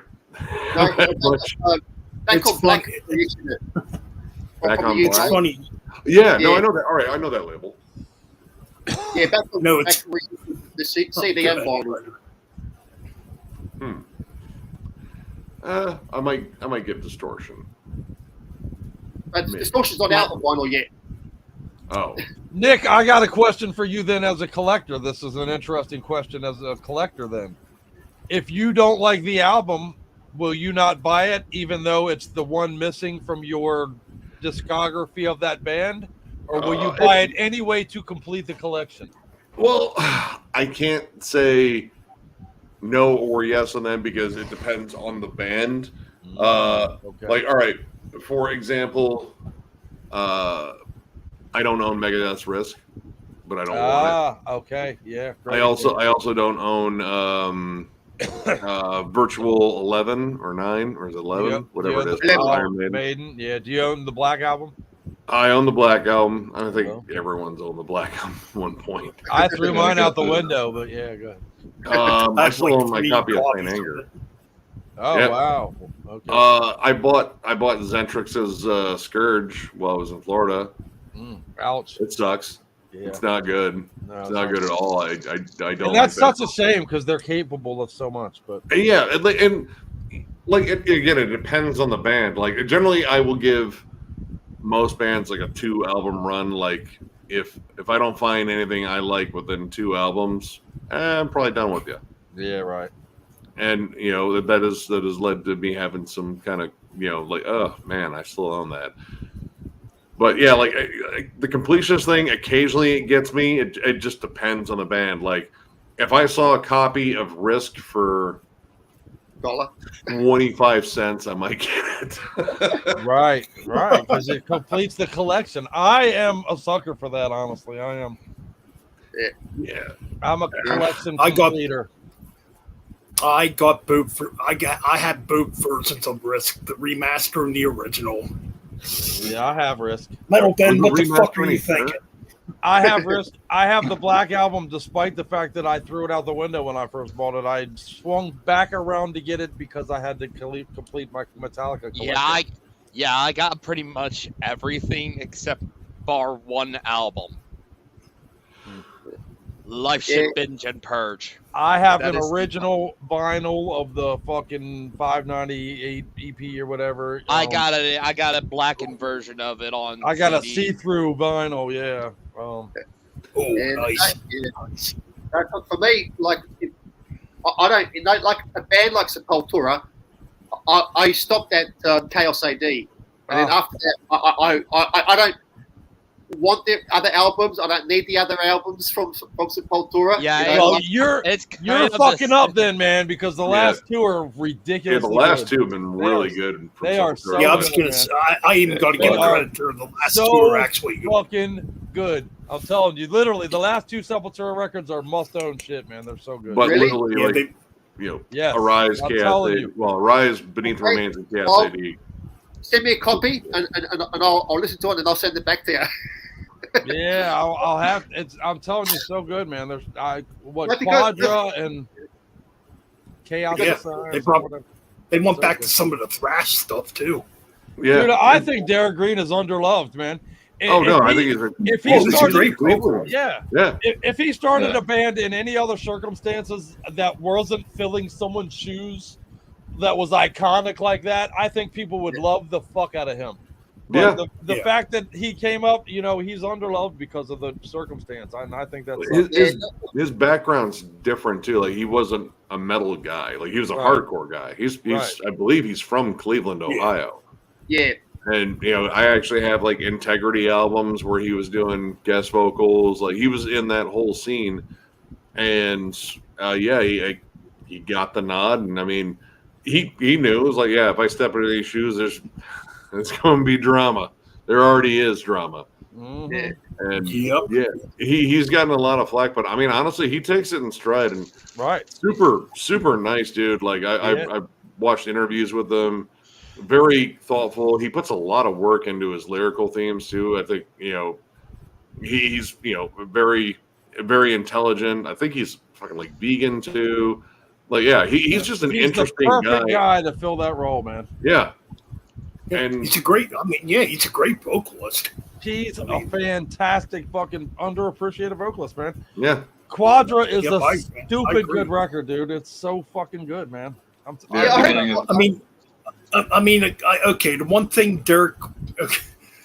one thing Derek Green can do that Max can't do, and I'm definitely not bashing Max here. Yeah. But Derek Green can do melodic vocals. Yep. Max can't. Yeah. he's got that register in his voice, and Max has like very specific things that he talks about, and he has like a very much like a beat sort of lined up. Whereas, I think Derek's more creative with like vocal phrasing and again like the themes and such, like because they've done multiple concept albums, right? Since Yep. And they're heady concepts and shit, and a lot of thought gets put into them. So I think he doesn't get enough appreciation for the aggressiveness too, man. He belts it. It's just that hardcore aesthetic comes out. I feel like Yeah, it's just that he's the vocals of a band that people stop giving a shit about after Roots, which is ridiculous. Not entirely, dude. I mean, Sepultura still has their fans. Yeah. But most of the hardcore, the hardliners, when it came down to Max or nothing, I think they follow Cavalera, they follow Go Ahead and Die, they follow Soulfly, Cavalera Conspiracy. Hell, I even think there might be some that even followed him into Kill or Be Killed. Oh yeah, I mean, I follow Max everywhere just because it's fucking Max. I only found out about Kill or Be Killed because it's got the basis for Mastodon and freaking Greg from the Dillinger Escape Plan, and I was kind of getting into Dillinger at the time when I heard about that. Ben Kohler is from Converge is the drummer now too. But I've stuck with both bands. I've stuck with Max and I've stuck with Sepultura since. Me too. Yeah, and there's been some turkeys like Against is a great album, but I still follow him because I like Derek. And I like the rest of the band. Like I think Eloy Casagrande, their new drummer, is a fantastic drummer. That dude, he can really go, And he's not like a traditional thrash drummer or anything like that. He's got a lot of different drum patterns he likes to do. So I like the creativity there. And dude, Andreas is a sick guitarist. Like he really does a lot of cool stuff that is unique to him. Mm-hmm. I think he's underrated. I couldn't agree more, brother. So Andreas, he definitely he never gets mentioned too when it comes to guitar players, because when you listen to everything he's done with Sepultura, it's a lot of the shade. Right. It's a lot of the shade, man, that because of the situation, I think, Yeah. I mean, anytime, current Sepultura gets brought up, there's always the split and the bickering and the fans. And, that's happened in the comment sections before in my videos. And when we reviewed Quadra, there were half of the people fucking awesome. I'm glad you guys stick with Sepultura because this is really good. And it's I agree. And then the other half's fuck anything past Roots. That's my cutoff. There's some of those people that don't get they hate post Roots Sepultura. I mean, some of them hate Roots too. I didn't get into Roots. I got into it because I'm sorry, go ahead, Nick. Oh no, I was gonna say it's not my favorite, but I got into it because I was into the whole new metal thing, and going back, it hasn't aged as well. But Chaos AD fucking whoops ass. That's the best groove metal album ever, in my opinion. Yeah. Probably in a way, that's a bold metal. Yeah, that's a bold statement considering Pantera was still around at that point. Oh yeah, no, Pantera were in full swing at that point. But I like Chaos AD a bit more than I like. I'll take Far Beyond Driven. Yeah, I'll take Chaos AD over any Pantera record. Really? Killer album. Yeah. I mean, the songs are nice and varied. I'll take most Exorder records over any Pantera record, to be honest with you. Well, Man, Far Beyond Driven, such a love for me. But yeah, dude, Slaughter in the Vatican. Yeah, fucking. Yeah. Ooh, classic. Yeah, man. Dude, I love the last one. That was such a diverse album. It was doom metal. It was thrash metal. I thought it was extremely impressive. Yes, in its presentation of here's what we can do. All this different stuff, man. Yeah, I mean, they got that NOLA sort of vibe. Yes. Yeah. Dude, fucking Kyle is a hell of a singer. He's a flat out awesome singer. But he can also belt it out and growl his guts out. Like I picked up the Distortion Field by Trouble because Hammerheart's been reissuing all those. And dude, I slept on that album just because, like, well, there's no Eric Wagner, and like that's just the guy I want to hear in Trouble. Right. But the Distortion Field is fucking really good. It's a great album. Yes. Right. It's kind of back to the roots, like back down to there's a little bit of that NOLA sludge in there. The Doom is back, like, because Plastic Green Head was kind of an odd album. I like Plastic Green Head. I agree. It's I think what's right. I like, dude, like, I think Manic Frustration in terms of their big switch over, like that was probably the one I went to the most. But like that self-titled album and so the Skull. Yes. Psalm 9. Psalm 9, yeah. Psalm 9 was so good, yeah. Dude. What about Alabama Thunder Pussy? Dude, I have a poster of theirs that hangs in my like right around my kitchen. I have all their albums. Unfortunately, the one that Kyle did with them might be one of my least favorites. Staring at the Divine, that's the one that I went to the most, not just because there's a big old pair of titties on the cover, but because yes, it is. Yes, it is. Well, that's part of the reason. No, that album is like amazing sludge metal with great southern rock hooks. I don't have any Alabama Thunder Pussy, but I've heard their songs, and I really love the female, guitarist player on there. She's an awesome guitar player. All their albums, I think, are pretty solid. And she's pretty confident about her pussy too. It sounds like, but go ahead. Yeah. Wait, hold on. Are you thinking about Nashville Pussy? Oh, maybe I might be. Oh, Nashville Pussy. That's Pussy, and it's Alabama Pussy. Alabama Thunder Pussy. I might be confusing bands. That's a name I have not heard. That's a name I have not heard in a while. Oh, is they're still around? The Alabama Thunder Pussy one. Well, they broke up like fucking forever ago, and like I forget, they broke up not too long after the last one they did with Kyle Thomas. But Nashville Pussy, as far as I know, is still around and still playing it. Bars and flashing titties, and I think the other one broke up because of like the smell of tuna fish in the band room or something. One would be on the bus. Yeah, right. It smells like the dumpster at Long John Silver's on a hot summer day. The tour bus was the nickname for the tour bus was an anchovy can. So Oh, that's brutal. The only thing I remember about that band, they used to have a blonde 6 foot, like 3 inch tall guitar player. Or I don't know if she was a guitar player or a bass player. She's the bassist. Right. And I guess she's been out of the band for a long time. The one time I saw. Who was that? Corey Parks or something like that. That's it. That's her name. That was her name. Corey Farts? Corey Parks, dude. I thought you said Corey Farts. I was she was quite statuesque. That's pretty funny, dude. Corey Farts, that's a great name. I saw him Tattoo the Earth in 2000, and I mean, it was like, all right, this is just kind of sleazy southern rock. Her boobs are pretty much out. Yeah, there you go. Well, I'll watch.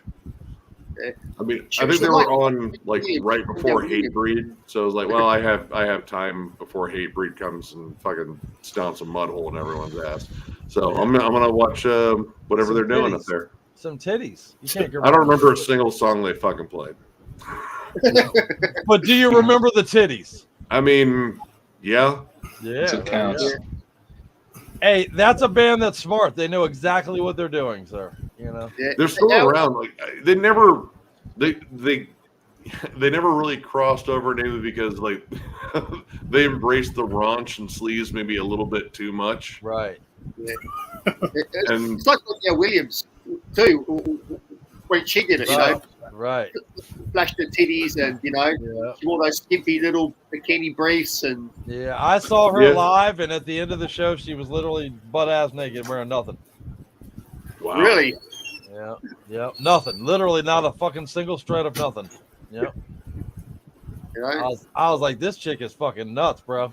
She was comfortable. She was comfortable with herself, but she wasn't comfortable, and that's why she blew her brains out.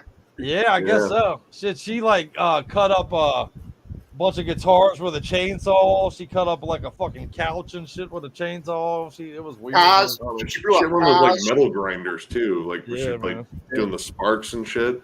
She was a showman. She was a wild one. She was. You know? Yeah. Yeah, man. She was an awesome chick, you know. She was, you know, it was sad when she blew her brains out, you know. That was the day that, you know, sort of punk metal, you know, a crossover Died. died. Yeah. Yeah, you're right. And she wasn't that very old either, too. Mm-mm. I think she was in her 30s. I think about 34, 35. I think that's right. She wasn't 40 yet. No. But she wasn't in the 27 club, right? Nope. Let's see. Yeah, I'm pulling it up myself. Oh no. Yeah, she was 48. Whoa. Never mind. Yeah, 48 years old. Died in 98, huh? Yep. Yeah. Yep, she fucking went out the same way Death from Mayhem went out. Dead. Blew her brains out all over the Dead, place. yeah. Dead, yeah. Well, Yeah, and her boyfriend from the band found her with a bag over her head. That's a paper bag because he didn't want him to see her head just blown off. That's fucked. You know, another great vocalist. But why didn't he make a necklace out of the brain pieces is what I want to know. I mean, God. Yeah, no, he wasn't black metal enough. He wasn't necro.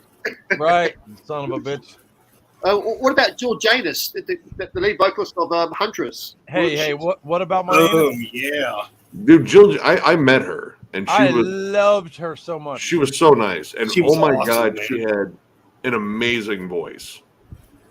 Like she started off as like doing like she was a topless DJ for like Penthouse or Playboy or something like that. Yeah, I think it's Playboy. And yeah, but I like she was just super cool, and she was like, you know, that was kind of hard to believe because like you look at her on stage and she was having a blast. Like she fucking loved it. She had the cape and all that, and you know, like she was a killer singer, like flat out. Like you know, I was really bummed to hear because like I found out about that not long after we met her. It was at I think it was an Amon Amarth show. They were one of the opening acts. And They opened for Amon Amarth. Yeah, it was them and Battlecross were the openers.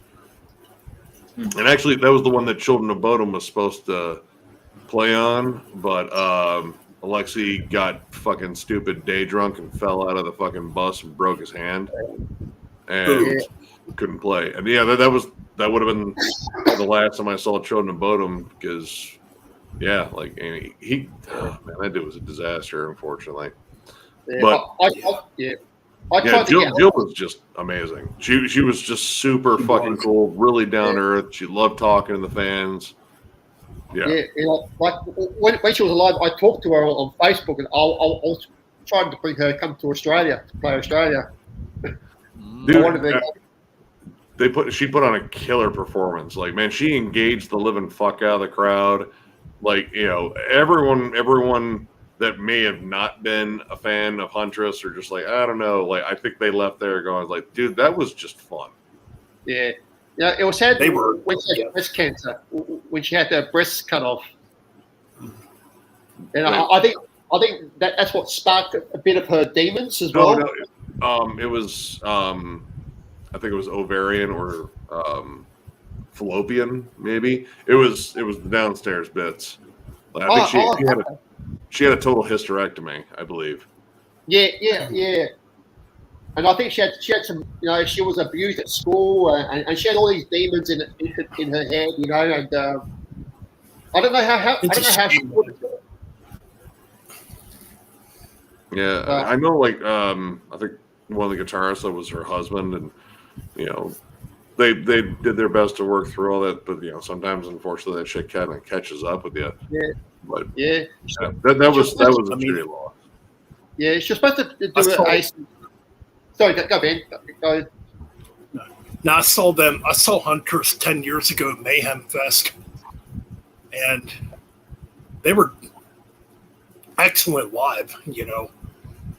And I actually thought they were going to become a pretty big band, you know, when it comes to metal at the time.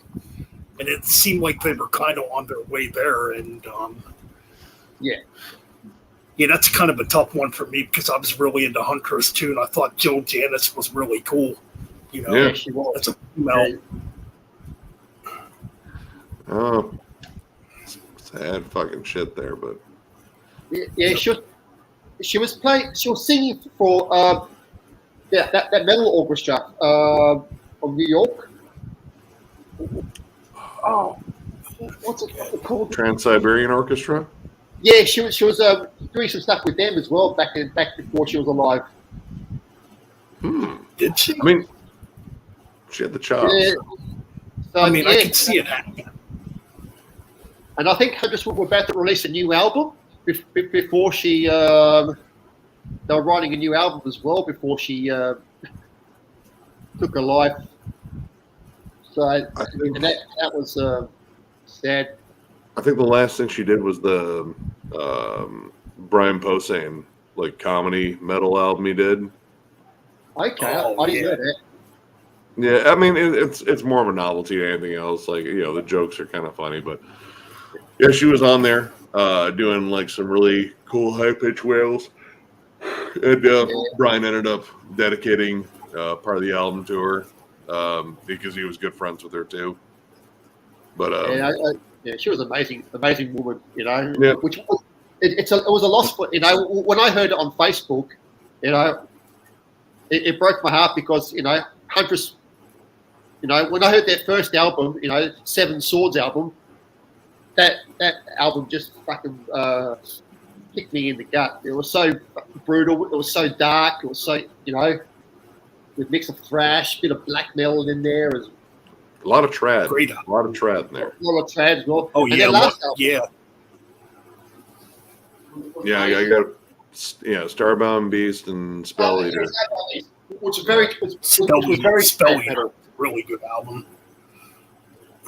Yeah, I mean, I thought the writing was solid on it. Again, they mixed up a lot of different styles in there, and Yeah, there was some writing credit from credit for Lemmy for one of the one tracks. song. Yeah, one song. Lemmy wrote one of the tracks for her. I want to fuck you to death. I think it was actually called. Yeah. That's all. Yeah. well, I've lived long enough, Jill. It's fine. Yeah, well, you know, it's very sad when you hear, you know, like your favorite singer or your favorite band member, you know, passes away. You know, you expect, you know, like the band would carry on, but, you know, without, if Huntress did carry on, it's particularly, I think, when they go by way of suicide, it's even more fucked up. You know, like the Trevor thing was so tough, man, because. Oh, that's still really tough. Every interview I've ever seen him, he just seems so happy and smiley and nice. And I used to use him as an example, even when I would tell people, like, you know, everybody thinks, you know, heavy metal guys are death crazy and all that. And I'm like, look at this Trevor dude that don't do nothing but smile all the time. You know what I mean? Like, right.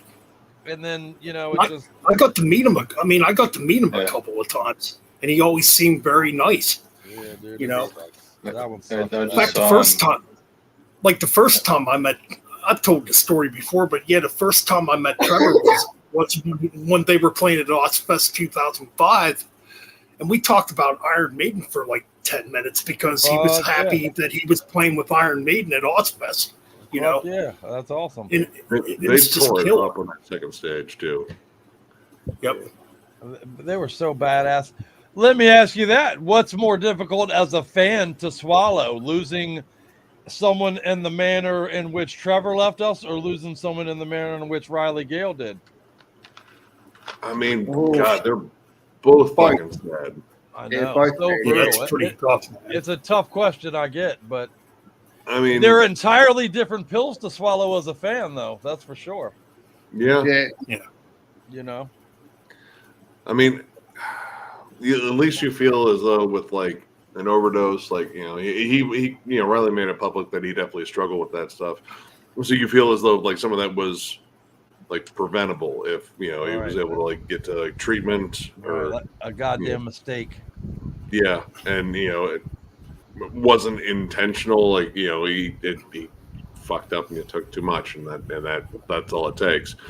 But with Trevor, especially, like we never saw it coming. Like I said, like every instance that I ever had with Trevor, super nice dude, like smiley, happy dude, true joy to talk to. We talked about like goofy bands in terms of like themes and shit before. I remember him drunkenly walking up to my brother-in-law, and he was rocking his 9-inch. I don't know, it was a Neurosis shirt with the sickles and like that circle of and he was like, "That's fucking sick ass shirt." And sauntered off. My brother-in-law was like, "What the fuck was that?" I was like, "That was Trevor.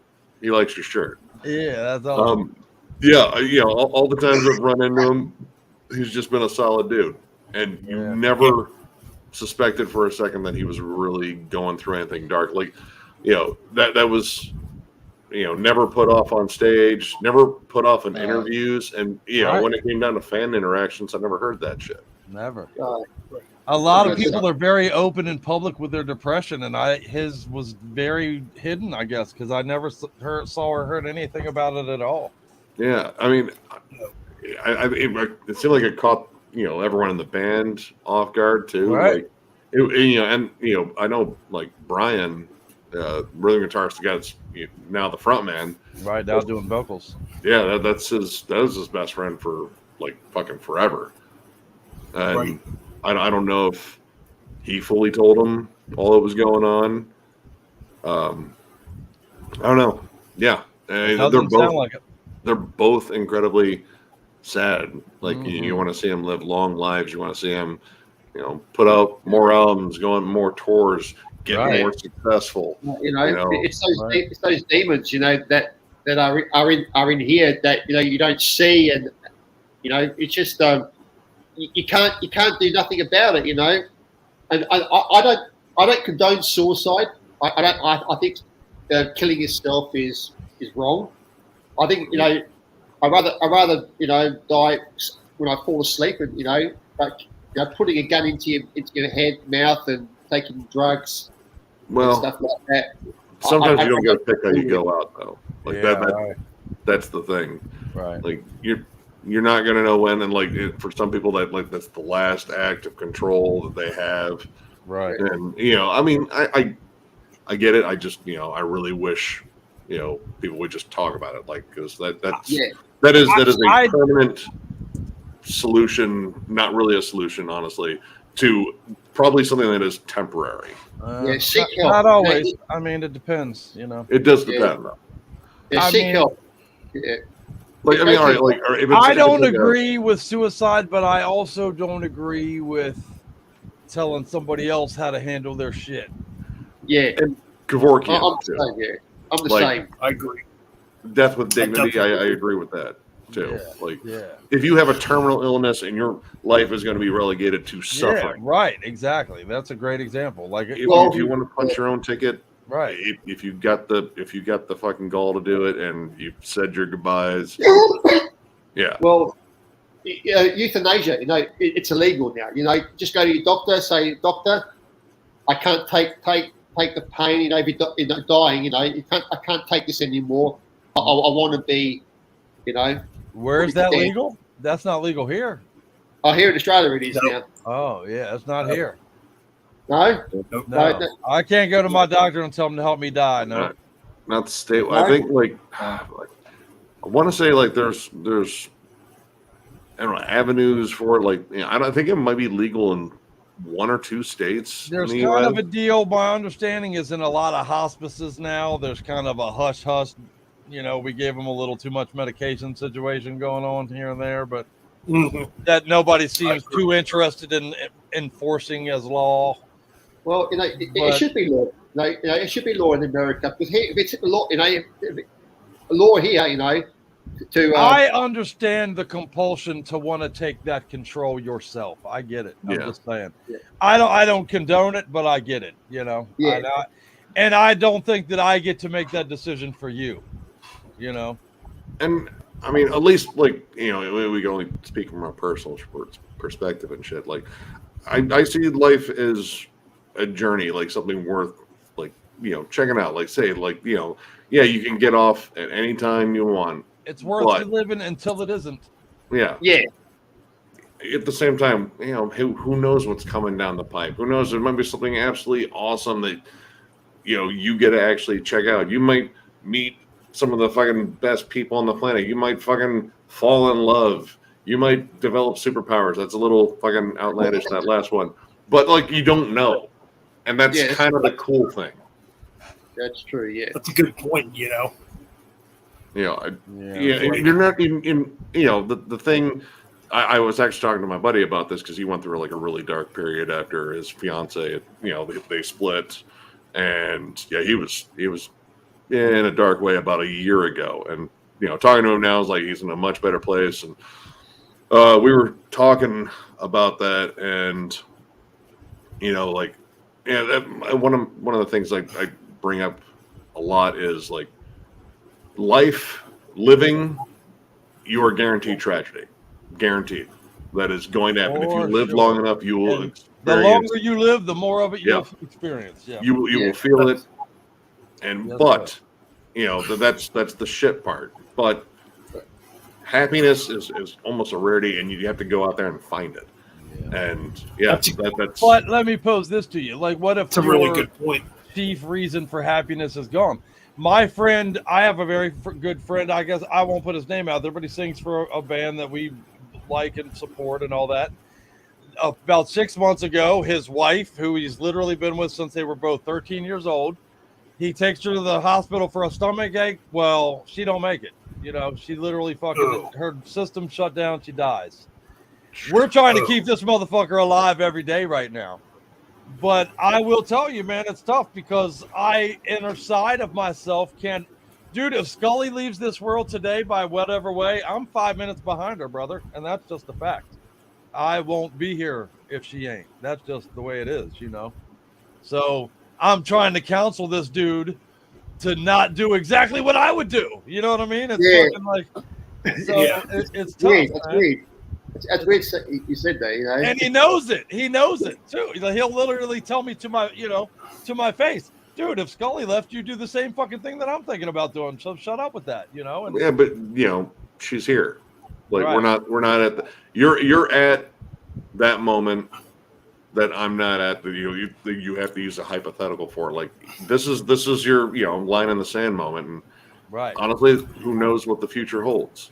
It could be horrible. Who knows? It could be, but it could also be great. Yeah, you know what I do? I take each day as it comes. I don't look ahead. I don't look back. I just take the day. Like today. Today, tomorrow is a new day. It's a new thought. It's a new thing. I don't look until I say, 4 weeks from now. I won't look ahead in 4 weeks because you don't know in 4 weeks what's going to happen in 4 weeks. Yeah. Take it day by day. See, like the saying, seize the day. Yeah. Right. Carpe these nuts. Right. My father used to say all the time that your journey will be a better one going forward if you throw your rearview mirror out the fucking window. So yeah, that's a good analogy. Yeah, there's probably some truth to that. I mean, as long as my thing is you learn from the past too. Like look back at it, but don't focus on it. Your eye got to be forward. Right. And honestly, as far as I go forward in the future, I just look at the release calendars. Like I look at that's good. All right. The next week, this is what's coming up. What should I be listening to prep myself? I know, right? Did you fall for the death punch? Dude, I'm not lying. I'll make a sequel out of that one. I have a fucking crib sheet of jokes. Yeah. I'd like to ask you a question, guys. Apart from metal, Chris, do you listen to any other forms of music apart from metal? I do tons, yeah. Yeah, like 80s pop music and stuff like that. Well, yeah, that is actually one of them. I'm a huge '80s pop music fan. Actually, I love like me and Nick both share a very, very deep love of the Cars. For as a matter of fact, God. Oh yeah, I like the Cars, a little bit of the Cars. Yeah, I like Blondie. I like stuff like Blondie. Oh, dude. Yeah, I love.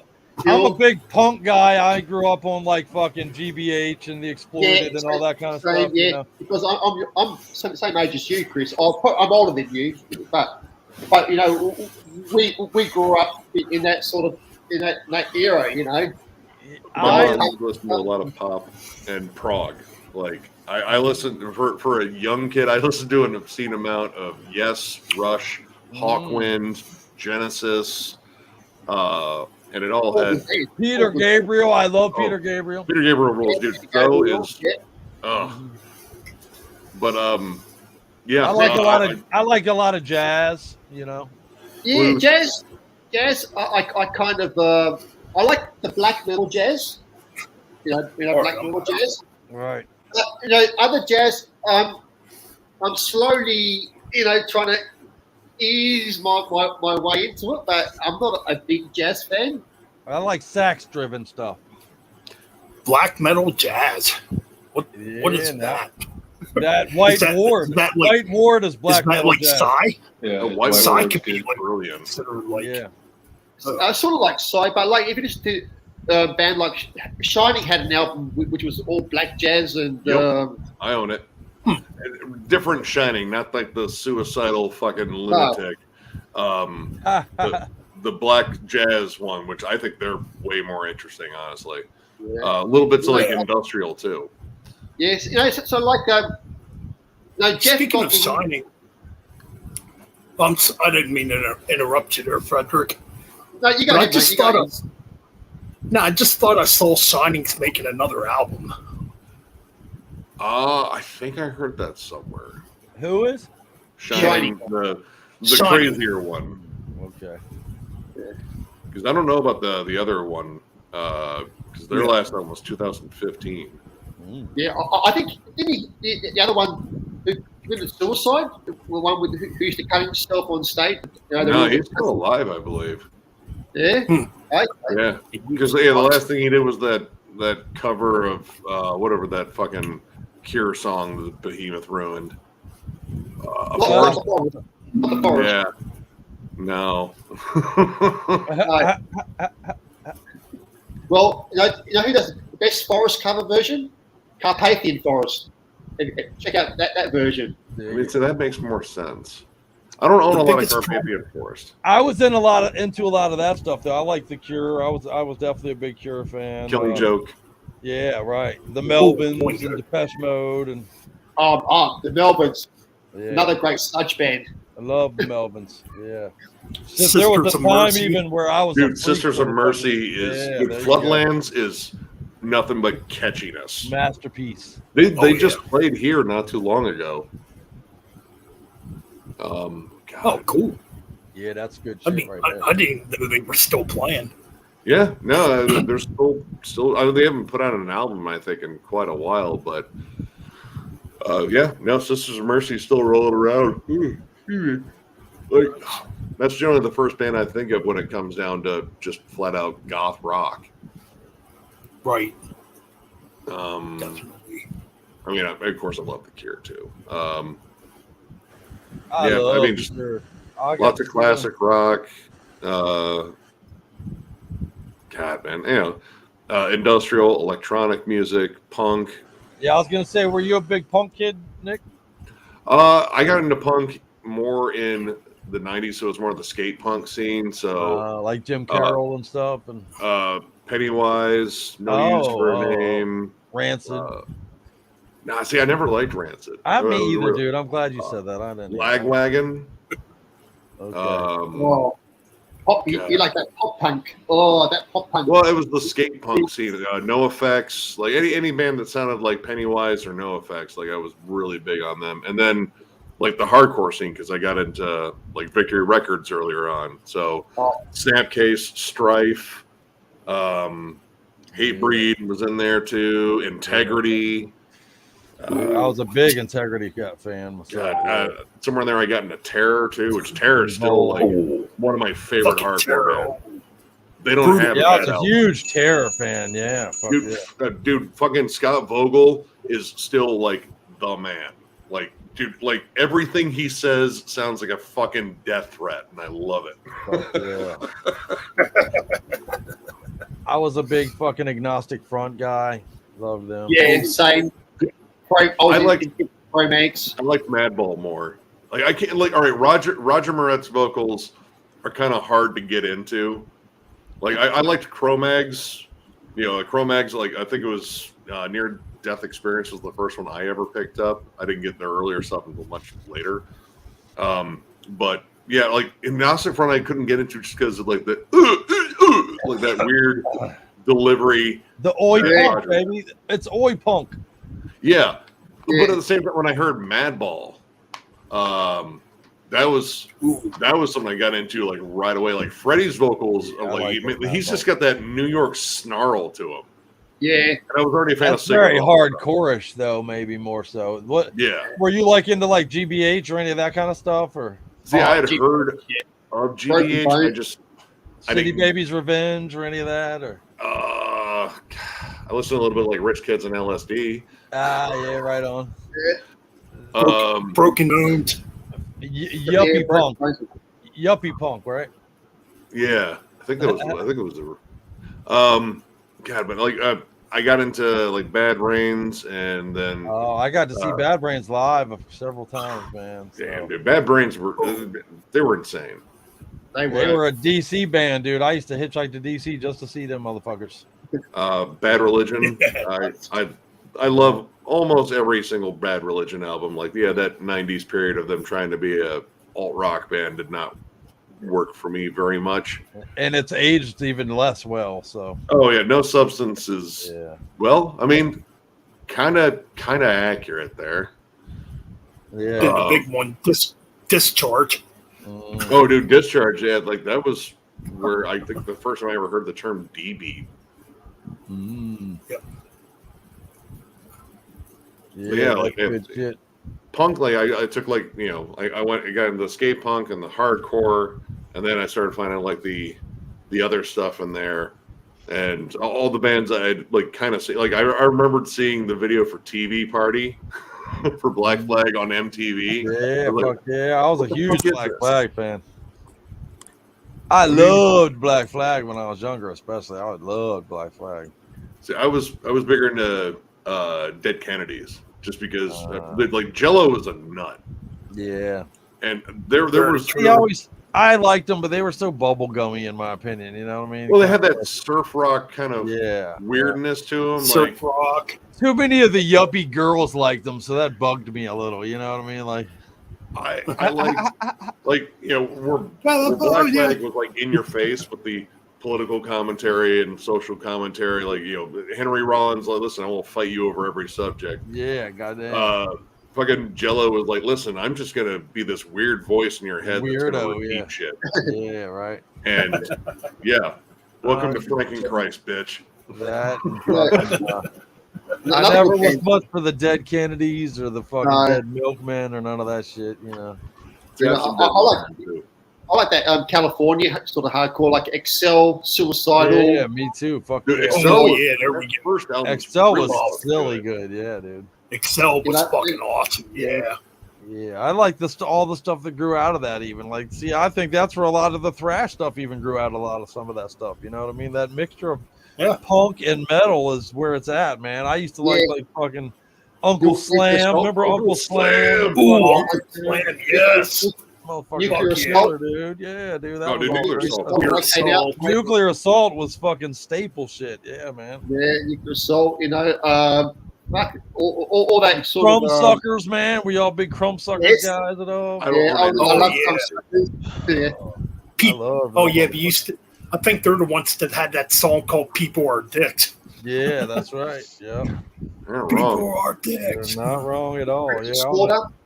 Huge another great crumb suckers guy. Yeah. Slaughter? Who? Cryptic Slaughter, Cryptic- DRI. I love Slaughter was Cryptic awesome. Slaughter. Underappreciated band, dude. Cryptic Still Slaughter is freaking awesome. under fucking Another- appreciated, man. I never hear Right. them brought up in conversations of some of the great bands of that era, and they should be, dude. Yeah, That's true. And another early example of Cryptic Slaughter, another early example of somebody that used the blast beat Yep. like Yeah, early right. on before Yeah. death metal. Right. Yeah. Yeah. My first one was 86. I like Money Talks was Yeah. Fucking that was the one that stellar, like, brother. Yep. But I didn't mind Speak Your Piece either. Like that's a weird one. I know that's kind of a divisive one, but I still liked it. I But like yeah, it the Money too. Talks was the one. Yeah. COC. Money Talks. Hardcore. COC, Corrosion of Conformity. Their first. Oh, Yeah. man, yeah. Eye for an eye, dude. Yeah. Dude, I was a fucking huge COC guy, man. oh god damn it. Oh, Why yeah. can't I think? Technicity. Not that one. Fuck. Fuck. Animosity. Animosity. Animosity, Yeah. right? Yeah. Yeah. Love that album. Me too. Yeah. Love that album. Yeah, It's a great I'm album. glad they're going back to that hardcore sound. Actually, I like all eras of CFC. I the do. first one I ever got was Deliverance, and Yeah, I I love like that album. Deliverance. Y'all love it, yeah. No It's a good album. Deliverance. I love some COC, man. I can Dude, get down with some Pearls of that. Before Swine. you love cock. Because I'm a broken. Yeah, Yeah. it's a good album. Oh, Broken Man. I love that. Because I'm a broken man in a broken land. Something like that. And don't you wish they were blessed like you? Broken Prophylactic. Yeah. See, for me, COC will always be a hardcore band. I You mean, know, or they'll always be a hardcore. Their doom stuff is good, but I never got into their stoner sort of sludgy. I just love their. you should. I mean, honestly, check out "In the Arms of God." Like that album. Ooh, that's That's their doom metal album. Honestly, it's really just good album. sludgy. That's the fucking drummer they got. He's not a metal drummer either. He's more of like a jazz sort of drummer. yeah. His drumming's all over the place on that album. Not Reed St. Mark from Celtic Frost. Oh, hold on here. Damn, Celtic Frost. There's a name I ain't heard in a minute. I used to love me some fun Celtic Frost. Yeah, me too. Beautiful band. Yes, sir. Oh, Yes, sir. dude. Yes, sir. I saw them in the 80s. Monotheist was such a way to leave off. Fuck yeah, bro. That Well, man. Actually, Celtic Frost are coming back. Whoa, what? Well, in Triptychon. Under a new name, Triptychon. Yeah. And Hellhammer. Hellhammer is coming back. Why have you forsaken Dude, me? No, I want the new Vector, bro. I'm psyched for the new Vector. Yeah. Yeah. Stanton Moore. That's the guy that played. Oh yeah, drums. I did hear Vector's coming back. Yeah, man. I can't wait for that shit. Dude, Terminal Redux is one of my favorite records, man. I'm telling you that. Yeah. Really. Yeah. Bit long, but still a good album. Yeah. Stellar album. That third one was. Yeah, Yeah, no doubt it about sounds it. like. Yeah, it sounds like Vector got their lineup back too. Yeah, yeah. Did they get all the stuff straightened out about Yeah. dude? Yeah, I'm telling you off the record, dude. I can't say the dude's name, but I had a dude on my show that went on an entire tour with Vector. And he said, man, I'm going to tell you firsthand that Dave is getting a bad rep, man. This woman is insane. She's done a million things to set him up to look way worse than he is. Just keep in mind that there's two sides to every story when you guys judge this cat, man. And I took that to heart, man. I took that to heart, to be honest with you. So, and I will say this is somebody who was on tour with them, front row and center. So, yeah. Well, I mean, we'll see. Like on that one, like I mean, yeah, it did look pretty dicey. Plus, he had some other behavior stuff that that was like something about like throwing bottles and shit at people outside of a venue. I mean, hey, if he's got his life straightened out and this is bullshit. Because was that him or was that Russ from? what's his name? That was from Condition Critical. I thought he was the one that threw the bottle. Was he the one? Did Dave do that too? He might have. Maybe I know that. What's his name? Russ Taylor, that sang for Condition Critical and was very briefly announced as the Malevolent Creation. I know he got in all that because he threw a bottle at somebody outside of a venue, but maybe David did too. Honestly, I don't know. Like I said, if he's got a chance to clear his name, yeah, that's awesome. You know, if he didn't do it, hey, I like Vector. I own all their albums. Yeah, and I'm a huge Vector fan. I mean, Terminal Redux is probably, but dude, Outer Isolation was banging. Oh too. yeah, I love Outer Isolation. First one's good too. The debut. Was it Black Rain? Black Future. Yeah. Black Future. Yeah, there you go. Killer album. They don't have that release. I'm gonna say they're all good. Yeah, dude, Liquid Tension Disease, man, that shit. I played that song fucking like a zillion times in a row at one point in my life. Yeah, so yeah. I can't wait to hear the new. Actually, I can't wait to listen to the new Voivod, the Morgoth Tales album. Well, I mean, I'm all right. It's weird because we just did the Caballera thing about re-recording, and they are legit re-recording stuff. But there is one new track. I don't know. I'm kind of curious, like, because they have the lineup they have right now with Chewy and awesome lineup. What's the name of the bassist? Fuck.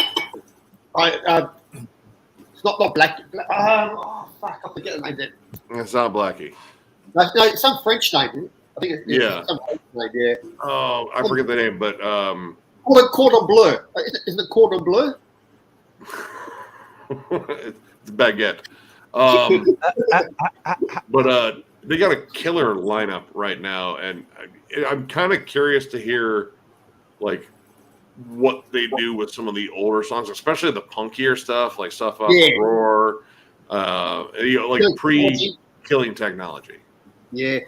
I know Snake can't do those vocals anymore.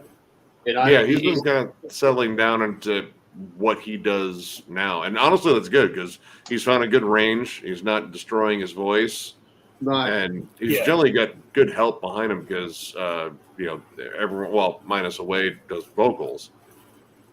So I don't know. I'm curious about that one. Yeah, because I did like the Sodom reissue. The 40 years of when they did all their back catalogue songs from each album. Redux, doing the Redux on those tracks sounds fantastic. It's they got Frank Blackfire back on guitar, and it's more darker than that one. I didn't pick that one up just because, like, all right, I could see re-recording like the older ones, but they also re-recorded ones that they just released too, like one track. Like one track off of every album or something like that, or two tracks or something like that. Like they re-recorded songs that like, dude, you legit did this like 5-6 years ago. You don't need to do that. Like the earlier ones, like especially like those first two. Yeah, Obsessed by Cruelty, and the other one. Obsessed by Cruelty. Yeah, Obsessed by Cruelty. Yeah, I've got the reissue of like Obsessed by Cruelty. The Max Works, Max Attacks reissue, and I've also got the one that they did again. Obsessed by Cruelty. The EP with all the extra bonus tracks. Yep. I can see re-recording those. I mean, the remasters that I've heard for, especially Agent Orange, like they sound great. There's really, if you get a good remaster too, I suppose you make the arguments like you don't really need to re-record that because I mean that was one of the arguments of the Cavalera thing is like even the remasters of Morbid Visions, Bestial Devastation, it still sounds butt. It sounds like remastered butt, but it's butt. Yeah. Like like you, Nick. Some bands when they do re-record their songs, I think it's better than their older stuff, like the Cavalera stuff. It's better, but it's still I like the old stuff as well. Because And that's where they were. Like they were teenagers. They kind of put it together this way, and they know more about music now and the recording process, writing, playing. Max and Igor didn't know how to tune their instruments. Yeah, I mean, no, they did. Yeah, Igor's drum kit was like a Frankenstein. Like he had to assemble it from like different parts and shit like that. And it wasn't. Yeah, it wasn't even. If I'm right, it wasn't even an actual drum kit. Yeah, I believe. I mean, it was, but they were like again cast off parts because they had no money. Like their bullet belts, they were batteries. They were AA batteries that they glued the tops of like a bullet on, like to make like a little piece on top to make it look like a bullet belt. It's like you fake it until you make it. Yeah, it was like Sarcophago as well. Yep. When they were, but Sarcophago was Sepultura. Yep. So. I mean, but they power through it. But again, like the re-recording thing, like it makes sense to. It's almost like kind of by the band what they're doing, like we brought up like if fucking Metallica got a wild hair up their ass, like we're gonna re-record Master of Puppets. Like, how about you don't? How about you fucking don't? Yeah. That scares me because I heard. Go ahead. Well, I heard James's voice right now would sound terrible on that. Yeah. Oh, it'd be bad altogether. Yeah. St. Anger's being reissued again. And now it has guitar solos. What? I didn't even hear that. That's funny. You do. You're a big Metallica fan. I know you love Metallica. To a degree, like I have my limits. And I still have my copy of St. Anger that I got the day it came out. And when I listened to it, it was like, what the fuck? And it has bass on it as well. There was bass on it. On the last one, it was just so low. Boom, boom. That's what the bass on St. Anger sounds like. Boom. Yeah, like, you get an amazing bassist. Like Bob Rock's like hitting one note. Yeah. And Trujillo's a badass bassist, and you get him to just be like, well, we're just going to mix you to the point of just mud. Like, no one's going to make out a single note you play. Yeah, Welcome to Metallica. I don't know what's wrong with Metallica. Metallica hates basses. They don't like... They don't like Cliff was different. Cliff was... They loved Cliff. They loved Cliff very much, But then when Jason Newsted and the new guy, I forget his name, the bass on those albums, Rob, they don't like their basses, I think, if you don't like them basses. Well, you know the story of Injustice for All, don't you, Freddie? Yeah. I watched. Yeah, I watched that documentary. Why? Yeah, the mixer fucked it up. Yeah. Still, it was it was sad, because Jason. I still blame Lars somehow. I'm telling you. I mean, Lars told him to all the bass was in a goddamn bass drum. Yeah. Yeah. Newsted is a great bassist. He plays bass very well. A great bassist, and you chunk him to the background. Yeah. Or you cut him out completely from the album. Crazy. Here, I'll be right back. Lars knew he wasn't as good as him. Yeah, because Lars is not as good as a lot of people. Lars thinks he's a know-it-all. I think there are better drummers in Metallica other than Lars. Well, put it this way: he's not a bad drummer, but he's not a perfect drummer. Well, he can't play it again twice the same way ever. Yeah, unless he keeps it so basic that it just stays on one fucking rhythm. Exactly right. It's like Kirk Hammett. Kirk Hammett now, he's crap on guitar now. He's not as good as he was back in the when he was in his 20s. He's just lazy now. It's lazy. It's all that wah-wah, pedal. He doesn't try no more. No, he thinks, I've got my paycheck. It's like, all right, I'll just lay down this Well, I believe that Morris and James have beaten his creativity out of him, so now he's just phoning it in. You know. Yep. Chris, It's some question. hardware. Are you all talking about Kirk or something? Yeah. Yep. Well, He he was had trying some. to. He had some creativity when he had that one solo EP he did not too long ago. That's a good point. He actually did play good stuff on that. So guys, you know, It was a little weird though. Some of it sounded like video game music. Yeah, it was. Yeah. So guys, do you think Kirk Hammett should leave Metallica and go back to Exodus? Oh, come on. He'd be better there. I would rather him do. I don't know. I'd rather him do solo albums at this point. I think it'd be a pretty cool, unique thing if Kirk did solo albums more often. Start a new band. He should quit Metallica and start a new band. Ryan, the only problem with that is Lars and James won't let him do any more solo albums. You know, they'll say no because the Metallica camp is so tight that none of these members have done other projects. They've always been in the one band. Okay, well, they've let it a little bit open. I think they let Kurt do its solo album. They freaking let Rob be on the most recent Ozzy album because Rob Trujillo did do bass work on Patient Number 9. Right. I forgot that. I think they're getting a little bit more. They're starting to be a little bit more lenient about. They're old. letting. Yeah, they're getting up there, so they're like, yeah, sure, go for it.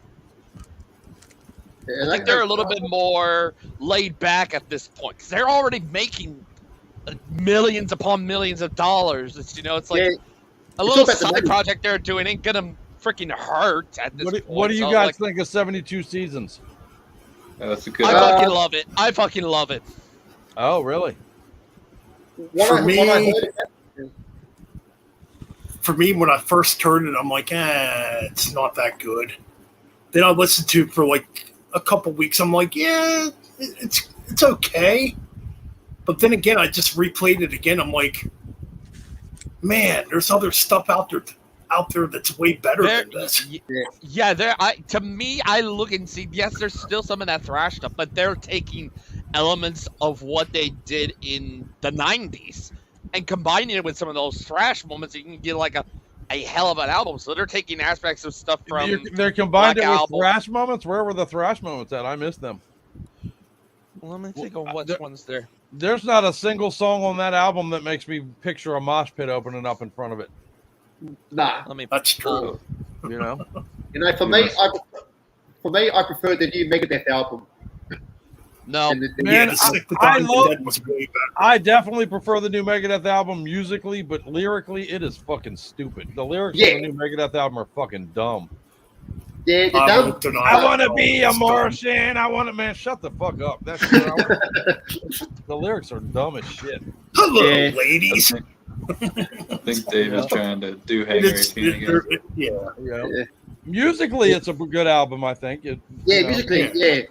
But I personally prefer the new Metallica over the new Megadeth, and I do kind of, I guess in some way, kind of regret giving. If there was one thing I regret when I was doing the deep dive with you, Ben, about, I think we did talk about the new album. I started to kind of regret giving it a 10 out of 10.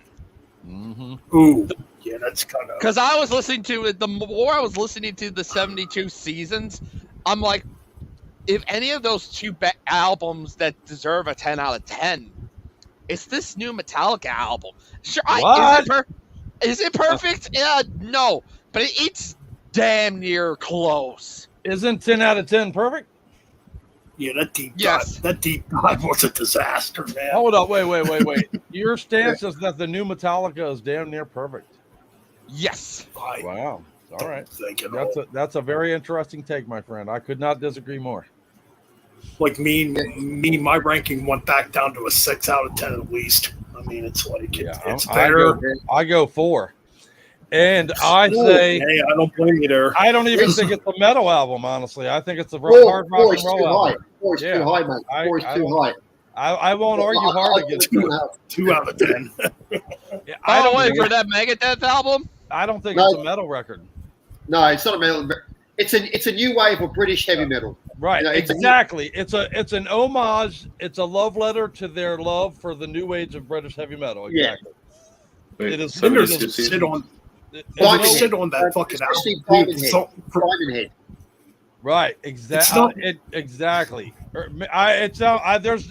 I hear more Judas Priest in it than I do what I would consider Metallica. So Yeah. Well, the thing I is, fucking with love it. 72 seasons too.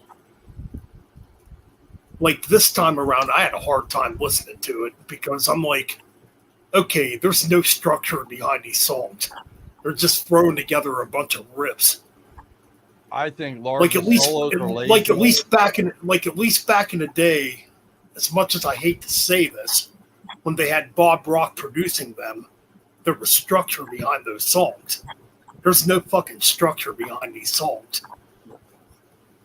No. If Well, you you know- gave it to me, if you gave me that record and said this is a brand new hard rock band, I might say, oh, that's a pretty decent hard rock band. But they're not a metal band, and that's not a No. metal record, you know. No, And it's not like anymore. when you think back of what they wrote, Right, exactly. Master of Puppets, Kill 'Em All, Ride the Lightning. Fucking This is a masterpiece. band that used to write really badass shit. Right, exactly. Yep. And You know, yeah, there's no excuse for this crap. All right. no, because I completely agree. Metallica are a pop band. Right. Basically, Yeah. they're a pop band. They write shit for the radio now. Yeah. Yeah. Yeah. I mean, yeah, they became cock rock. ever It's since cock Right. rock. ever since the Black Album, they have not been the same. Nope. No. 1000%. Yep. But Death Magnetic was a decent I album. was I was frustrated with that for a long time of it being the best modern Metallica album until I heard 72 Seasons. And think 72 Seasons is the best modern Metallica album because literally I was frustrated with Death Magnetic. Oh, I don't love the sound quality of Death Magnetic, but I thought song wise it was strong. Yeah, It was Yeah, near there's- the it was near the Production end. wasn't that good. It was near the end of that album, like, you know, getting with Suicide and Redemption and freaking My Apocalypse. I'm just like, ugh. Do I really have to listen to these? Ugh. Yeah, I think Metallica should continue. I think it's about time Metallica said I love it. farewell because they're not the band that us thrashers appreciate anymore. Well, it hasn't been that totally way agree. for a long time. Yeah. You I know, agree. Ever mean- since Load and Reload came out. Yeah. I mean, you got Personally, Kirk Hammett. Go ahead, Ryan. I'll let you talk. Yeah, personally, there's only 2 albums from those classic 80s period from Metallica that I absolutely love. Ride the Lightning and Master of Puppets. I'm like, I don't hate them, but I have Kill 'Em All and Justice ranked. They're close to top 5, but they're not low. Granted, they're not pretty damn low. Like, the bottom feeders are pretty much Saint Anger, Death Magnetic, and Hardwired. That's never going Wait, to let change me at ask all. you something, Ryan. Do you have Ride the Lightning below the Black Album? Yes. Wow. What? What did you just say that out loud? I did not stutter. No. Oh, Okay. Ryan! Oh no! That damages your standing with me a little, bro. I literally, when we were in here earlier, I told you that I was listening to bands like Creed and Collective Soul when I was a child. Yeah, and I'm We sure know, we're Happy just Creed fucking- is- Yeah, What the but that's fuck no would you excuse do? for liking the Black Album over Ride the Lightning. I grew Yeah, up yeah, with I the do Black agree. Album. Well, Still no guys, excuse. Ryan's young, so Yeah, I he's can young. understand where he's coming from. You know, Yeah, I I'm do younger too. just me, I'm- Ben, we're in that age where, you know, You we love the like old that, school. Al? You like those 2 albums I mentioned? For me, I'm just like, they're Master of Puppets is a masterpiece. Bar none, So- hands down, a Okay, so fucking masterpiece. what It's do you like, think man, of I try- Injustice for All, Ryan? Oh, go ahead, Ryan. Or Wyatt. Why did you say Wyatt? What do you think of Injustice for All? Where do you rank that? Where do I have that at? That's somewhere. That's probably. It's a I mean, you top can't 10 deny that's album. a good It's album. all of them are all the classics aside from Master of Puppets, which is number 1, obviously. Ryan. All of them. I had Lightning. I think at number 4. Where did I have Kill 'Em All? That's Kill 'Em All and Justice are either. Both I know those are 7 or 8, so they're not too low. But I was like, there's some good moments on there, but I'm just like, Wow, bro. I know what's Ryan's number 1 Metallica album, and that's Lulu. That's Ryan's number 1 Metallica album. Yeah. fuck Lulu. I don't count that. What are you talking about? Lulu was like the Black Album. And Saint Anger combined. Pretty. Yeah, right. If you combine the Black Album and Saint Anger, you get Lulu, right? I No. agree. Yeah. Oh Lord. That's Ryan's number 1 album because last time he messaged me, he said, "I love Lulu. I play it 24 hours, 7 days a week, 365 days a year." Whew. I'm joking. I I'm have- joking. Ryan. I I'm have joking. now heard it all. Yeah, we're all I'm just gonna joking, tell dude. you. So, The Black Album over Kill 'Em All and Ride the Lightning. I have now heard it all. The Black Album Yeah, is only that's I think Black Album is only 1 spot higher. 1 spot. I remember. It should I be remember- 37 spots lower, though. I remember back when I was 13 when I first heard the Black Album. I was pissed the fuck off. I'm Dude, like, what the fuck are they doing? I stayed the night at a release party. We waited all night in the parking lot throwing frisbees, having a big. There was a DJ there playing music all night, all that. On my Yeah. way home, I took that CD out of the CD player and flung it out of my window. Swear to God. Yeah, because I was in 7th grade at the I time, was or like, going what into the fuck is 7th this grade. dog shit, man? This is a terrible fucking album. Literally, Right. I wasn't even a year old when it came out. yeah, no, I was like Ben. You know, when I heard the new Metallica was coming out with a new album, I was expecting, you know, another Master of Puppets, you know, meets Justice for All. That's what I was expecting. When I heard it, you know, Yeah. it was slow, it was poppy, it was Yeah. commercial. Yeah. Yeah, commercial dog shit. Nick, Yeah. I have I'm to get getting your ready. take here.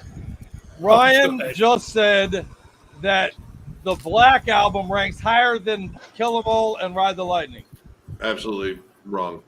Yeah, Oh. I'm having Absolutely. I'm I having a can't. brain disease. You're happening literally right talking now. to someone who was born in 1990. No excuse. I mean, I'm having brain like, disease. I can't like that. That album. All right, granted, that was still some of the earliest Metallica I ever heard. Because when I started getting into music on my own, you know, 91 was definitely a big year for that. Black Album was fucking surging. It was inescapable, I would even say, because it was on the fucking radio nonstop. To my chagrin. But yeah, when I heard, dude, Ride the Lightning's my favorite. Like, it's Oh, still my here. favorite. And Justice My for number All. one, man. Yeah, Yeah, it cool. was the earlier stuff that I got into because I had already got into thrash in high school outside of Metallica. Like, I knew about Metallica, but it was mostly, you know, the Black Album stuff and you know, all right, those are cool. But I was getting into Megadeth, Testament, Slayer, Sepultura, Anthrax, and stuff like that. Overkill. And yeah, actually Overkill, but I got into them with The Killing Kind, which is kind of a album. But yeah. Yeah, well, thrash was already kind of in my blood. Like I was like, yeah, this is that kind of aggression that I was looking for, and the Black Album just didn't do it for me. It was a tailor-made for radio album, and they wrote hits. They wrote giant fucking hits. Props to them. I mean, the heaviest song on there is "The God That Failed." At least that's my opinion. Through the Never is a good song. Always. Yeah, that song was all right. Yeah. Well, I got into thrash in the 70s. With who? Then Lizzie. Deep Purple. That had the first thrash speed metal song. Speed King from In Rock. Rainbow had a speed metal song. Thrash. The White and the Black. Thrash didn't start in the 80s. Thrash started in the 70s.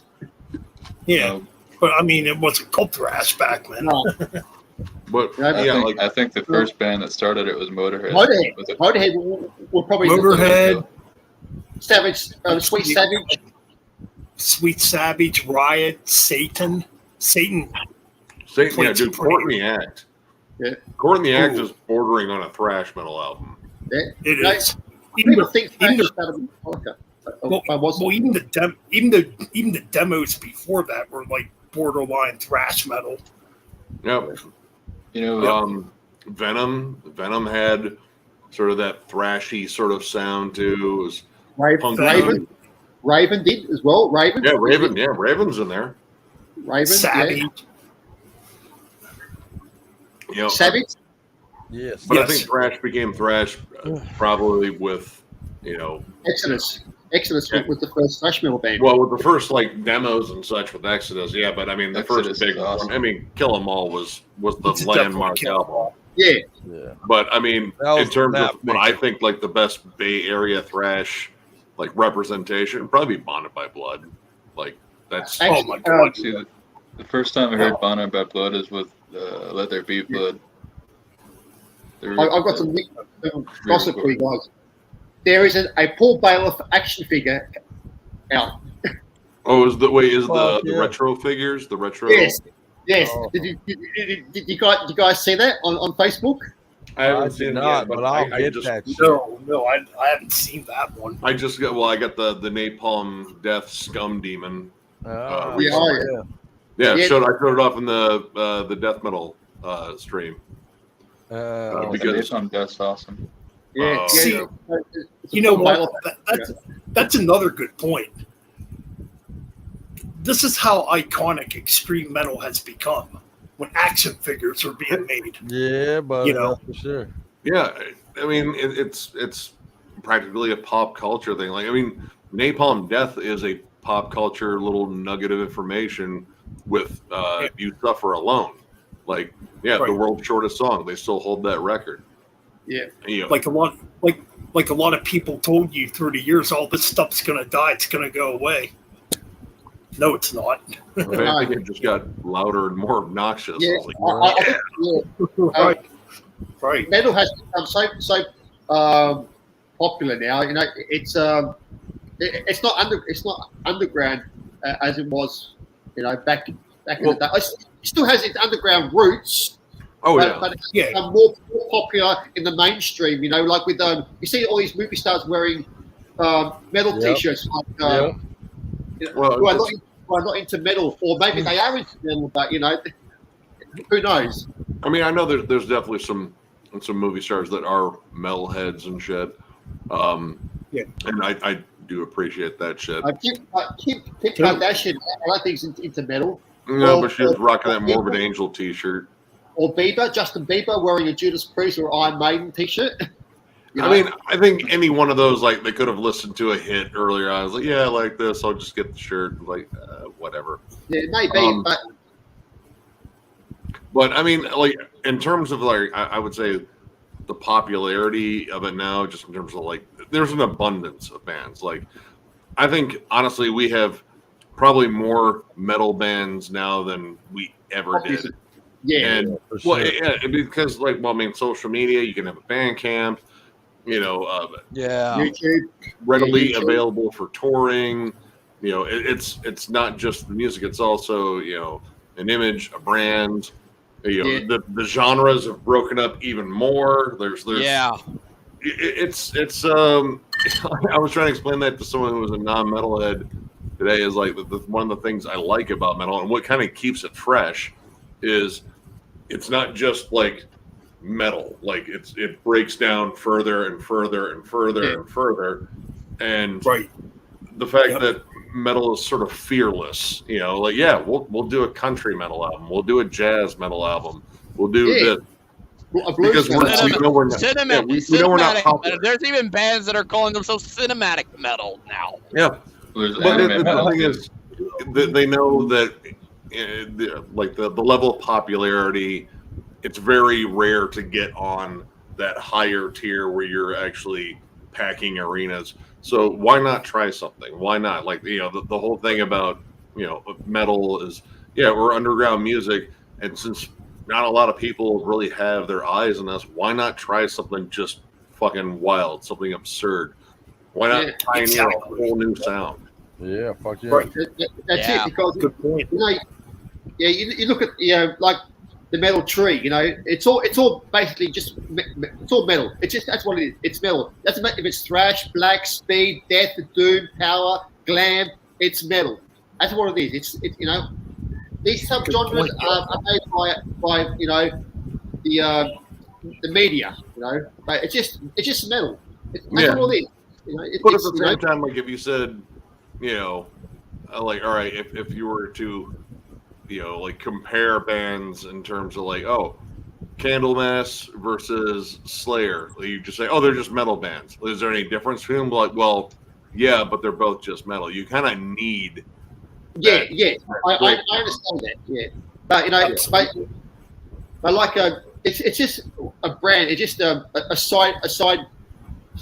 Yeah. You can just say that they're metal bands, but if you really want to get into it, it's like the style is different. more Yeah, about this. Or then you get the fusions too, with Death Doom, Black and Thrash. Yeah, buddy. A million of those. I like those. Like those, that sort of weird little crossover. Like let's see what elements you bring in from both sides and see how. Yeah, so do I. Like Black Thrash. I love that term because it's it fits it. Like Black and Speed, like Wraith. And Bewitcher and all those Black and Speed metal bands. Knife is pretty good. I love Knife. Actually, Knife it's a really good band. Yeah. Actually, Nick got me into that band. Night. Yeah, dude. They're coming out with a new album, I think. I pre-ordered it. That first one looked ass. Next month. Comes out next month on Napalm Records. Yep. But Dying Victims have a limited edition. I got the Dying Victims version. Yeah, you mentioned that label. It's also labels. Some labels, like you mentioned, Napalm Records, they got a shit ton of variety with them. I mean, for Christ's sake, they're the current label that has members of Creed. And then you also look and they have, who else would be there? They have an extreme band. I don't know who's. Bloodbath. Bloodbath. Yeah, exactly. There's Bloodbath. Yeah, you have it. So it's like, I think a big old melting pot. I subscribe to like so many different record labels for our YouTube just so we can follow them and see what they're releasing. And Napalm, like occasionally you catch the stuff like, all right, this is totally just for a European market where like it's a little bit like techno-y or it's like troll-oriented folk metal and power metal. Kind of like, this is a European demographic. And then they sign bands like, okay, this is definitely more for across. I just only realized that Evil is on Napalm Records. Yep. But you get someone like Evil, and then maybe a month or same month later, you get a Seven Dust album on the same label. It's like Seven Dust is on Napalm now. Yeah, Truth Killer is on the label. Signed. Yeah, they did just sign. And then you also will get bands like Skull Mold. Who else is on there? Oh, Angus McSix. It's that one band that has C for Morno and that one guy who was in Glory, the former ex-singer of Glory Hammer. Actually, I'm looking forward to the new Seven Dust. I've been a fan of that band for years. I mean, they kind of put up the same album. I'll give them that, but they're good at it. I love LeJean Witherspoon's vocals. That dude is one hell of a singer. Yeah. And they know how to write a hook. Yep. Never got Holy into cow, we're over 5 hours.